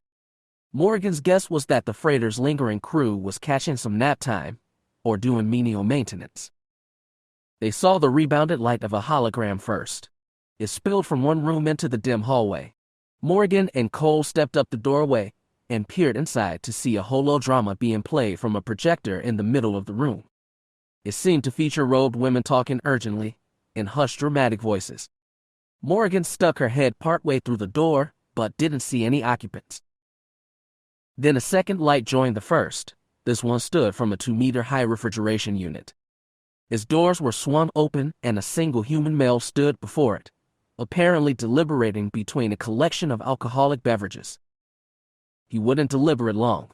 Without telling Cole, Morrigan darted into the room as fast and lightly as she could.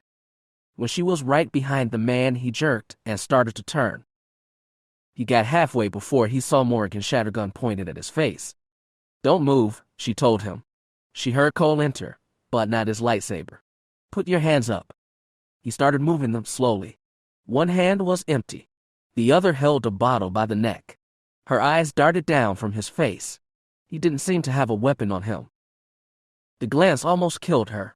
Before her eyes could dart back to his face, the man swung his bottle. The thick glass hit her in the side of the head, then shattered. Shards pricked her face, and a foamy alcoholic drink stung the fresh wounds and splashed her eyes. Her pistol went off loudly, but the shotgun had already swung off target. Before she could cry out, the man snapped a knee into her stomach, stealing her breath and bending her over. Then he grabbed the shotgun and wrenched it from her grip. An arm snapped around her neck, choking her and holding her tight against the man's chest. She gasped for air, retched, tried to stomp on his feet, then froze when she felt the shotgun's barrel tip against her spine. Cole stood 2 meters away, lightsaber ignited. Let her go, he insisted, but she could see the alarm in his eyes. "Cark you," the man sneered. Morgan opened her mouth but couldn't speak. The shotgun was powerful. One slug at this range would blast her torso apart, go through her, and kill Cole too. She had to tell him, but she didn't have the breath. Maybe he knew that. He shifted his grip to hold the blade horizontally in front of him, waist high. "If I put this down," he said, "we'll be defenseless. We'll be your prisoners, and you can take us to Jelena." Well, she thought, that was one way to get to the boss, but hardly the ideal one. "Who are you people?" the man asked. "Are you really Jedi?" Cole didn't answer. Instead, he shut the blade off, bent his knees, and placed the weapon on the deck. His emitter pointed straight at Morgan and her captor. "I asked a question," the man said, and jabbed her back again. "Are you Jedi?" Morgan had to get away from the shotgun. He could kill them both at any moment. It would probably kill her anyway, but Cole might survive to save the Empress. While her captor was distracted, she twisted her body to the right and stamped down on his left kneecap. He shouted. The shotgun thundered. She didn't feel pain. Then the lightsaber hummed to life. The man's arm was still around her neck, but Morgan kicked him again, pushing herself away. She caught a flash of blue light in the corner of her eye. Finally, his arm dropped away, and she spun back, losing balance, and nearly fell over a sofa. All the while, that insipid holodrama kept playing in the middle of the room. She tore her eyes from the holo's light to the blue glow of Kael's saber. It was lodged in the man's chest, right through the heart. He actually looked at it before he dropped the shotgun.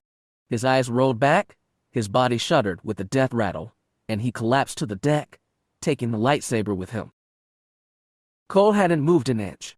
He'd thrown the damn thing with his mind. It was the kind of miracle Morgan had started to expect, and in that frantic moment depended on. Cole had come through for her again. It stung to owe a man, but she was starting to like having him for a partner. Cole shuffled over the fallen body. He closed the refrigeration unit's door, nudged the corpse aside with one foot, and bent to retrieve his lightsaber from beneath. "I guess I owe you twice now," Morgan said. But when he stood up, she saw the gravity in his face and remembered. He'd never killed anyone before. Now he had. It was like an inverted echo of their fight in Schuman's alley. "Seriously," she said, "thank you. You did what you had to." "I know." He looked at the inert weapon. "There should have been another way." "There wasn't. We have to keep moving on, focus on the mission." Morgan finally shut off that holodrama, then picked her Verpine pistol off the floor. "We made a lot of noise. Anyone on the ship would have heard." Cole exhaled and closed his eyes. "There's no one here but us." That was relief. She chambered another round in the shotgun, then holstered it. "I say we get to the cockpit and check their computers. We might get something useful." A live prisoner would have been better, but she didn't say it. Cole was silent as he followed her to the cockpit, where she started up the main computer and began examining his logs. She was making progress, accessing the ship's comm logs and some information about the refinery, but Kael's silence was getting to her. She pivoted and said, "There's got to be supplies in here. Weapons, rations, water, tools. We'll need everything we can get." "I'll look," he said, then left her. Morgan exhaled and went back to work. What he'd just done was hard for him. She understood that, respected it, but he needed to get his mind on the mission. When Cole returned, he said, "They have a closet full of weapons aboard. They also have body armor, breathing devices, enviro suits, food, and water." "Looks like we're set then." Morgan waved him over and pointed at her screen. "I've pulled up schematics of the base. It doesn't say which portions Jelena is using, but from the lights we saw it should be around here. She tapped a section of the chart. How do we get inside? That's going to be trickier, but I'm glad you mentioned the breathers. She tapped another part of the chart. This is an exhaust vent. It's supposed to be grated off, but I figure your lightsaber can take care of that and the breathers can filter whatever gases they're pumping out. Then what? Here's the interesting thing. This moon doesn't seem to have liquid water on the surface, but I figured it might be underground. I was right. This refinery is built on top of a giant aquifer. She changed the schematic. These mark all the big pipes pumping water from underground to various parts of the facility, some for personal use but mostly for washing away industrial waste and keeping the machinery cool. If we get inside the water system, we should be able to get to just about anywhere. The breathers we have are just toxin scrubbers. They don't have oxygen tanks. They don't have to. Jelena's got to be pumping some water from underground, but nothing near what the place is designed for. The pipes should have full at most. We might get a little wet, but they should be passable. She crossed arms over her chest. The question is, then what? Once we get to the part of the base that's being used, what do we do? She watched his face closely. She thought she saw a flicker of fear. I'd prefer to rescue the Empress and escape with as little complications as possible, he said. Escape how? In this ship? There's at least 3 missiles around that can catch us easily. It's armed. I've never flown this model or anything like it. Have you? He shook his head. That troop ship might still be out there. Maybe. I tried to send an emergency hail, but we were in the middle of crashing. I don't think it went. He looked at the consoles. Can we send one now? Do you remember their encryption key? I don't either. The only way to contact them would be send an off-reek long-range hail, which this ship can do, but it would also announce to Jelena that she's got uninvited guests. Then what should we do? Cole growled. I don't know, she admitted and brought up the schematics again. This place does have a comm center. In theory, one of us could access it and send the troopers a hail while the other goes to rescue the Empress. They both knew who'd get each task. Cole said, I don't like the idea of splitting up, or going after her alone. Neither do I. She shrugged. There's always another option. Go in there, find Jelena, and take her hostage. We could get information from her, then use her as a bargaining chip. He didn't seem enthused about the idea. We don't know enough right now. We'll have to get deeper in, scout the facility, and then decide. That wasn't a plan, it was delaying the inevitable. Yet it seemed like the best option, except for one issue. Jelena is one thing, Morgan said. What about this Force user? Cole looked at the deck. I don't know. I don't sense her. Are the Empress? But that doesn't mean anything. Some Sith are very adept at hiding their presence. Exactly what she didn't want to hear.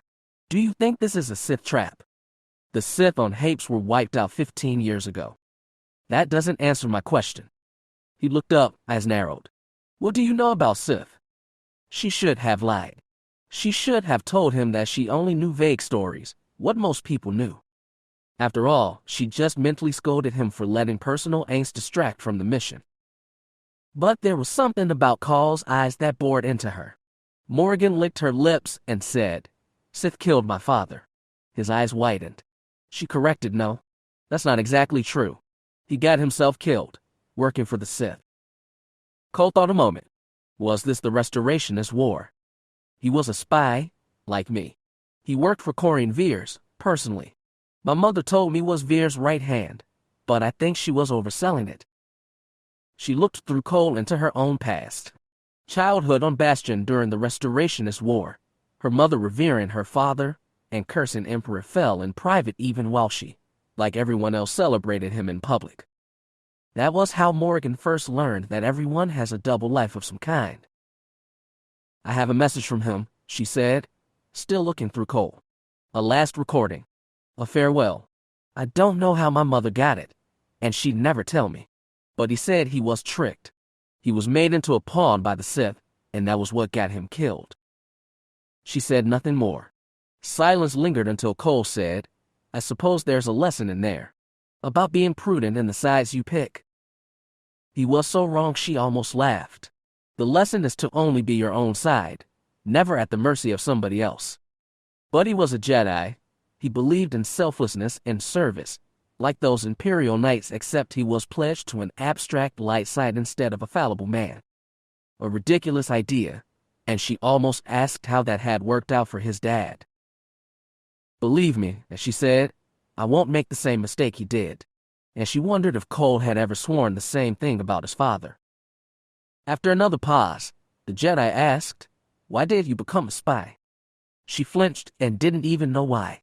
"Because I'm good at deceiving people. I like it. I have ever since I was a girl." It was a fun way to feel superior to all the other kids. She gave him a cruel smile. "Is that what you want to hear?" His reply was gentle, and he surprised her yet again. "I believe you're a better woman than you think you are." "You really don't know me, Jedi. You've told me things I doubt you've told many others." He was right, and she didn't know why. She cursed herself for bringing this up at all. "You saved my life twice in a row," she muttered. "I figure this can pay down the debt." "I don't care about that debt." "And I do understand. A little." She almost asked him about his father, what it was like to live in the shadow of a man reviled by millions. The question was on the tip of her tongue, and she'd speak it with gentleness instead of cruelty. But this wasn't the time or the place. They strayed too far already. Enough. Morrigan rose from the chair. "Show me those supplies. I want to get geared up, find a datapad to download these schematics onto, then head out." "Agreed," he said, and looked relieved. "I'll lead the way." While she waited for Tevis to return, Elia had a lot of time to think. Sitting in a meditative pose, back straight, she thought about the Force and his absence, about the role of chance, about love and hate and light and darkness. She thought about her own choices. Contrary to what Tevis thought, she'd not become Empress because she was seeking power. She'd done it because of Roan, and because the empire he led was so different from what she'd known.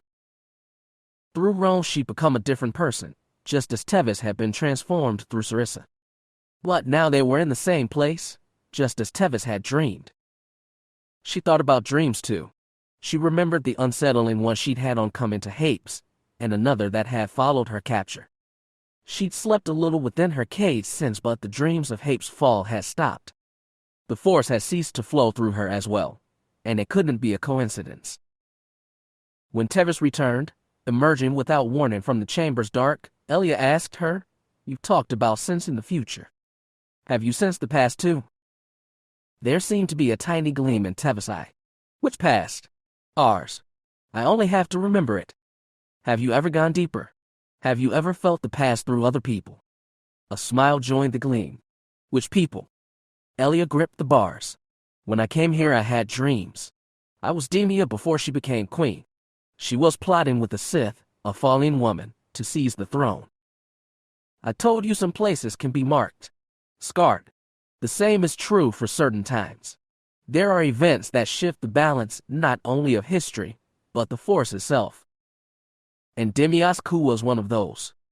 Demia may have thought it was hers," Tevis said. Elia recalled all the history she'd learned since leaving Hapes. If Demia and Zoran had failed to overthrow Tenel Ka, there'd have been no Sinex Vex rising. No Alana Djo leading the long peace. Perhaps no war inside the Empire.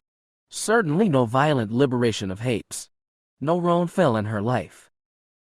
No twist of fate to separate her and Tevis. "It echoes for us," Tevis said, "and for so many others.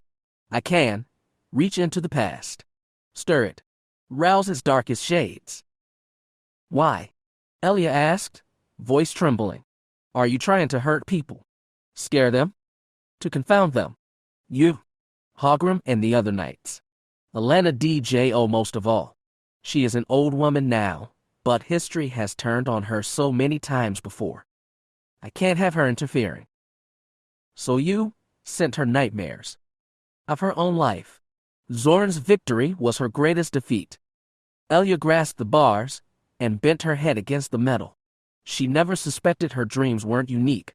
She wondered if Hogram had also seen the past through their great aunt's eyes, or if the Force had touched him some different way. Some things were clearer, some still elusive. She looked at Tevis and asked, "What business takes you away from here? Who are you when you leave this room?" "I'm only myself," she said. "My other name is only a name. And you've been making problems and hapes, sowing chaos to get revenge for Sarissa." I said justice. Sarissa had used that word a lot when executing countless people for imaginary crimes. Whether it was through love or hate, the dead queen had remade Tevis in her image. Yet there was still something of the child Elia had loved, disfigured as it was. A wave of sadness came over her. Tevis scowled. "What is it?" "You could have been different," Elia whispered. "And so could you. But we are what times made us." She reached toward the bars. Elia reacted on instinct, pulled back as far as her cage would allow. Grief flashed over Tevis's face, and she withdrew her hand. "Times brought us together again. Hapes will be ours, and we will rule it together. I'm sure of it." Once more, Elia heard the terrifying conviction that only came with love. The breathing masks protected them the whole way in, but the reek of toxic fumes lingered in Kael's nose and mouth long after they exited the exhaust tube. He told himself it was a distraction and tried to focus on the task at hand. Using the downloaded schematics and a datapad Morgan had brought from the freighter, they found their way through the seemingly abandoned refinery until they reached the water pumping system, which would allow them safe access to the entire facility. Such was the idea anyway. As Morgan had assumed, water ran through the facility at a mostly low level. Many of the tunnels had suspended catwalks that allowed them to walk above the steady flow of water.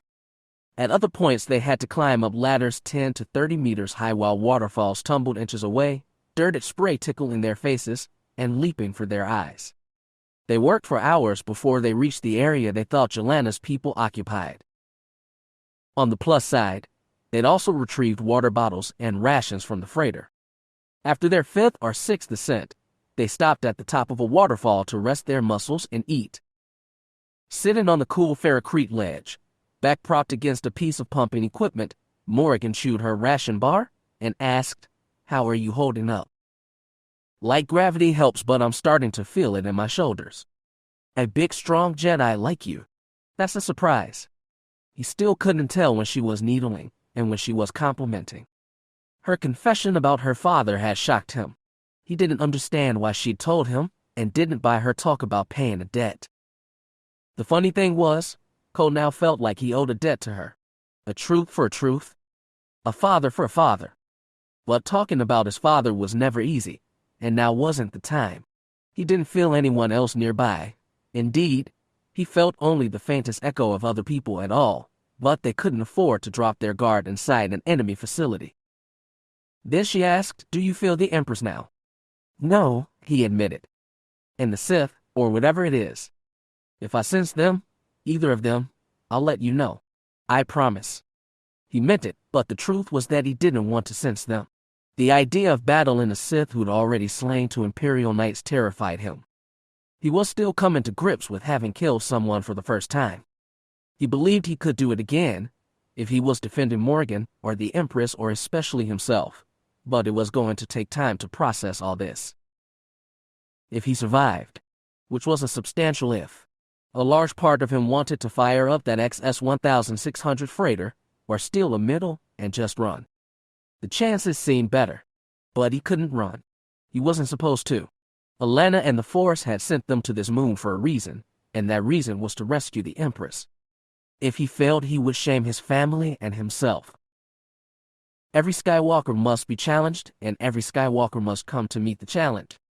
His mother, who never saw challenges but met them anyway, had told him so. Cole wanted challenges. He wanted to do his family proud. He wanted to redeem his father's name and all those unjustly reviled. It was ironic. Wanting the challenge made it all the more difficult. "Are you going to finish that, or should we get going?" Morgan asked. Cole realized he'd been staring into space while she finished her ration bar. His was half-eaten. By way of reply, he stuck it in his mouth and started chewing. Morgan seemed in no great hurry. She took a gulp from her water bottle, checked the schematics on her datapad, and moved to sit beside Cole so he could see the screen too. "We're getting close," she explained as her shoulder pressed his. "I say we hang her right down this branch. go up another level, then leave the water system here. Then we start looking around for Jelana's people. You want to capture one? I want to do it right this time. You can't take the lead and use your Jedi powers. He sensed she was still smarting from being outfought on the freighter. Maybe she meant what she said about debts. Her pride hated to have them. All right, she said. We can capture someone and bring them back into the water system for interrogation. Then what? The Empress, he said immediately. Fine. If we're lucky, they'll be keeping her close to the comm station, which is here, by the way. She pointed on the datapad. Ready to go? In a minute. He swallowed the last bit of the ration bar and washed it down with water. Morgan stood up, her utility belt jangled with the Verpine pistol, a second handgun, the breath mask, a fabricable reel, and other tools. He could tell she felt more confident now that she was fully equipped. Cole stood and made sure he had all his own gear. As he put a reassuring hand on his lightsaber, Morgan asked, still nothing in the Force. Nothing. No Empress, no Sith. I want to feel better about that. So do I, he said, but they kept going. Thankfully, they had an easier time with their second capture. They left the pumping system and were making their way through the ferrocrete and metal corridors of the foundry's upper levels. Her idea was to trace the patch to the communications center, since it was the only specific objective they had, and Cole had agreed. They didn't get far before they encountered a pirate walking the hall. She had a rifle slung off her shoulder, plus a vibro knife, and some equipment on her utility belt, but she didn't seem to be on patrol. Indeed, she was muttering angrily under her breath, lost in some unknown frustration as she walked right past the shadowed intersection where Morgan and Cole were hiding. Morgan let the Jedi take the lead. Cole used his powers to grab the rifle and pull it away from the woman before she never knew what was going on. He knocked her off balance and she spun around, confused, blinking, and spreading arms for stead. Then Morgan was on her. She charged, grabbed the other woman by the shoulders, and slammed her back into the nearest wall. The pirate reached for her waist, hands brushing the utility belt before finding the hilt of her pistol. Morgan grabbed the wrist and pinned it to the wall, then snapped a knee into the woman's groin. It would have worked better on a man, but it still hurt. By that point, Cole had scooped the rifle off the ground and shoved it barrel into the pirate's face. Not a word, Morgan said. Then she spun the pirate around and shoved her face first into the wall. Intentionally rough, she pressed the woman into the ferrocrete while shifting her body to the side. Cole stepped in and, using a short length of flexi cable they found on the freighter, tied the woman's hands behind her back. Yes, this was much better than last time. For good measure, Morgan took the knife from the pirate's belt and stuck it in her own. Stay quiet, Cole said, bringing up the rifle again. Morgan pulled the woman off the wall and began roughly pushing her down the hall, back to the entrance of the pumping system. Her heart beat fast and she kept glancing at Cole, wondering if he sensed anyone coming. But he didn't. They got to the entrance without encountering anyone. Cole swung the door open on his hinges, allowed Morgan to shove their prisoner into the tunnel, then followed and swung it shut. Now, finally, the captive got vocal. What the hells are you doing? Who are you people? We are having a private chat. Cole shouldered the rifle. If you cooperate, we won't even touch you. The pirate snarled and jostled the wrists behind her back. A little tight. Do I look like I care? Morgan gave her another shove. Wrists and shoulders knocked against a wall. Who are you two? The pirate's eyes went to Cole's waist. Is that a lightsaber? Are you a Jedi? We're asking questions. Morgan pulled out the pirate's own vibro knife and wagged it in her face. You're answering. First off, where's the Empress? The woman's jaw hinged open, and Cole caught a flash of surprise. Then she lifted her head and said haughtily, if you're Jedi, you'd never kill me. Good thing I'm no Jedi. Morgan's right hand lashed out. For a second, Cole was afraid she'd actually slashed the woman with her own knife, but no, it had just been a punch. Welts left by Morgan's bare knuckles rose on the pirate's cheek, and she flexed her aching jaw. Nice hook. The prisoner spat blood, but I can't tell you where the Empress is. I don't know. I find that very hard to believe. Morgan looked tempted to use the knife for real, but Cole didn't sense a lie. It was possible, however unlikely, that not all of Jelana's crew knew about the Empress's kidnapping. It was also possible the Darksider who stolen her had done something to the minds of these pirates to cover their tracks. Once again, Cole felt dangerously out of his depth. To stop Morgan from doing anything rash, he said, "We tracked the ship all the way from Hapes. We've already fought and killed members of your gang." It scraped in his throat, but he said, "That includes the man you had watching the freighter." "You killed Felon." She looked at them both. "You Murglax killed Felon. Oh, there's going to be hell to pay." "He left us no choice." Morgan wagged the knife in her face. "You're still in our good graces. Temporarily." "Great," the pirate sniffed. "I'll try to stay there. If you ever ask a question I can answer." "You're a piece of work," Morgan said. "I liked Salka better." "You killed Salka too." "We captured Salka," Cole corrected. "She's the one who pointed us here." The captive exhaled and bowed her head, and for a second Cole dared hope they'd made some progress. Then she snapped her head up and spat in Morgan's face. Cole tugged her shoulder before she could respond with force. He told the captive Salka knew how to make a deal. "That's the best chance you've got."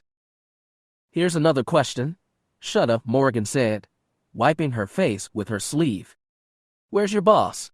Tell us where to find Jelana." "It's her base. She can go wherever she wants." Not good enough. They weren't getting anywhere. Salka had been young and impressionable. This woman was older and harder. Cole knew what would come next. Either Morgan would break out some unpleasant interrogation techniques her Imperial handlers had taught her, or Cole would use some equally unpleasant, though less savage methods he'd gotten from his Jedi masters. He hated those methods. The masters themselves said they skirted dangerously close to the dark side. But he didn't see any other option. "You will tell us," Cole said simply, staring into the woman's eyes. "That is not negotiable." He reached through those eyes and into her mind. He saw her frantic mental defenses and how weak she was beneath.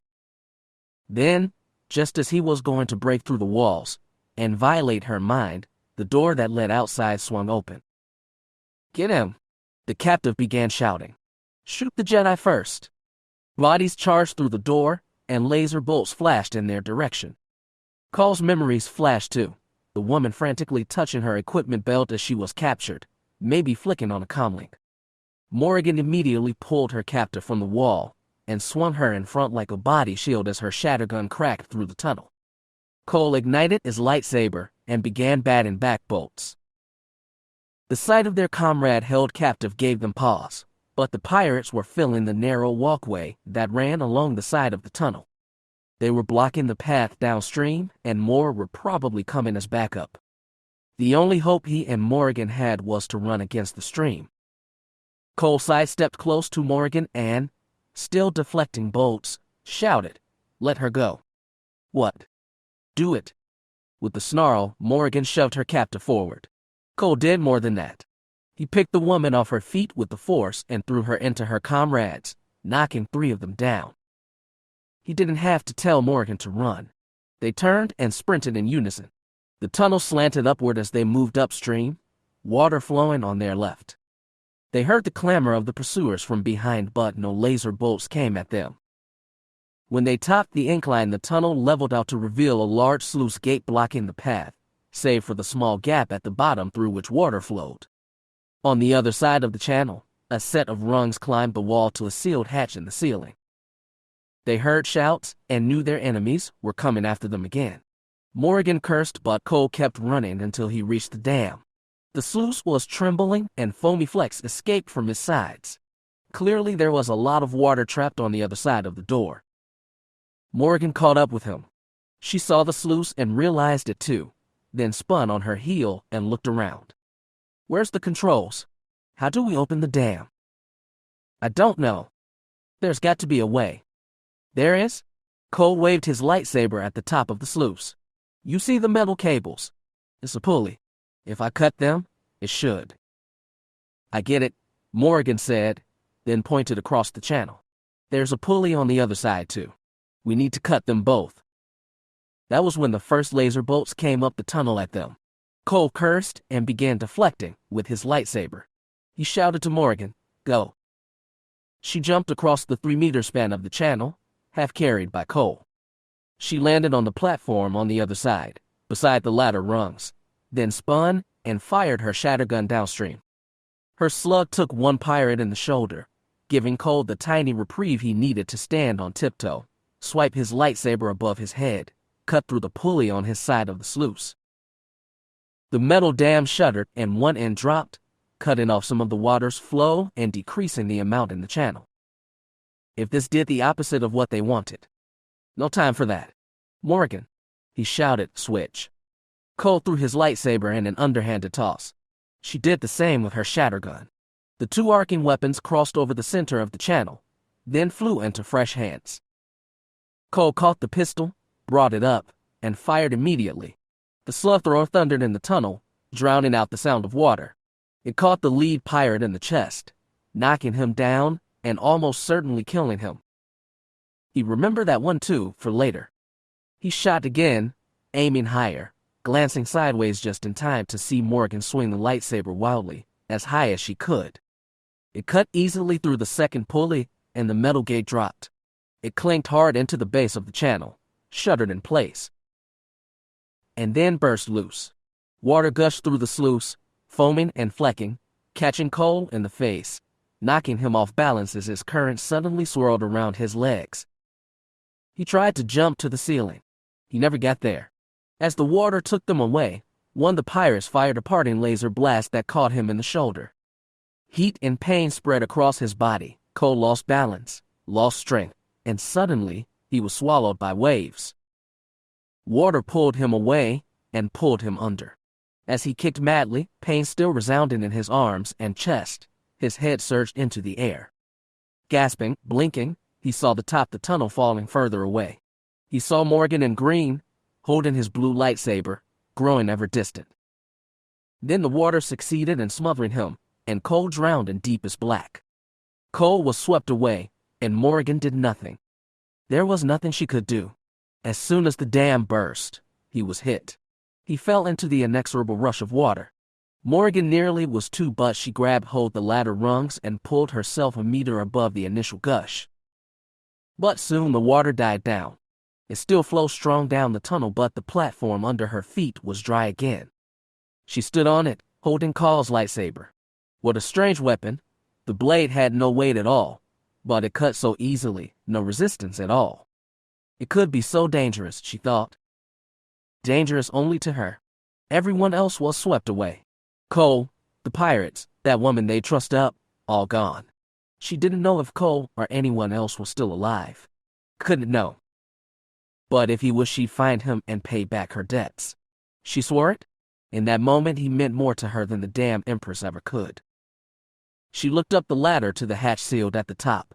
With the lightsaber, she'd probably be able to cut and open it. She stuck Cole's weapon inside the band of her utility belt, then started climbing. Chapter 8.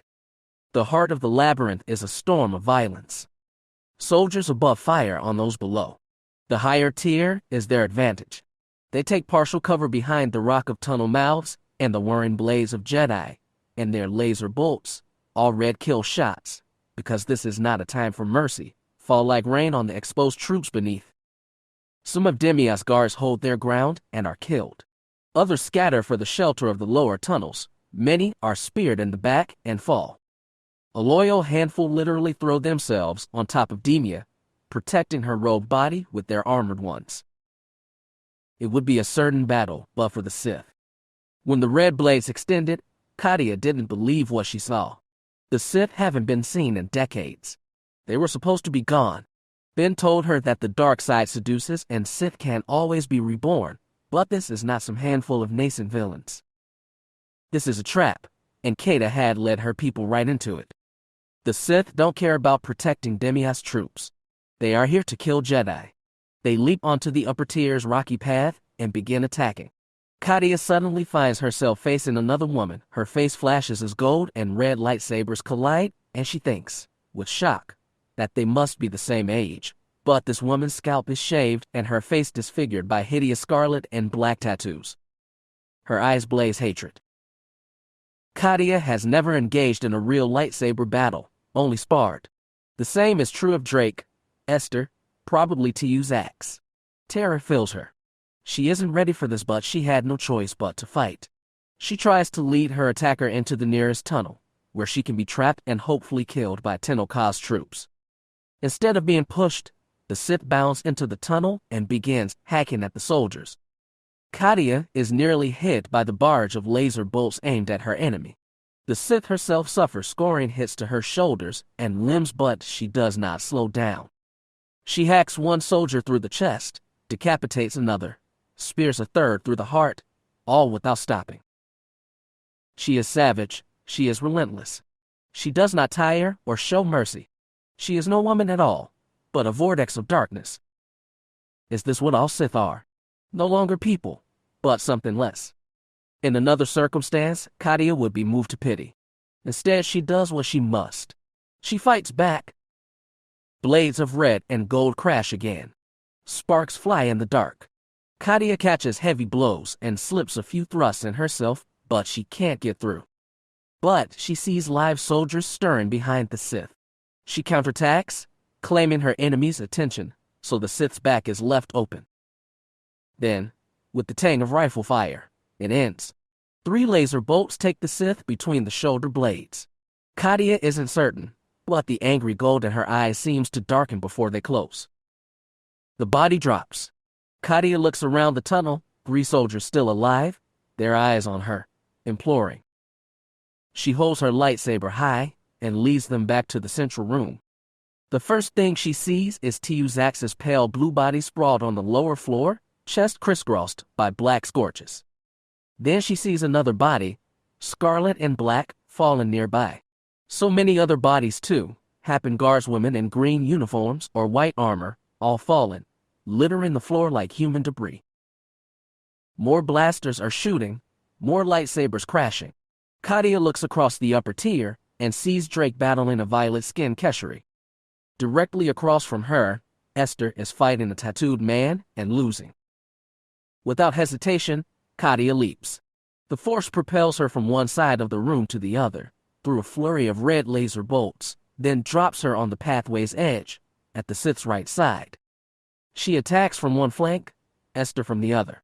Katia tries to touch the younger woman in the force, to give her encouragement and direction, to let him know that they could still win this if they work together. Katia doesn't know if it's true, but she absolutely has to believe it. The fate of Hapes and maybe the Jedi Order depends on this battle with the Sith. In this moment, she truly is the most critical Jedi in the galaxy. And beyond all that, Ben and Jade need her. She finds a confidence she's never known, one the awkward too-old apprentice from Kujiker could never have imagined. Failure becomes unthinkable. She banishes it from her mind, and only success remains. Being a Jedi is a literal act of faith, Master Klin Falk told her once. The Force finds belief inside you and makes it real. Once you stop doubting yourself, anything is possible, Ben said later. They're more right than she ever imagined. Katia sees every strike before it comes. She speaks to Esther without words, and the other Jedi knows exactly where to attack. They strike from either side, and the Sith has no way to stop them. He hesitates for an eternal split second, and they both drive their blades home, spearing him through the chest. They pull out. The body drops. 3 Sith dead, Katia thinks, heart pounding, still on her high. 3 dead, and how many left? 1, 2. She hears more sabers crashing and looks down. Drake and the Keshari have taken their fight to the corpse-strewn main floor. Katia and Esther jump down to join him, and together all 3 surround the last Sith.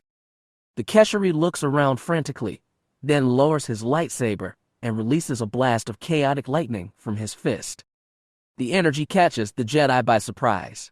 Katia blocks him with her lightsaber, but pain dances up her arm and tingles in her chest. Esther cries and falls onto her back. But Drake has strength enough to lunge, spearing the Sith through the heart. The Keshari falls. Katia lurches over to Esther and pulls the younger woman to her feet. The three Jedi stare at each other, deep breaths echoing in the chamber. There is no other noise. All of them wonder if the battle is really won, but none dare say it. They hear a cough and shifting bodies. They turn.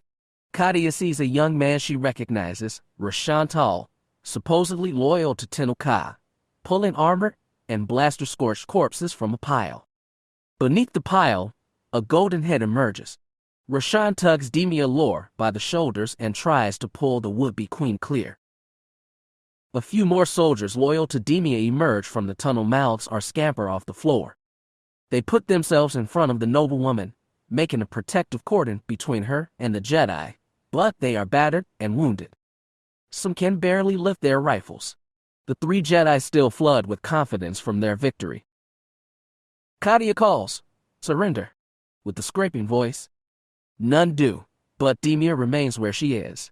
Katia doesn't want to kill anymore, but she knows they must end this here. She silently signals Drake and Esther to advance. Then, from a tunnel mouth behind Demia, lightning explodes. Crackling energy bursts from the darkness and connects with every soldier. Rashan opens his mouth wide for a scream as it stabs into his back. His eyes and mouth seem to glow from inside with an evil blue flame. As suddenly as it started, the lightning stops. Rashan and all the guards collapse to the rocky ground, dead but still smoking. Demia Law remains standing, untouched by the lightning.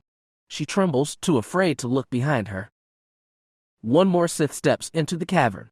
She is dressed in the armored blacks of Demia soldiers but has the handsome blue-green face of a Falleen, and wavy raven hair falls free down her back. She holds her lightsaber to her side, unlit. The Jedi tense. No one, not even Katia, is bold enough to attack. The Sith lifts her hand to the ceiling.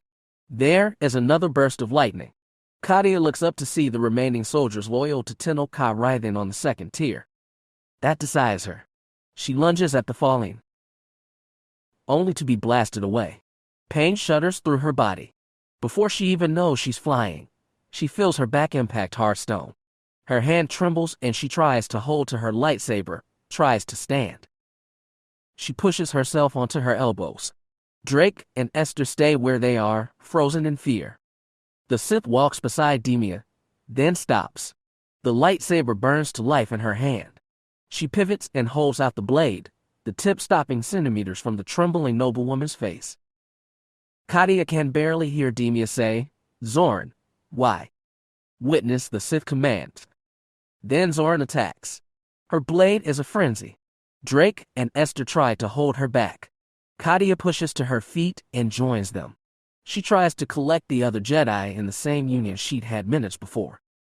She needs all of them to believe they can win, because faith will make it so. But not even Katia can muster faith now. Zorn is a maelstrom. She slashes and swings her saber in a one-handed grip. With her other she unleashes bursts of dark lightning. Katia can feel her in the Force, drawing endless power from a bottomless well of hate. The other Sith were shadows compared to this woman. Katia herself is a shadow. She's going to die here, and she knows it. Drake falls first. Zorn blasts him with lightning, then slashes him through the chest, splicing heart and lungs. Even as he drops, she lunges on Esther. The young woman cries out desperately in the Force, cries to Katia for help. Katia tries. She throws her blade against Zorn's, hacking and hacking, trying to overpower the Sith's one-handed grip. But she can do nothing against invincible hate. Zorn shoves a fistful of lightning in Esther's face, then snaps the flat of her hand into the woman's neck, crushing her throat. Esther's eyes flare with dying desperation as she falls, choking on her own blood.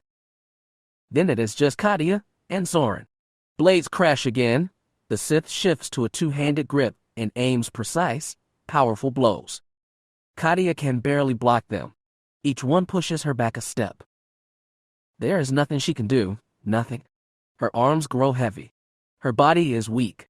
Her thoughts go to Tenel Ka and Alana, Ben, and Jade. She came so far and did so much, only to fail them in the end. Despair washes over her, then pain. She stares at the scorched stump where her hand used to be, then at the scarlet blade pointed at her heart. She looks into Darth Zoran's smoldering eyes and mouths 2 words, "End it." But she does not. Instead, Zoran shuts off the lightsaber, raises her other hand, and unleashes more lightning. It surrounds Katia and cocoons her in pain. Skin curls, flesh chars, and still the lightning comes. There is nothing she can do. Her agony echoes across space, and she knows it is spreading to Tenoka and Alana and Ben and poor Jade, and she can do nothing to stop it, can do nothing at all, because the light she strives for has no defense against Orin's perfect dark. All her dreams and trials, her chance encounters and fated meetings, successes and screw-ups, falling rain and gleaming rainbows, every piece of her burns in this final bonfire, leaving behind a wound that will never heal. In her end, Katia Taran Skywalker becomes a scar.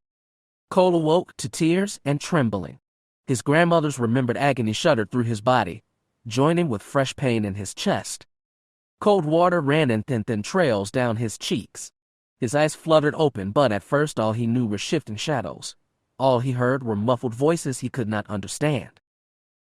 Gradually, he became himself. The ankles and wrists pinched in metal vices were his own. It was his right shoulder that ached, his nose that picked up the whiff of charred clothes and flesh.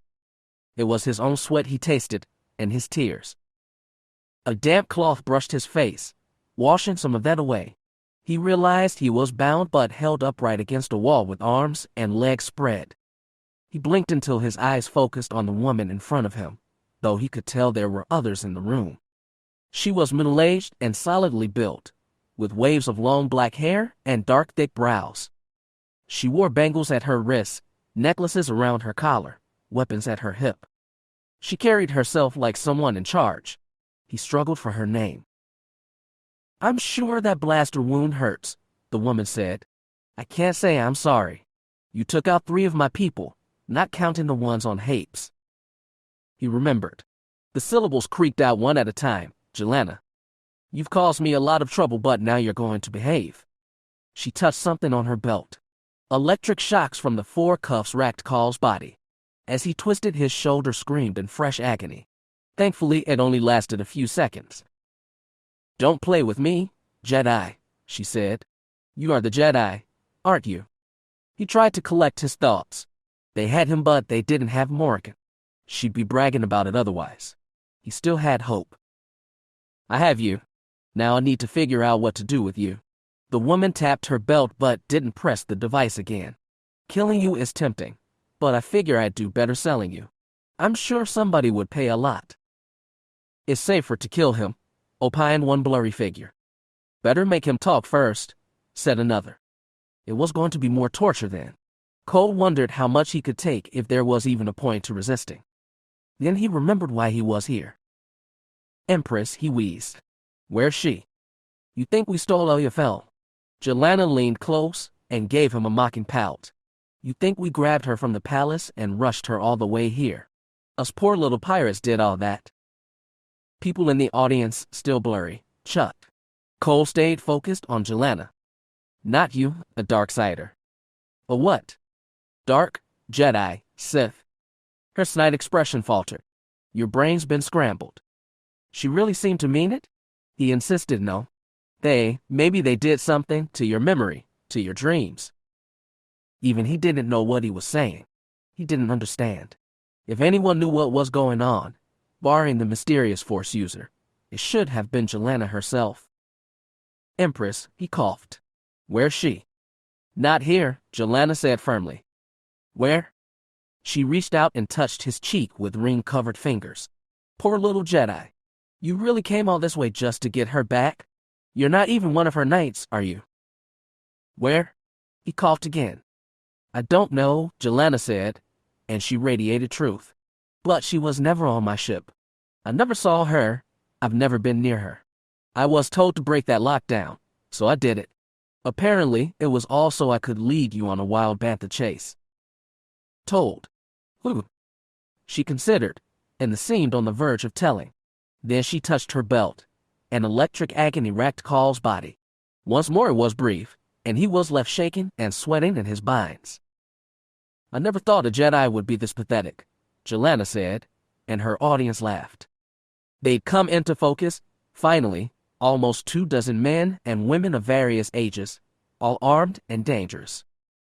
By the way, the pirate said, "What's your name, Jedi? I figure a famous one'll fetch a better price." He was too ashamed to say it, too afraid of another shock to stay silent. He muttered, "I'm nothing. I'm barely a real knight." "I can't see that," Jelena chuckled. "I'm going to let you hang out for a little while I decide what to do with you. If you try anything rash, Pana here can't take care of you." She took the trigger device off her belt and handed it to a younger woman. It was the same one Cole and Morgan had captured in the hallway. Free and vengeful, Pana tapped the trigger and sent a second of painful spasms through Cole's body. After they stopped, he hung in his binds, shoulder tearing, and tried to hold back a pain scream. Pana leaned close, slapped him on the cheek, and said, "Hang in there, Jedi. We'll find your girlfriend soon enough." Which meant they hadn't found her yet. Morgan was still free. She was Cole's last hope, and he clung to it desperately even as Pana hit him again. When reviewing the schematics for the refinery facility, Morgan had come across an interesting detail: the optimal number of staff, including administrators, specialized technicians, everything down to maintenance, was set at 610. Jelena's pirates, best Morgan could tell, numbered less than 60. When a place was operating at less than 1/10 his ideal capacity, that left a lot of empty space and a lot of forgotten places. When she slipped into this auxiliary security station, the consoles had been dark and covered with layers of dust, but when she flipped the right switches, energy started flowing through circuits and computers turned on. Flat screens started showing feeds from old security cameras throughout the facility. That was why she judged, with confidence, that Jelena had no more than 60 thugs on hand.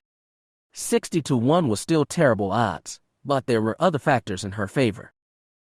For one, the pirates searching for Morgan had a huge area to cover. Second, over 20 of them seemed to be congregated in a single room. If she was reading her schematics right, it was some kind of mess hall, with 4 doors each leading to different wings of the building. And if she was seeing things correctly, they currently had Cole Skywalker hanging off their wall like a trophy to be gawked at.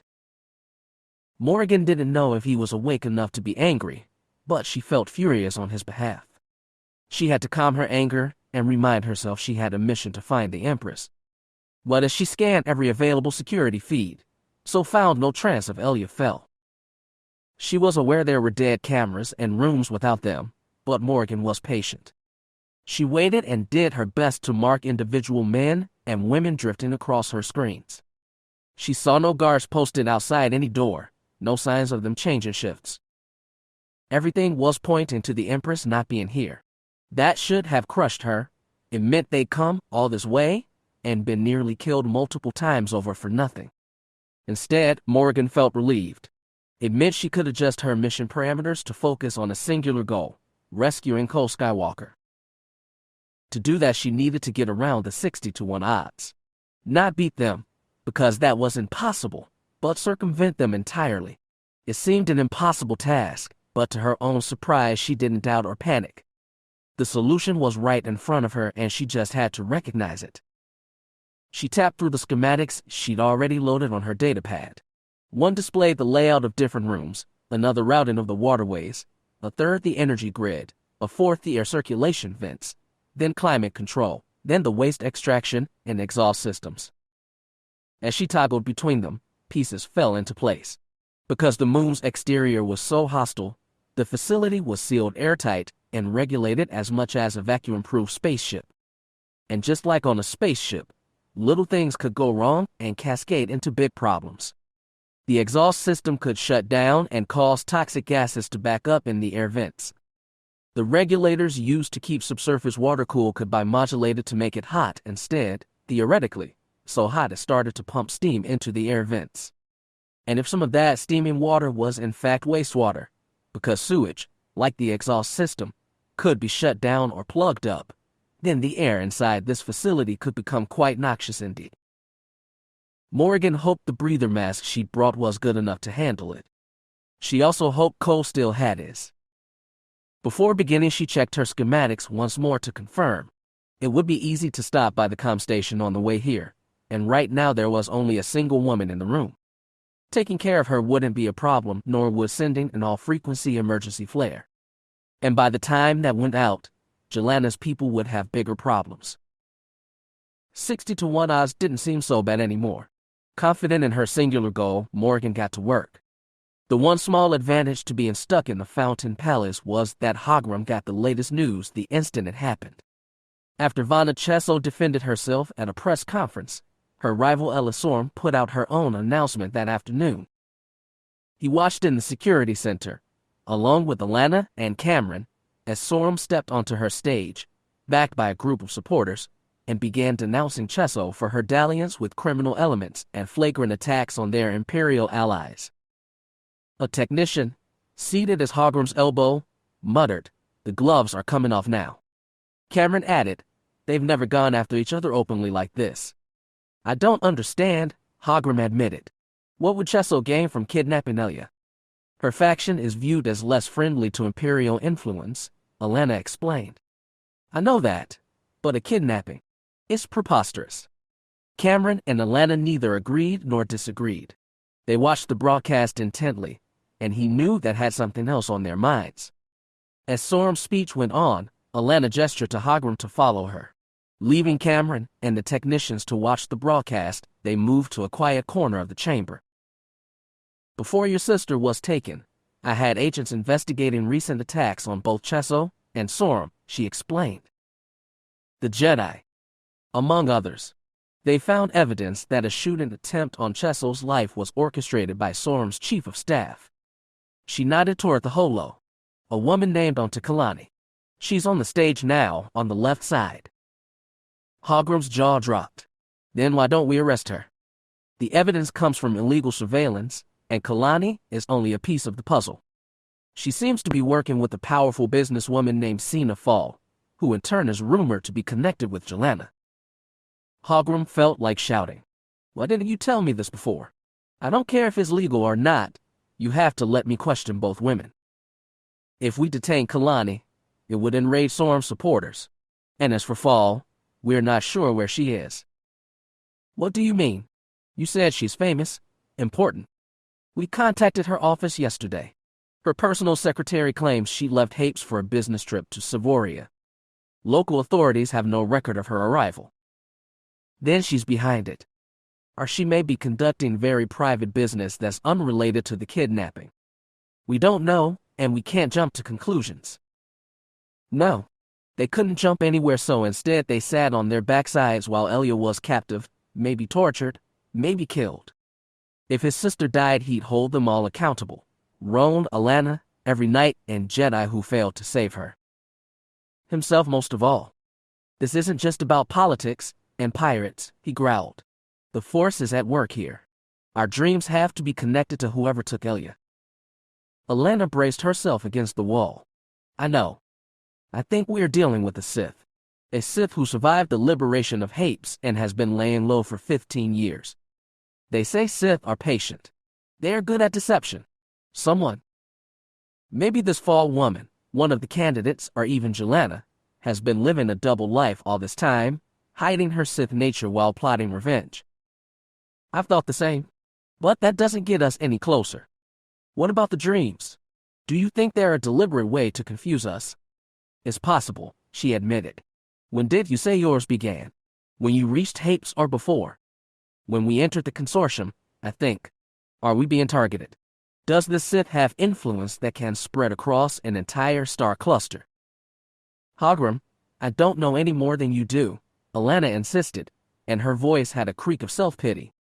It was hard for him to feel empathy for anyone else's problems right now, but he was reminded this was an old woman who thought she'd put her difficult past behind her, only for it to literally haunt her dreams. More frustrated than ever, he spun and walked back to the holo broadcast, which seemed to be finishing up. Sorum's supporters clapped behind her, but the woman looked stern and righteously angry. Hagram stared into the electric image, wondering if this person, supposedly of a noble family purged by Sarissa, could in fact be a secret Sith. When the broadcast ended, the holo shut down, and Hogrum was again left with nothing to do. He started stalking slowly out of the security station, leaving behind Cameron, the technicians, and Alana still lost in her own uncertainties. The former queen was just a frightened old woman now, a sad sight. Maybe that was one part of the Sith's revenge. He exited the chamber and started walking back to his quarters, but he only got halfway when his comlink buzzed. Cameron was calling, and he told Hogrum to come back to the security center immediately. He returned expecting another holo broadcast, but instead Alana and Cameron stood at the side of the room with a woman in a black officer's uniform. He remembered her from the day before as the lieutenant investigating the mystery blood traces. As soon as he reached them, Hogrum asked, "Did you identify the samples?" The lieutenant blinked. "Not exactly, but we did make some discoveries. We didn't find any matches in the consortium's criminal registry, and none of the hospitals on Hapes matched either. While waiting to hear back from hospitals on other worlds, we decided to check historical records for previous government staff. It made sense. Whoever stole Elia likely had previous knowledge of the palace. How far back do the records go?" "Quite far, actually. It's been policy under the last 5 queens to have a genetic registry of all palace workers. It's a policy under this government as well," the lieutenant added. "Despite all the upheaval, no one bothered to wipe the palace staff records. I suppose it wasn't considered important enough." Hogrum crossed arms. "What did you find?" "It's not an exact match, but the genetic material in the blood is very similar to a previous official under Queen Sarissa. Barring a technical error, I'd say we're looking at a direct relative." "Who?" "A woman named Annis Cage. She was the first head of Sarissa's secret police before being assassinated about a year into the Queen's reign." Hogrum remembered the woman, though her first name had escaped him until this moment. She, along with his own mother, had been Sarissa's closest advisor at the beginning. Nobody ever knew if Sarissa had Cage killed herself, but she'd used the woman's death as pretext to purge anyone she chose to, including, ultimately, Lenore Chalk. He'd known Annis, and he'd known her daughter. Tevis was one of the few good memories he had of childhood.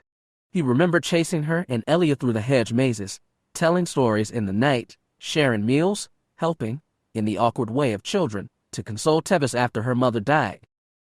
Tevis and Elia had been the same age. They'd been inseparable, close as sisters. The pieces finally fell into place. Hogrum's jaw dropped. Alana and Cameron were staring at him. "I know," he said, throat scraping. "I know who took Elia, but I don't know how to find her." "Who do you think it is?" the lieutenant asked skeptically. "Annis's daughter, Tevis. She is, the same age as Elia. All these years he'd assumed she was dead, killed in one of Sarissa's purges, but somehow she lived. And somehow she'd become Sith. It seemed impossible to reconcile with childhood innocence, but it fit the pieces available. We can try to contact our search parties and let them know," Cameron said, and from his tone it was clear he didn't believe Hogrum either. He turned to Alana, pleading. "It has to be Tevis. She's of the same family line as Elia and me, and Sarissa too. Sarissa must have seen the Force in her and chosen to train her. She's the one behind our dreams." Cameron and the lieutenant seemed confounded, but Alana's face set hard in thought. "There's so many leaps," she said quietly. "But it makes sense," Hogrum insisted, stepping close to her. "Did you ever think she had the Force?" "When I knew her, I didn't know the Force existed." Another realization struck him. He'd always assumed that, if he and Elia hadn't been spirited from the palace at the last moment, they'd have been executed with their mother. But perhaps their fate would have been different. Maybe they, like Tevis, would have been taken by Sarissa and apprenticed to darkness instead of light. Cameron cleared his throat. "If you knew this woman as a child, do you think you could recognize her now?" Hogrum frowned. "It's been 25 years. I can barely remember what she looked like then. I don't think I would know her now. Still, we have quality holos on file of Jelana and other suspects. If you review them, you might recognize something." The high of realization drained away, and Hogrum knew that this brought him no closer to finding his sister. The best he could do for Elia was to sit and look at pictures of strangers. That wasn't good enough. He had to do more. He might not recognize Tevis with his eyes, but, just maybe, he might be able to find her in the force. He knew it was a long shot. Elia evaded him still, and his mind was jarred from sleeplessness and nightmares. But perhaps the nightmares were the key. He told Alana, "She's been reaching out to us. Maybe I can reach out to her." White brows drew together. To Tevis. "Maybe," Hagrim repeated. He told Cameron, "Get your holos. I'll look at them while you get me a sedative." A sedative. Cameron blinked. "I need to sleep." He spun on Alana. "To dream." The others looked at him like he was mad, but Alana's eyes were soft. "Do you really think it will help?" "More than looking at holos," Hagrim said firmly. "I know what happens next. I remember how it felt, and I wasn't even there." Alana swallowed. "It will be horrible." "It doesn't matter," Hagrim said. "I'm not afraid anymore." He would endure the reborn agony, so long as he found Elia at the end of the dream. At first, Cole was afraid he was suffering especially ill effects from his wounded shoulder. His skin prickled with sweat and his breaths grew labored. Then he wondered if he hadn't been drugged, because he began to feel nauseous. When Paana, who'd been mocking him for at least 30 minutes, suddenly keeled over and started retching into her hand, he realized something weird was going on. Others began coughing too. The world seemed to blur. Distant details became lost in the haze, tinted a sickly yellow. This was no sickness from his wound. The air was turning to poison. Was it Morrigan's machination? He didn't know. He looked down. His captors had stripped his weapons when they pulled him from the water, but they'd refrained from taking his breath mask. So close, but so far. He didn't have the strength to free himself from these shackles with the force. Yet it might be his only hope. He exhaled, closed his eyes, and tried to concentrate. That was when a hand grabbed his hair and wrenched his head upward. The yellow haze had grown deeper, but Jelena was up close, vivid and snarling. "What is this? Some Jedi trick?" The woman sneered. She reached for her belt to trigger the electroshocks on Call's shackles, but discovered she didn't have what she needed. "Paana! Damn it, where's Paana?" Somebody shouted that she'd run off to the refresher. Jelena dropped Call's head, then raised a ring-laden land to hit him. That was when his lightsaber hissed to life. Its glow spread through the haze like blue fire. Cole couldn't see his wielder, but he could see the blade as it wove through the crowd. There were more shouts and the sounds of blasters firing. Some flashes were red, but others the blue of stun bolts. He heard no crack of the Verpine slug gun, but he knew nonetheless that it was Morrigan come for him. Jelena remained by her prisoner. She wavered on her feet and shook with hacking coughs, but nonetheless pulled a pistol and aimed it at the approaching blur of the lightsaber. It took a trained Jedi to deflect laser bolts. Morrigan could never do it. With what little force he could muster, Cole grabbed Jelena's hand and pulled it to one side. Her shot went wide. Morrigan's didn't. A blue stun bolt shot from the haze and caught the pirate in her pistol arm. The woman dropped to her knees, not unconscious but reeling as numbness claimed half her body. Then Morrigan emerged fully from the haze. She had a lightsaber in her left hand, a blaster pistol in her right, and a breather mask on her face. She walked straight to Jelena's bent figure and kicked the pirate in the face. Jelena fell back. Morrigan went to Cole and, without a word, put his lightsaber in his right hand. Then she holstered her pistol, took the breather mask from his belt, and strapped it to his face. Over the moans and frantic cries from the crowd, she bent close enough that he could look her in the eye. "Better?" she asked. He drew in filtered breath. His head still ached and his stomach heaved, but he truthfully said, "Better." "Let's get you out of here. Hold still." She took the lightsaber back, then began making precise cuts to the shackles, first his feet, then his hands. She singed the right leg of his trousers, but after that her cuts were smooth and he was soon free. "I don't think the Empress is here," she told him, pulling him close. "I know, but she might know something." He nodded to Jelena, still on the floor. "Fine," Morgan said. "We take her with us. After pumping the refinery, at least, the populated sections, full of noxious gas. It was a relief to step outside onto a small landing platform jutting from halfway up the superstructure. The wind was scorching hot, the air thin, but Morgan nonetheless ripped off her mask and took a deep breath. Cole did too, even as he threw Jelena face down onto the platform. The woman rested on her knees, and when she finally pushed herself upright, strands of vomit trailed down her chin and her eyes were bloodshot. "You blasted Jedi," she moaned. "It wasn't the Jedi who beat you," Morgan said, and kicked Jelena in the side. "That was me?" The pirate was knocked onto her back. Flushed with victory and anger, Morgan straddled Jelena and pinned her down. "Who hired you? Was it Xenofall?" Morgan slapped the woman's fat cheek. "Tell me." Cole crouched beside her. "We know she's hired you to attack her competitors." "Yes," Jelena coughed. "Yes, but this wasn't her." "Then who?" Morgan shouted. Jelena hacked again. "It was. She hired me to attack." "Did your people target Chesso or Sorum?" "Yes." "Which is it?" "Both." Another cough. "She hired us to go after both." "Who?" "Sorum's manager. Kalani. On to Kalani." Morgan looked at Cole. "Is she telling the truth?" "I think so." Morgan cursed and stood up. She still didn't see how the pieces fit. She'd heard Kalani frantically calling someone. She'd assumed one of Fall's subordinates and blaming the pirates for failing to kill Chesso. She nudged Jelena with her foot, not hard this time. "You talked to Kalani?" "Directly." "Yes." "And she wanted you to attack both candidates?" "Yes." "When your people went after me in the alley, who ordered that? Fall or Kalani?" "Kalani."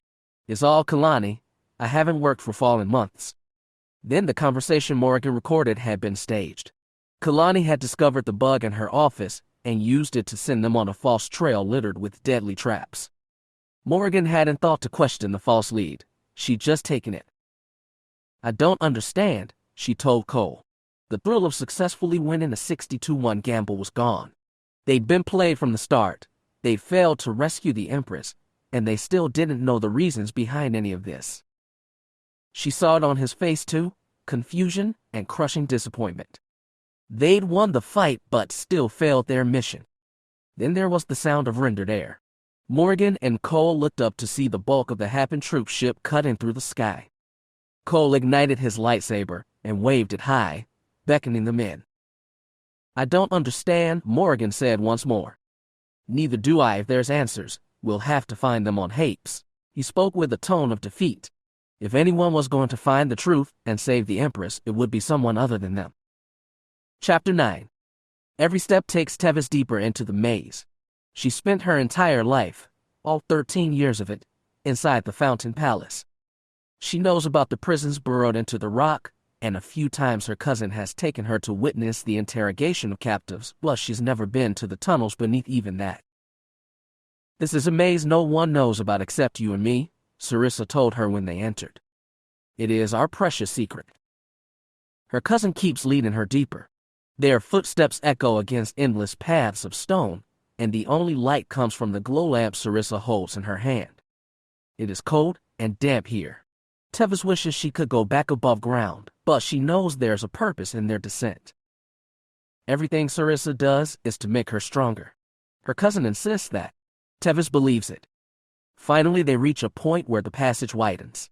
Sarissa sets her glow lamp to maximum intensity, then swings it around to show the whole of the chamber. 4 tunnel mouths point in different directions. A higher ledge rings the bottom layer, and it, too, contains 4 portals branching apart. "Is this the center of the maze?" Tevis asks. Her small voice echoes in the darkness. Sarissa turns to her. "Does a maze have to have a center?"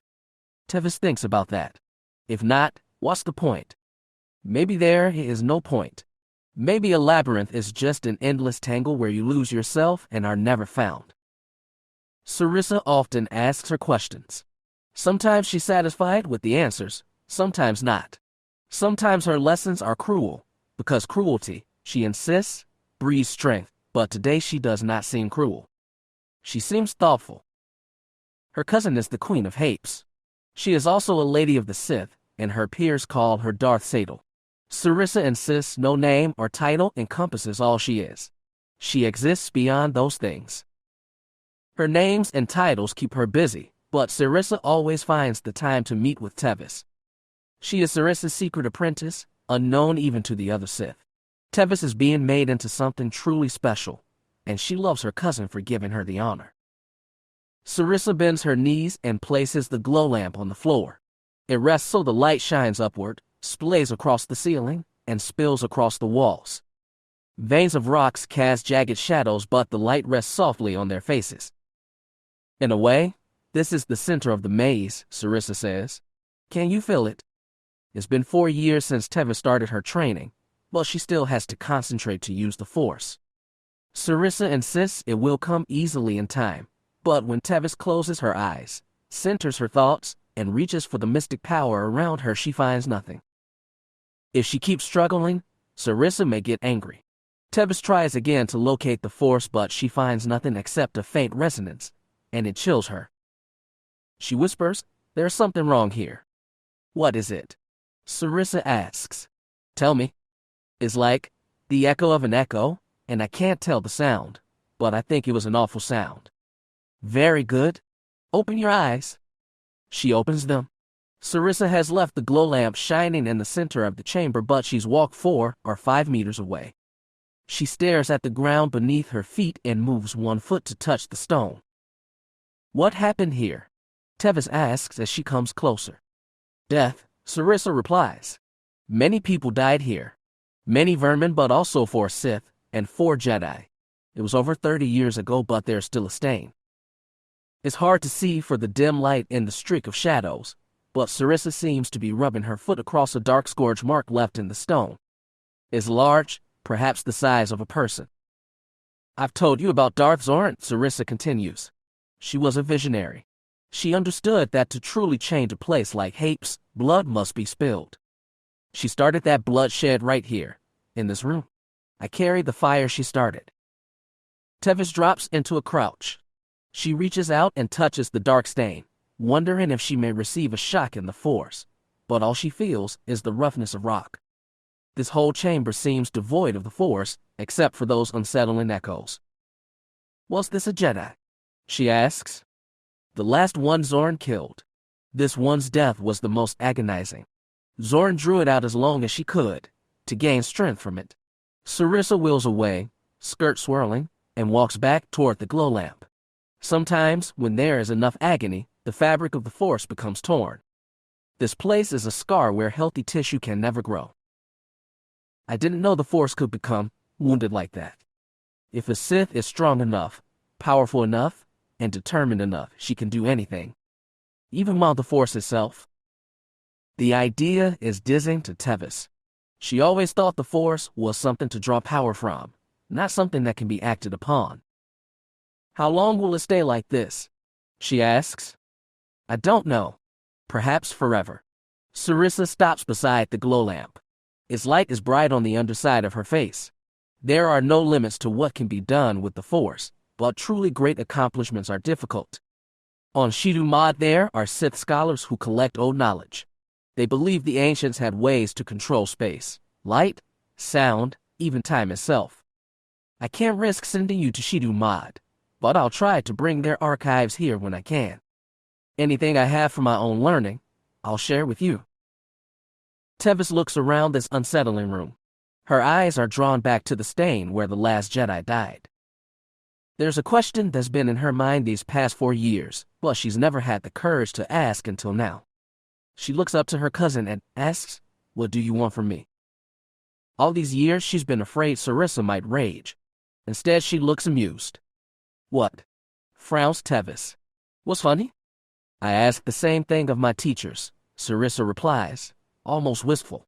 "Eventually I realize that what they want doesn't matter. They all have rules, and they all try to make me obey them, even when their rules contradicted each other. But then I remember that I make my own rules. No one else's desires matter, only yours. That is the most basic part of being Sith." "Does that mean you don't care if I obey you?" "Tevis, I want to see you become great.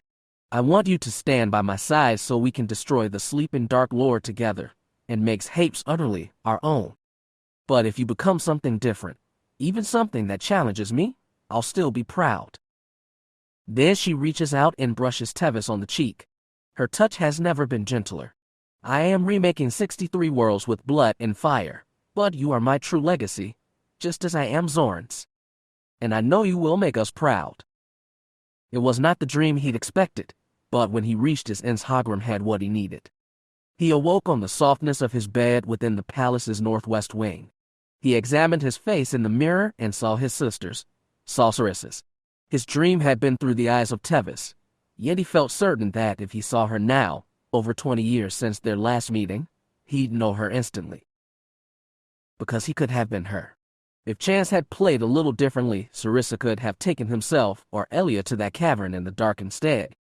It could be Tevis trapped there, disconnected from the Force. He'd been frantic for days, but now that he understood, Hogrim dressed carefully, putting on the red Imperial Knight's armor he'd brought to Hapespud not yet worn. He took his lightsaber, then a second, and left the chamber. He gathered Alana, Cameron, and the security force captain in a private chamber, where he explained the contents of his final dream. Alana was the only one who didn't look at him like he was mad. You're saying the Empress has been on Hapes the whole time, the captain of the guard said. If that's the case, why did Jelana's freighter break the lockdown? Hogrim didn't need to answer. Alana said, as a distraction. That ship ran, and we've sent agents all across the consortium trying to track us down. All our knights are off-planet. Except for me, Hogrim said.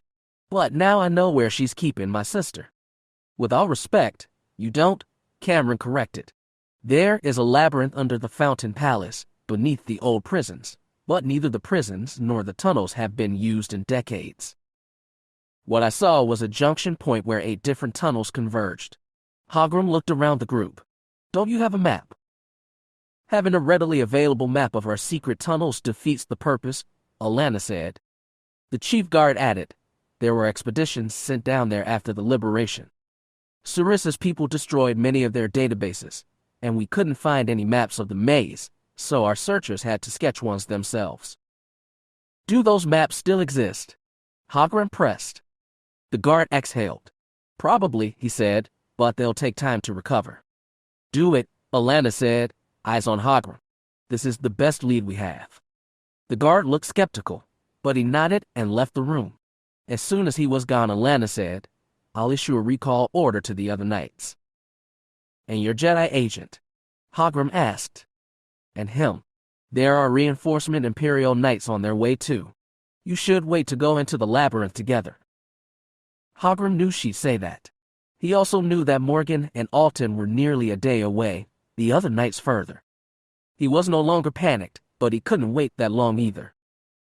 He said, as soon as the guards come back with their maps, I'm going to organize a scouting party.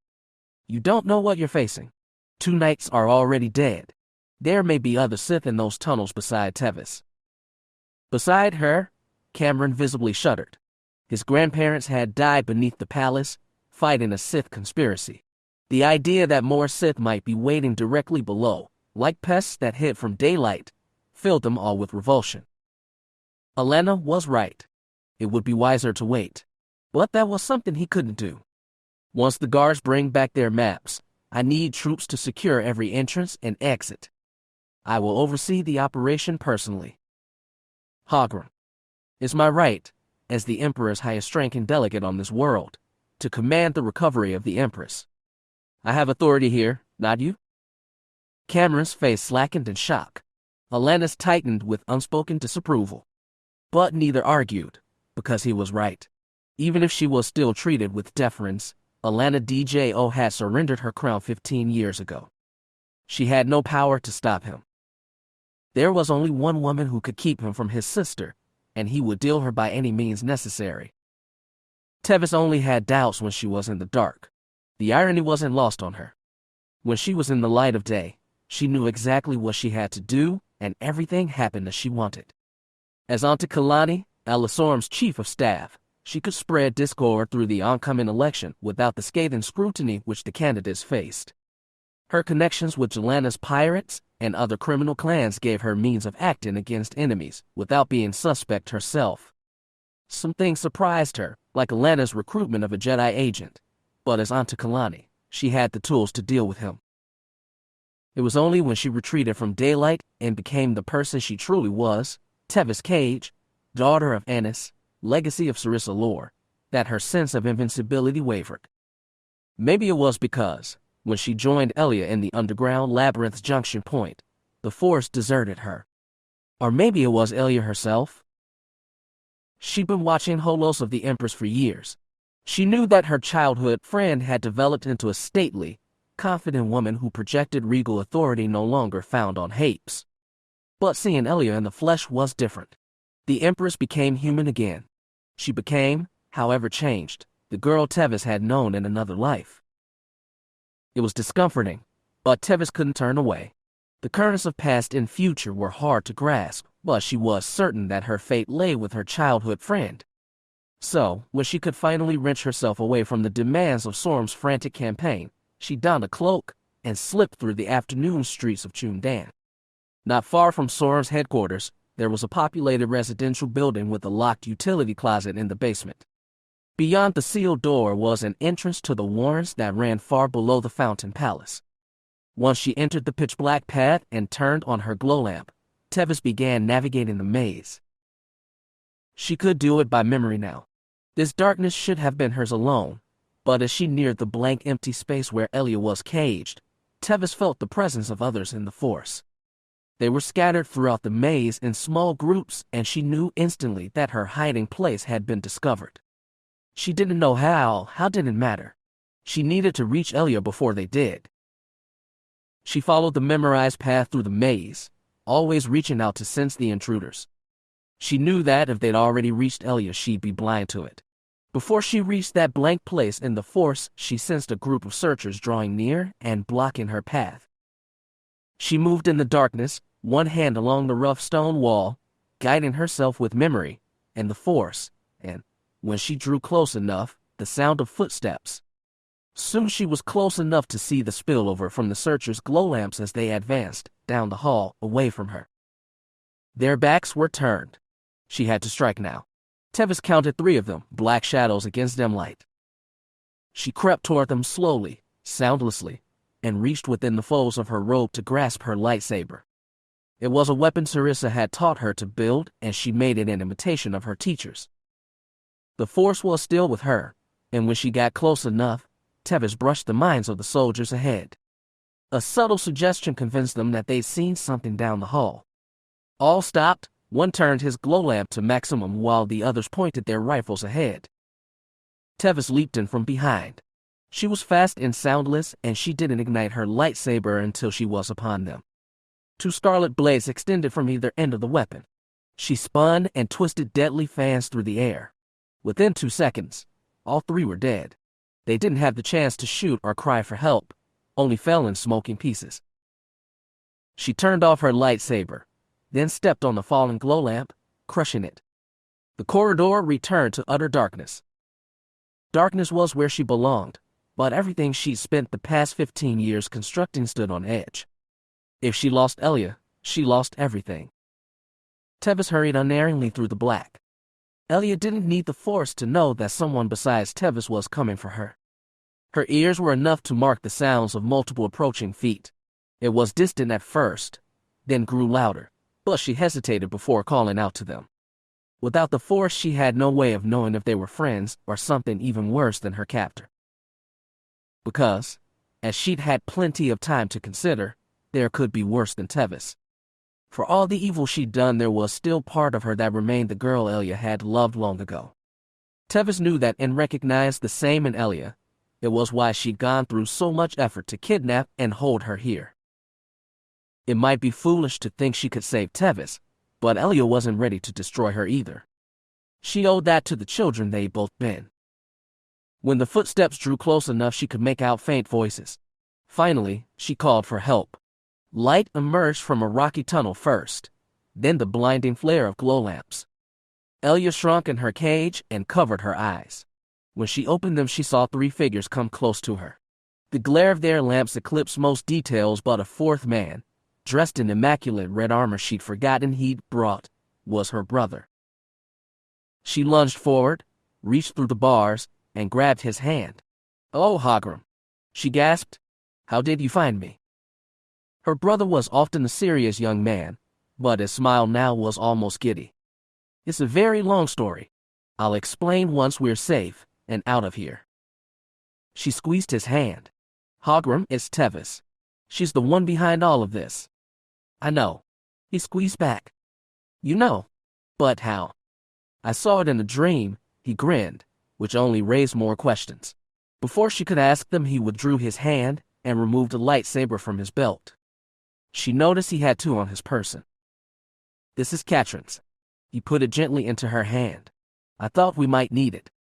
A guard behind Hagram asked, "Empress, how many hostiles can we expect?" "I've only seen Tevis," Elia said.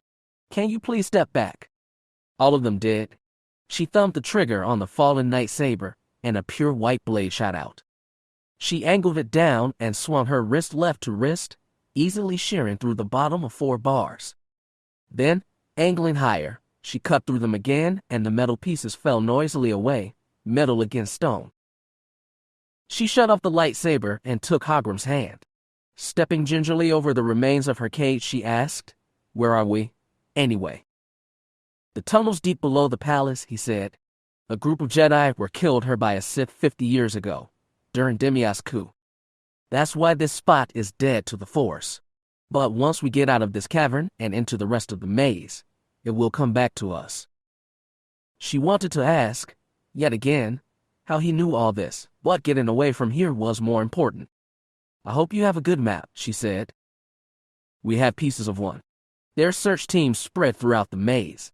He asked the guard, "Can you call the others and tell them to fall in with us?" "All this rock is rough on the comms, but I can try," he replied, then stepped aside and took out his communicator. Hagram touched his sister's shoulder and looked her up and down. She became aware that she was wearing the same nightgown she'd been kidnapped in, that she hadn't washed and barely eaten for days, that her hair was a tangled mess, and that she'd never looked less regal. If the 3 guards or Hagram were judging, they didn't show. Her brother asked, "Do you know where Tevis is now?" She shook her head. "I have no idea. She comes and then goes away for long periods. She won't explain why." "You look all right. Did she hurt you?" "Not the way you mean." "Hagram, she was Sarissa's apprentice. A secret from the other Sith. She's been so in trouble on Hapes since the liberation, and now she wants me to join her." Hagram's face twisted. "As her apprentice. A Sith. As an ally? And I don't think she's Sith. Not really. She killed Katrin and Ajar, and probably others too. I know. I'm not making excuses, but what she's been through. It could have happened to them instead. She didn't have to say it. She saw in Hagram's eyes that he'd realized it too." He turned to the guard captain and opened his mouth for a question. Before he could ask, they heard the simultaneous snap of 2 blades come into life. The guard captain, who'd stepped near the mouth of the tunnel through which he'd entered, was suddenly cleaved in 2 by dual fans of scarlet light.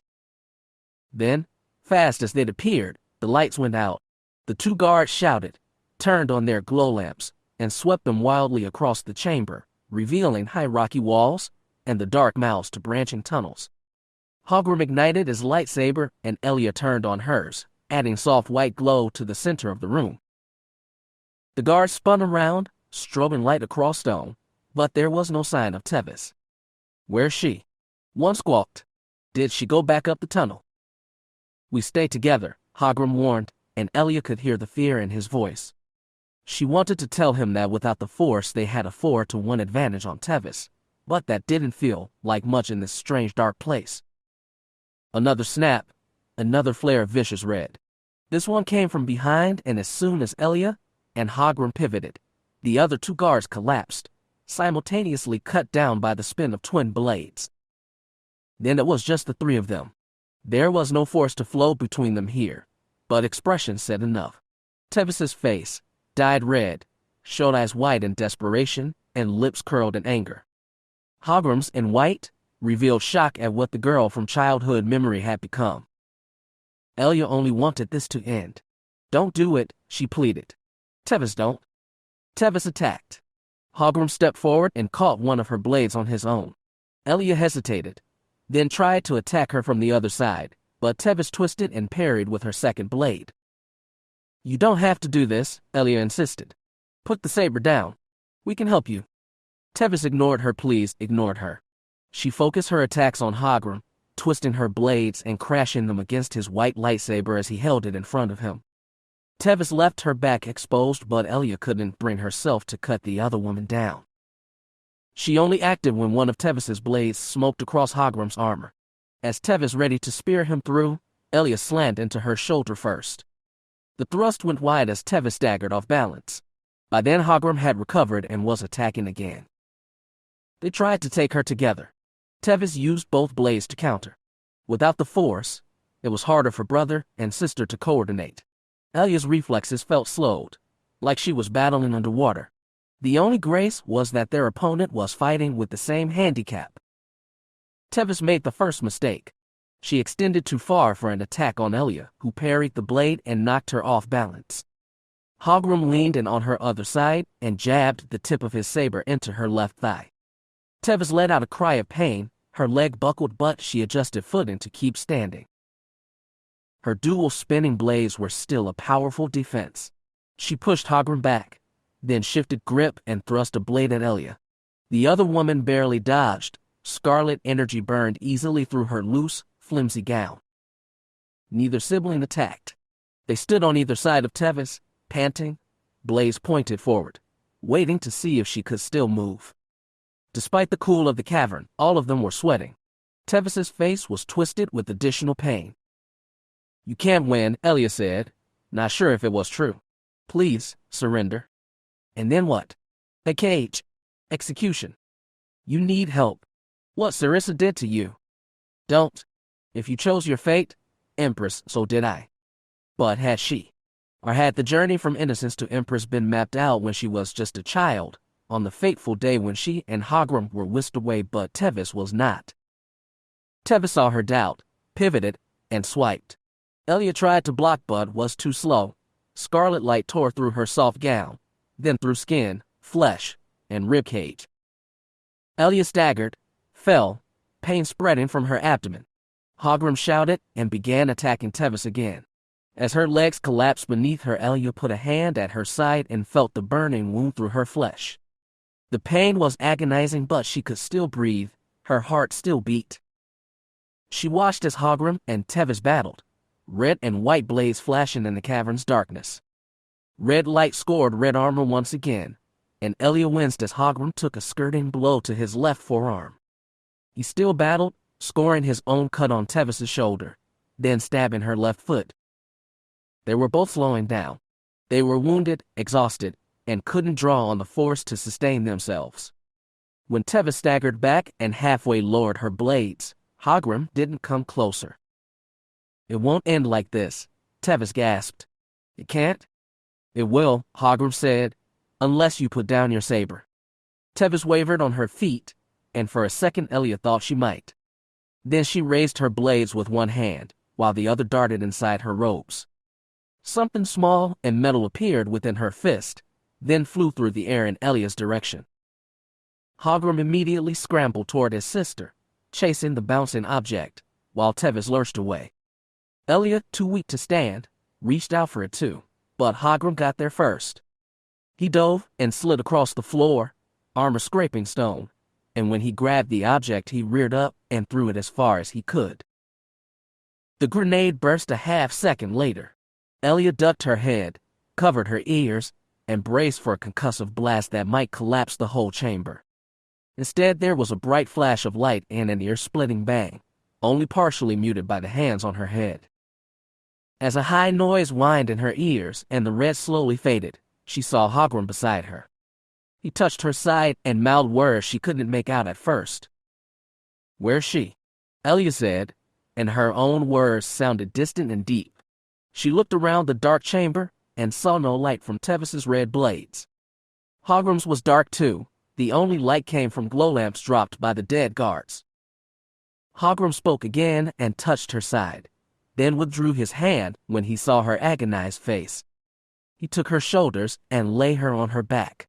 Looming above her, he spoke again, and this time she could make out his muffled words. I can find a medic if I get out of here. I have to go. Where's Tevis? Elia asked. Her brother scowled. She's gone. I'll find her too. Don't kill her. Please? I'll try, he said, then picked up the lightsaber fallen at Elia's side and placed it in her hand. In case she comes back. Elia nodded shakily. Then Hogrum stood and turned on his lightsaber. She watched his white glow bob across the room, enter the mouth of a tunnel, then disappear. When the whine in her ears finally died, Elia was alone. The chamber was silent. She lay on her back, staring into the darkness above, tears spilling down the side of her face. She didn't know whether she cried from pain, relief, or grief for them all. As she lurched through the twisting darkness, calling on the merciful breath of the Force to soothe her pain, Tevis wondered where she'd gone wrong. Maybe she'd done something to lead Hogrum here. Maybe her mistake had been taking Elia in the first place. In kidnapping the Empress, she'd made herself a target for greater powers than chaotic happen democracy could muster. But she'd had to do it. It was her fate.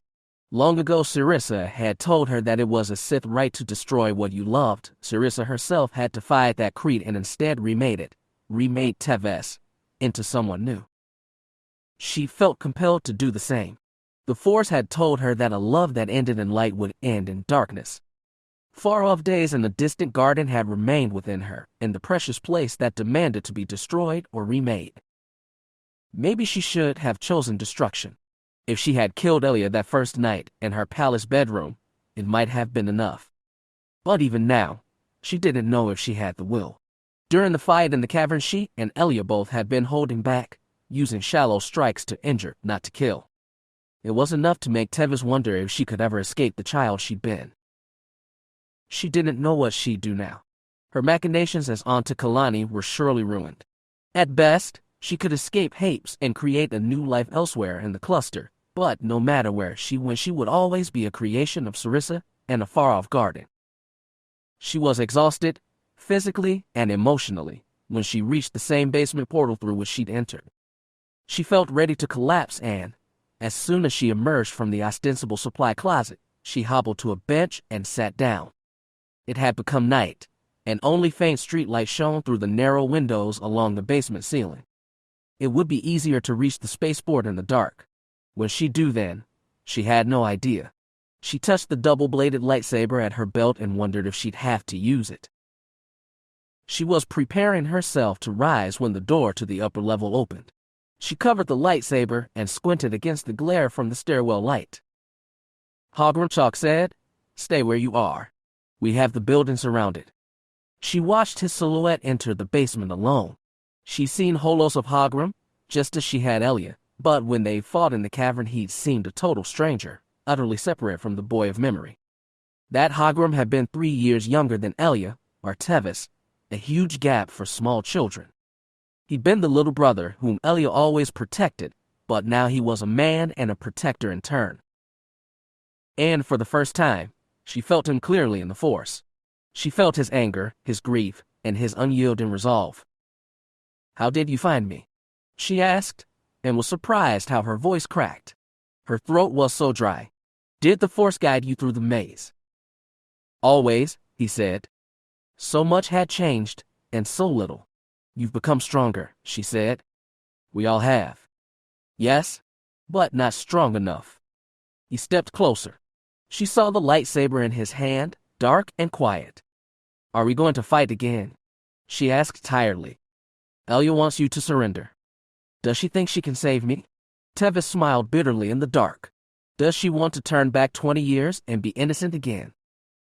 "She doesn't want to see you destroyed." Tevis wanted to say that the girl she'd been had been destroyed, or at least remade beyond recognition. For a long time she thought that true. Now she knew otherwise. She looked up at Hogrum.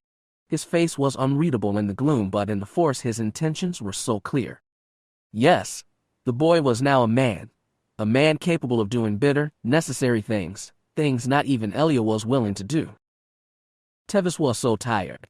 She reached into her robe, took out her lightsaber, and tossed it to the floor. It rolled, clattered, and rested against the tip of Hogram's boot. I set a test for myself. I failed it. She watched his dark face. Elia wants me to surrender. I'll surrender. She waited until she wondered if she'd read him wrong. Then his lightsaber burned to life. It snapped, and his roared in the silence, and his soft white light seemed to illuminate the room. Tevis felt more relief than fright. She asked, "Didn't you take a vow to obey your empress?" "There are things more important than vows. You'll keep trying to break Elia, and she'll try to unbreak you. You'll only cause each other pain." He stepped closer. She felt the first heat from his blade and exhaled. "You're not much of a knight, are you, Hogram?" He didn't respond. As he'd said, there were more important things than vows. As Tevis closed her eyes, she felt his pain along with his determination and realized that Hogram loved what he was about to destroy.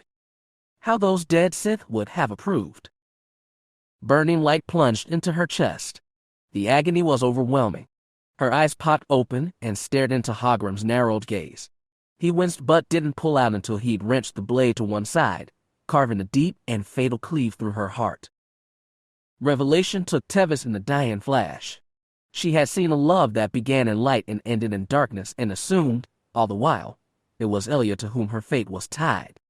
She'd underestimated the little brother, and at last understood her mistake. "It was you," she whispered with the little breath she had left. Hogram stared at her, face wrinkled in confusion. But she could no longer explain. Darkness crowded around her, filling the room with deepest black. Finally it swallowed the ghostly white of Hogram's face, and then she was nothing. Chapter 10. Cole Skywalker bent on one knee and touched the scarred rock. He'd hoped to feel something here, though he'd already been told this place was dead to the Force. A scar, the Empress had called it. He hadn't spoken to her personally, but he'd read it in the report compiled for him by Alana. He thought he might find something of his grandmother in the place where she died. In his dreams, he'd been joined with her more vividly and intimately than he'd thought possible. Katia Toron Skywalker had been little more than a name for him, and of all the ancestors who died before his time, he was the one he knew the least about. She'd come from nothing and died young. Even his mother barely remembered her. Now she would always be a part of him. His unpleasant dreams seemed to have died with Tevis Cage. He was relieved, but found he didn't regret those dreams either. They brought him closer with his grandparents in ways he hadn't thought possible. He only wished he could have experienced their best moments as well as their worst. He didn't know what he'd tell Jade and his brother about all this. He would have to think on it for a long time. He'd have to think about a lot of things. Cole ran his fingertips across the rough, darkened rock one more time. Then he stood and looked around the chamber, bright for the lamp set up by the investigators scouring every cranny. Aside from the wreckage of the Empress's cage, it was exactly as it had been in his borrowed memories. That unsettled him as much as his emptiness in the Force, and when he decided there was nothing more for him here, he called to the nearest investigator and said he was ready to be guided out. Alana was busy with the fallout from all this, and Cole had barely seen her since his return to Hapes. He still wanted to speak with her and didn't plan to leave the consortium until he did, which meant he had a lot of time to wait. So did Morgan Cord. Cole found her where he'd left her, in the living room of Alana's villa not far from the palace. Their 2 safe houses had been cleared out. Their employer had granted them this place to stay in the meantime. While not quite decadent, its silk-skinned sofas, violet drapery, and plush carpets all bespoke a luxury Cole was unused to. So, he gathered, was Morgan. "If I stay here much longer, I'm going to go soft," she groused to Cole on his return. "It hasn't made Alana soft." "I never said it did." She shifted anxiously on the sofa, then stood and walked to the window. Past the peeled curtains, one could see the walled-off lawn and the rise of the palace domes. "Well, what did she tell you?" "I didn't talk to her." Cole took a seat in one of the also luxurious chairs. "Who did you see?" "Not the Empress." "Not her either." He leaned back. "I thought you might." Morgan scoffed. "Why would I meet her?" "So she could thank me for running off to chase bait when I was supposed to rescue her. We're foul-ups, Jedi. That's what makes all this luxury worse. We don't deserve it." He'd already noticed that Morrigan was her own hardest critic. A downside of ambition, his brother once told him, is that you can never live up to your own expectations. Nat had said that to admonish Cole, which probably meant he and Morrigan had something else in common. She crossed arms and kept looking out the window. So, who did you talk to? No one, he said. I went to visit the place where the Empress was held captive. By a dark Jedi, she recalled. No, I'm not sure what the term for her was. She wasn't Sith either. What did you find there? Nothing, he said, voice cracking. I found emptiness. The Force was gone there. Morrigan frowned. He knew this conversation was veered far from what she'd understand. He could have stopped it right there, but he said, my grandmother was murdered in that cavern by a Sith. It's left a stain, a scar, in the Force ever since. Morrigan still frowned, but it was thoughtful now. Maybe she was remembering his family history, or maybe she was trying to find something kind to say. Not knowing why, Cole told her, I dreamed about her death when Jelena captured me. But it was more than a dream. I experienced it. He looked down and lost himself in the patterns of the woven carpet. I felt the pain she did. It was worse than anything I've ever known. I'm sorry, Morgan said. Sorry for what had happened, and sorry she had no better words. He wondered how much else to say. If he told Morgan about Alana's vision, would she reject it? Would she reject him? It would certainly change their relationship, whatever their relationship was.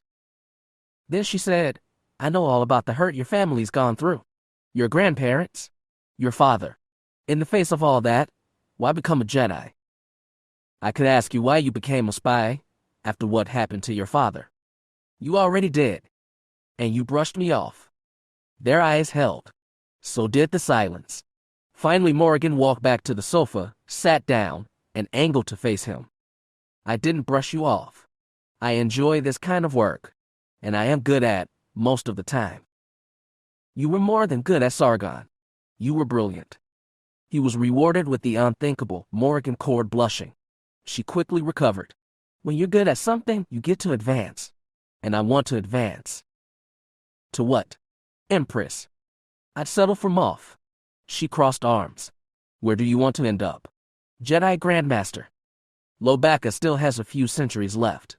He smiled. Now you're deflecting. I want to follow the will of the Force. I'll go where it leads me. She rolled her eyes. The worst part is, you probably believe that. But you're right. I do want to accomplish other things. The galaxy is still wounded in so many ways. From the Sith, from the Yuuzhan Vong War. I want to heal it. He expected her to mock him again, but she said seriously, you're much more ambitious than me. In a different way, maybe. On Sargon III, he listened to her confession about her father and felt he owed her something about his own. He still did. He didn't know if he'd see her again, but that compelled him all the more. He didn't want unfinished business between them. You say your father made a mistake, he said, still looking at his folded hands. I know what they say about my father, too. He paused to gather his thoughts. Morgan said, I wondered if you used your mother's name because of his history, or because of him. Both, he admitted. But my father was not mad. He did not burn Coruscant. Jodrem Tainer was a great man, a brave man, and he did what most people, even Jedi, never could do.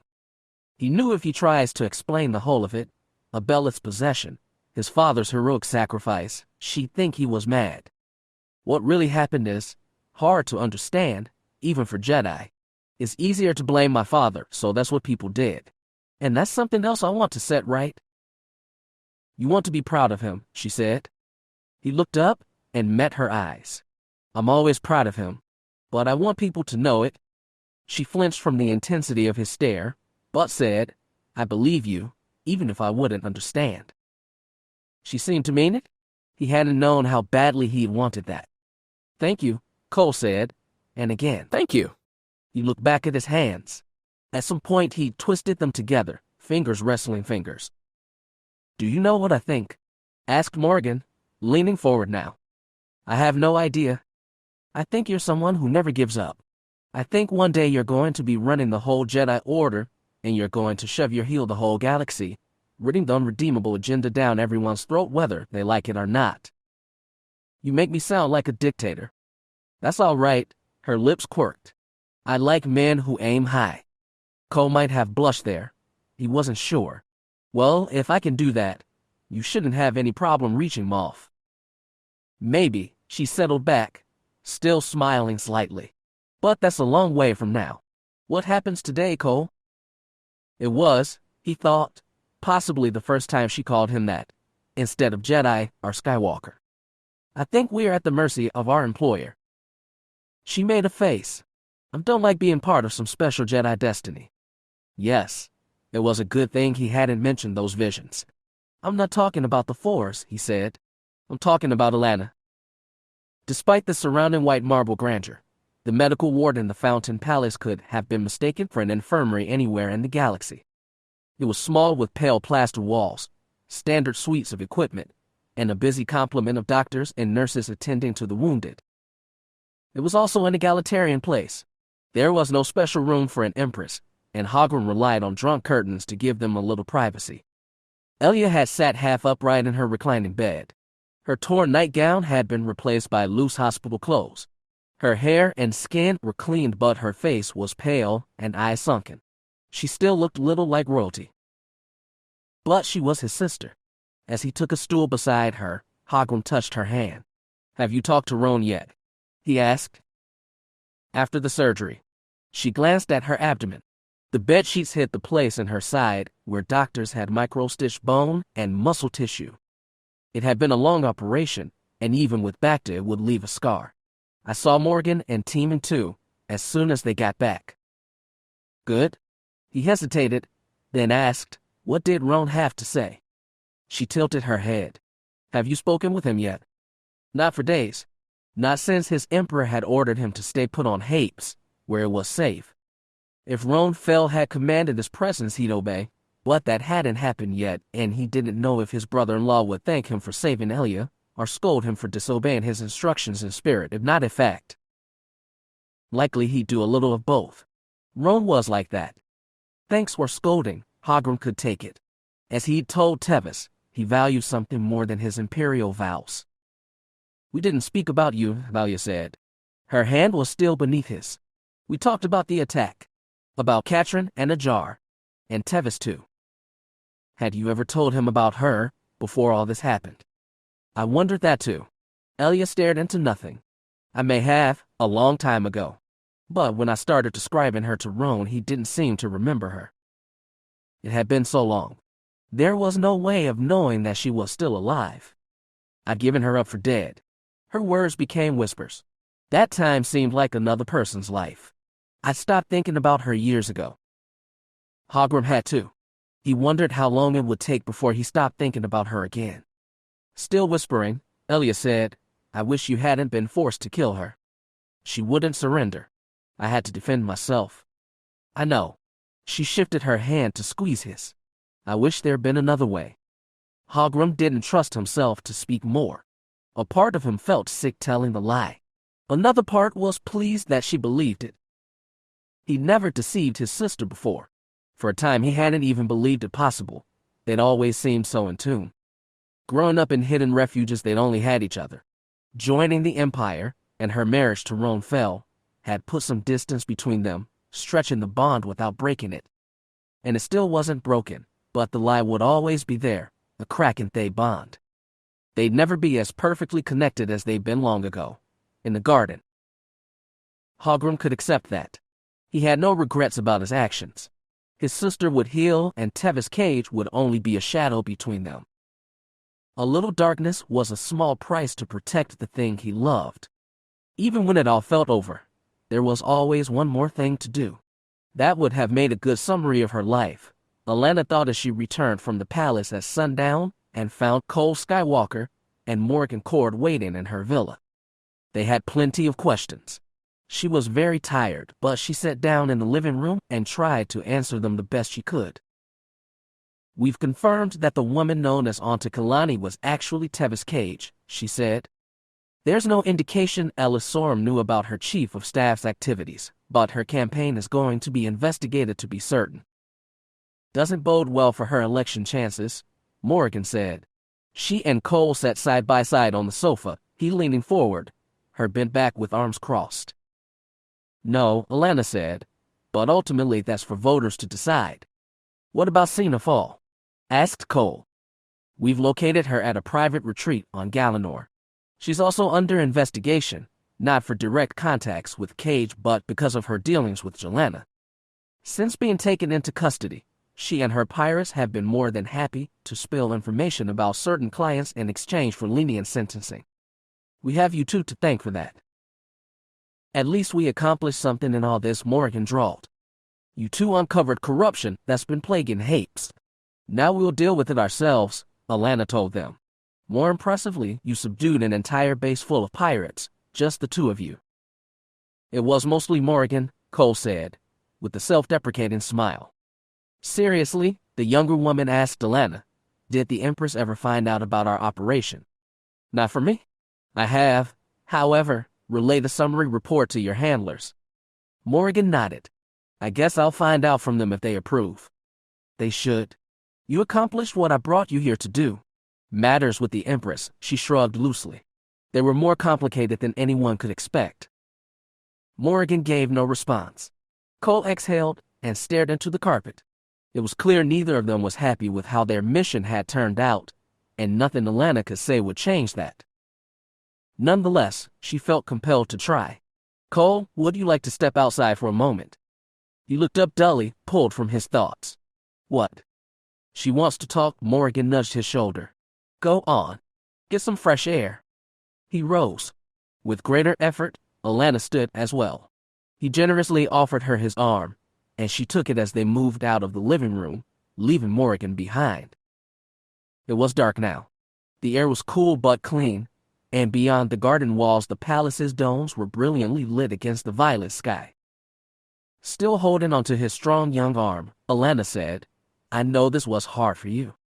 If I'd had any idea about Cage and what she could do, I'd have never brought you here. What about your vision? She had no firm answer for that. You shouldn't have had to go through what you did, reliving your grandmother's death. I don't regret that, he said, though his voice was raw. I never knew her at all. Now I do. It was hard, but I'm grateful. So was Alana. If he was to become the great Jedi she felt he would be, he'd have to learn to accept that kind of pain. And in a bittersweet way, she was glad Ben and Katia had gotten to live again, however briefly, inside their grandson. Katia was special, but not in the way people say Skywalkers are special. The Force wasn't natural to her. She didn't take it for granted. Being a Jedi was a process of discovery for her, every single day. I wish I could have known her, really known her, as a person. And my grandfather. And Jadram, of course. They were all special, Alana said. And you should be proud of them. Was I brought here for those dreams? It clearly wasn't to rescue the Empress or defeat Cage. I don't know why, Alana said. The Force isn't clear like that. Will you tell me more about your vision? You said it had Morgan and I in it. Yes. I saw you facing enemies on a field of ice. Ice? He frowned. That never happened. I know. Then your dream was wrong. Maybe, she said. Or maybe your business with Agent Cord isn't finished yet. She thought that over all day and decided it was the most likely conclusion. She waited, watching his face in the dark to see his reaction. I think we made a good team, he said at last. I'm glad, because there have been a few other issues inside the consortium that would benefit from an impartial investigation. He raised a brow. Really? Any further work here would have to be approved by the Jedi Council and her Imperial handlers. And the President, of course. That might be tricky. It might, Alana agreed. Still, if you'd like we can sit down, all three of us, to discuss the issue. Cole glanced at the villa, warm and glowing from the inside. We should get Morgan's opinion. Do you think she'd be up for it? He smiled, just a little in the dark. There's only one way to find out. Still joined together, they walked back into the house. Please drop by the archive and comment to let the creator know if you enjoyed their work.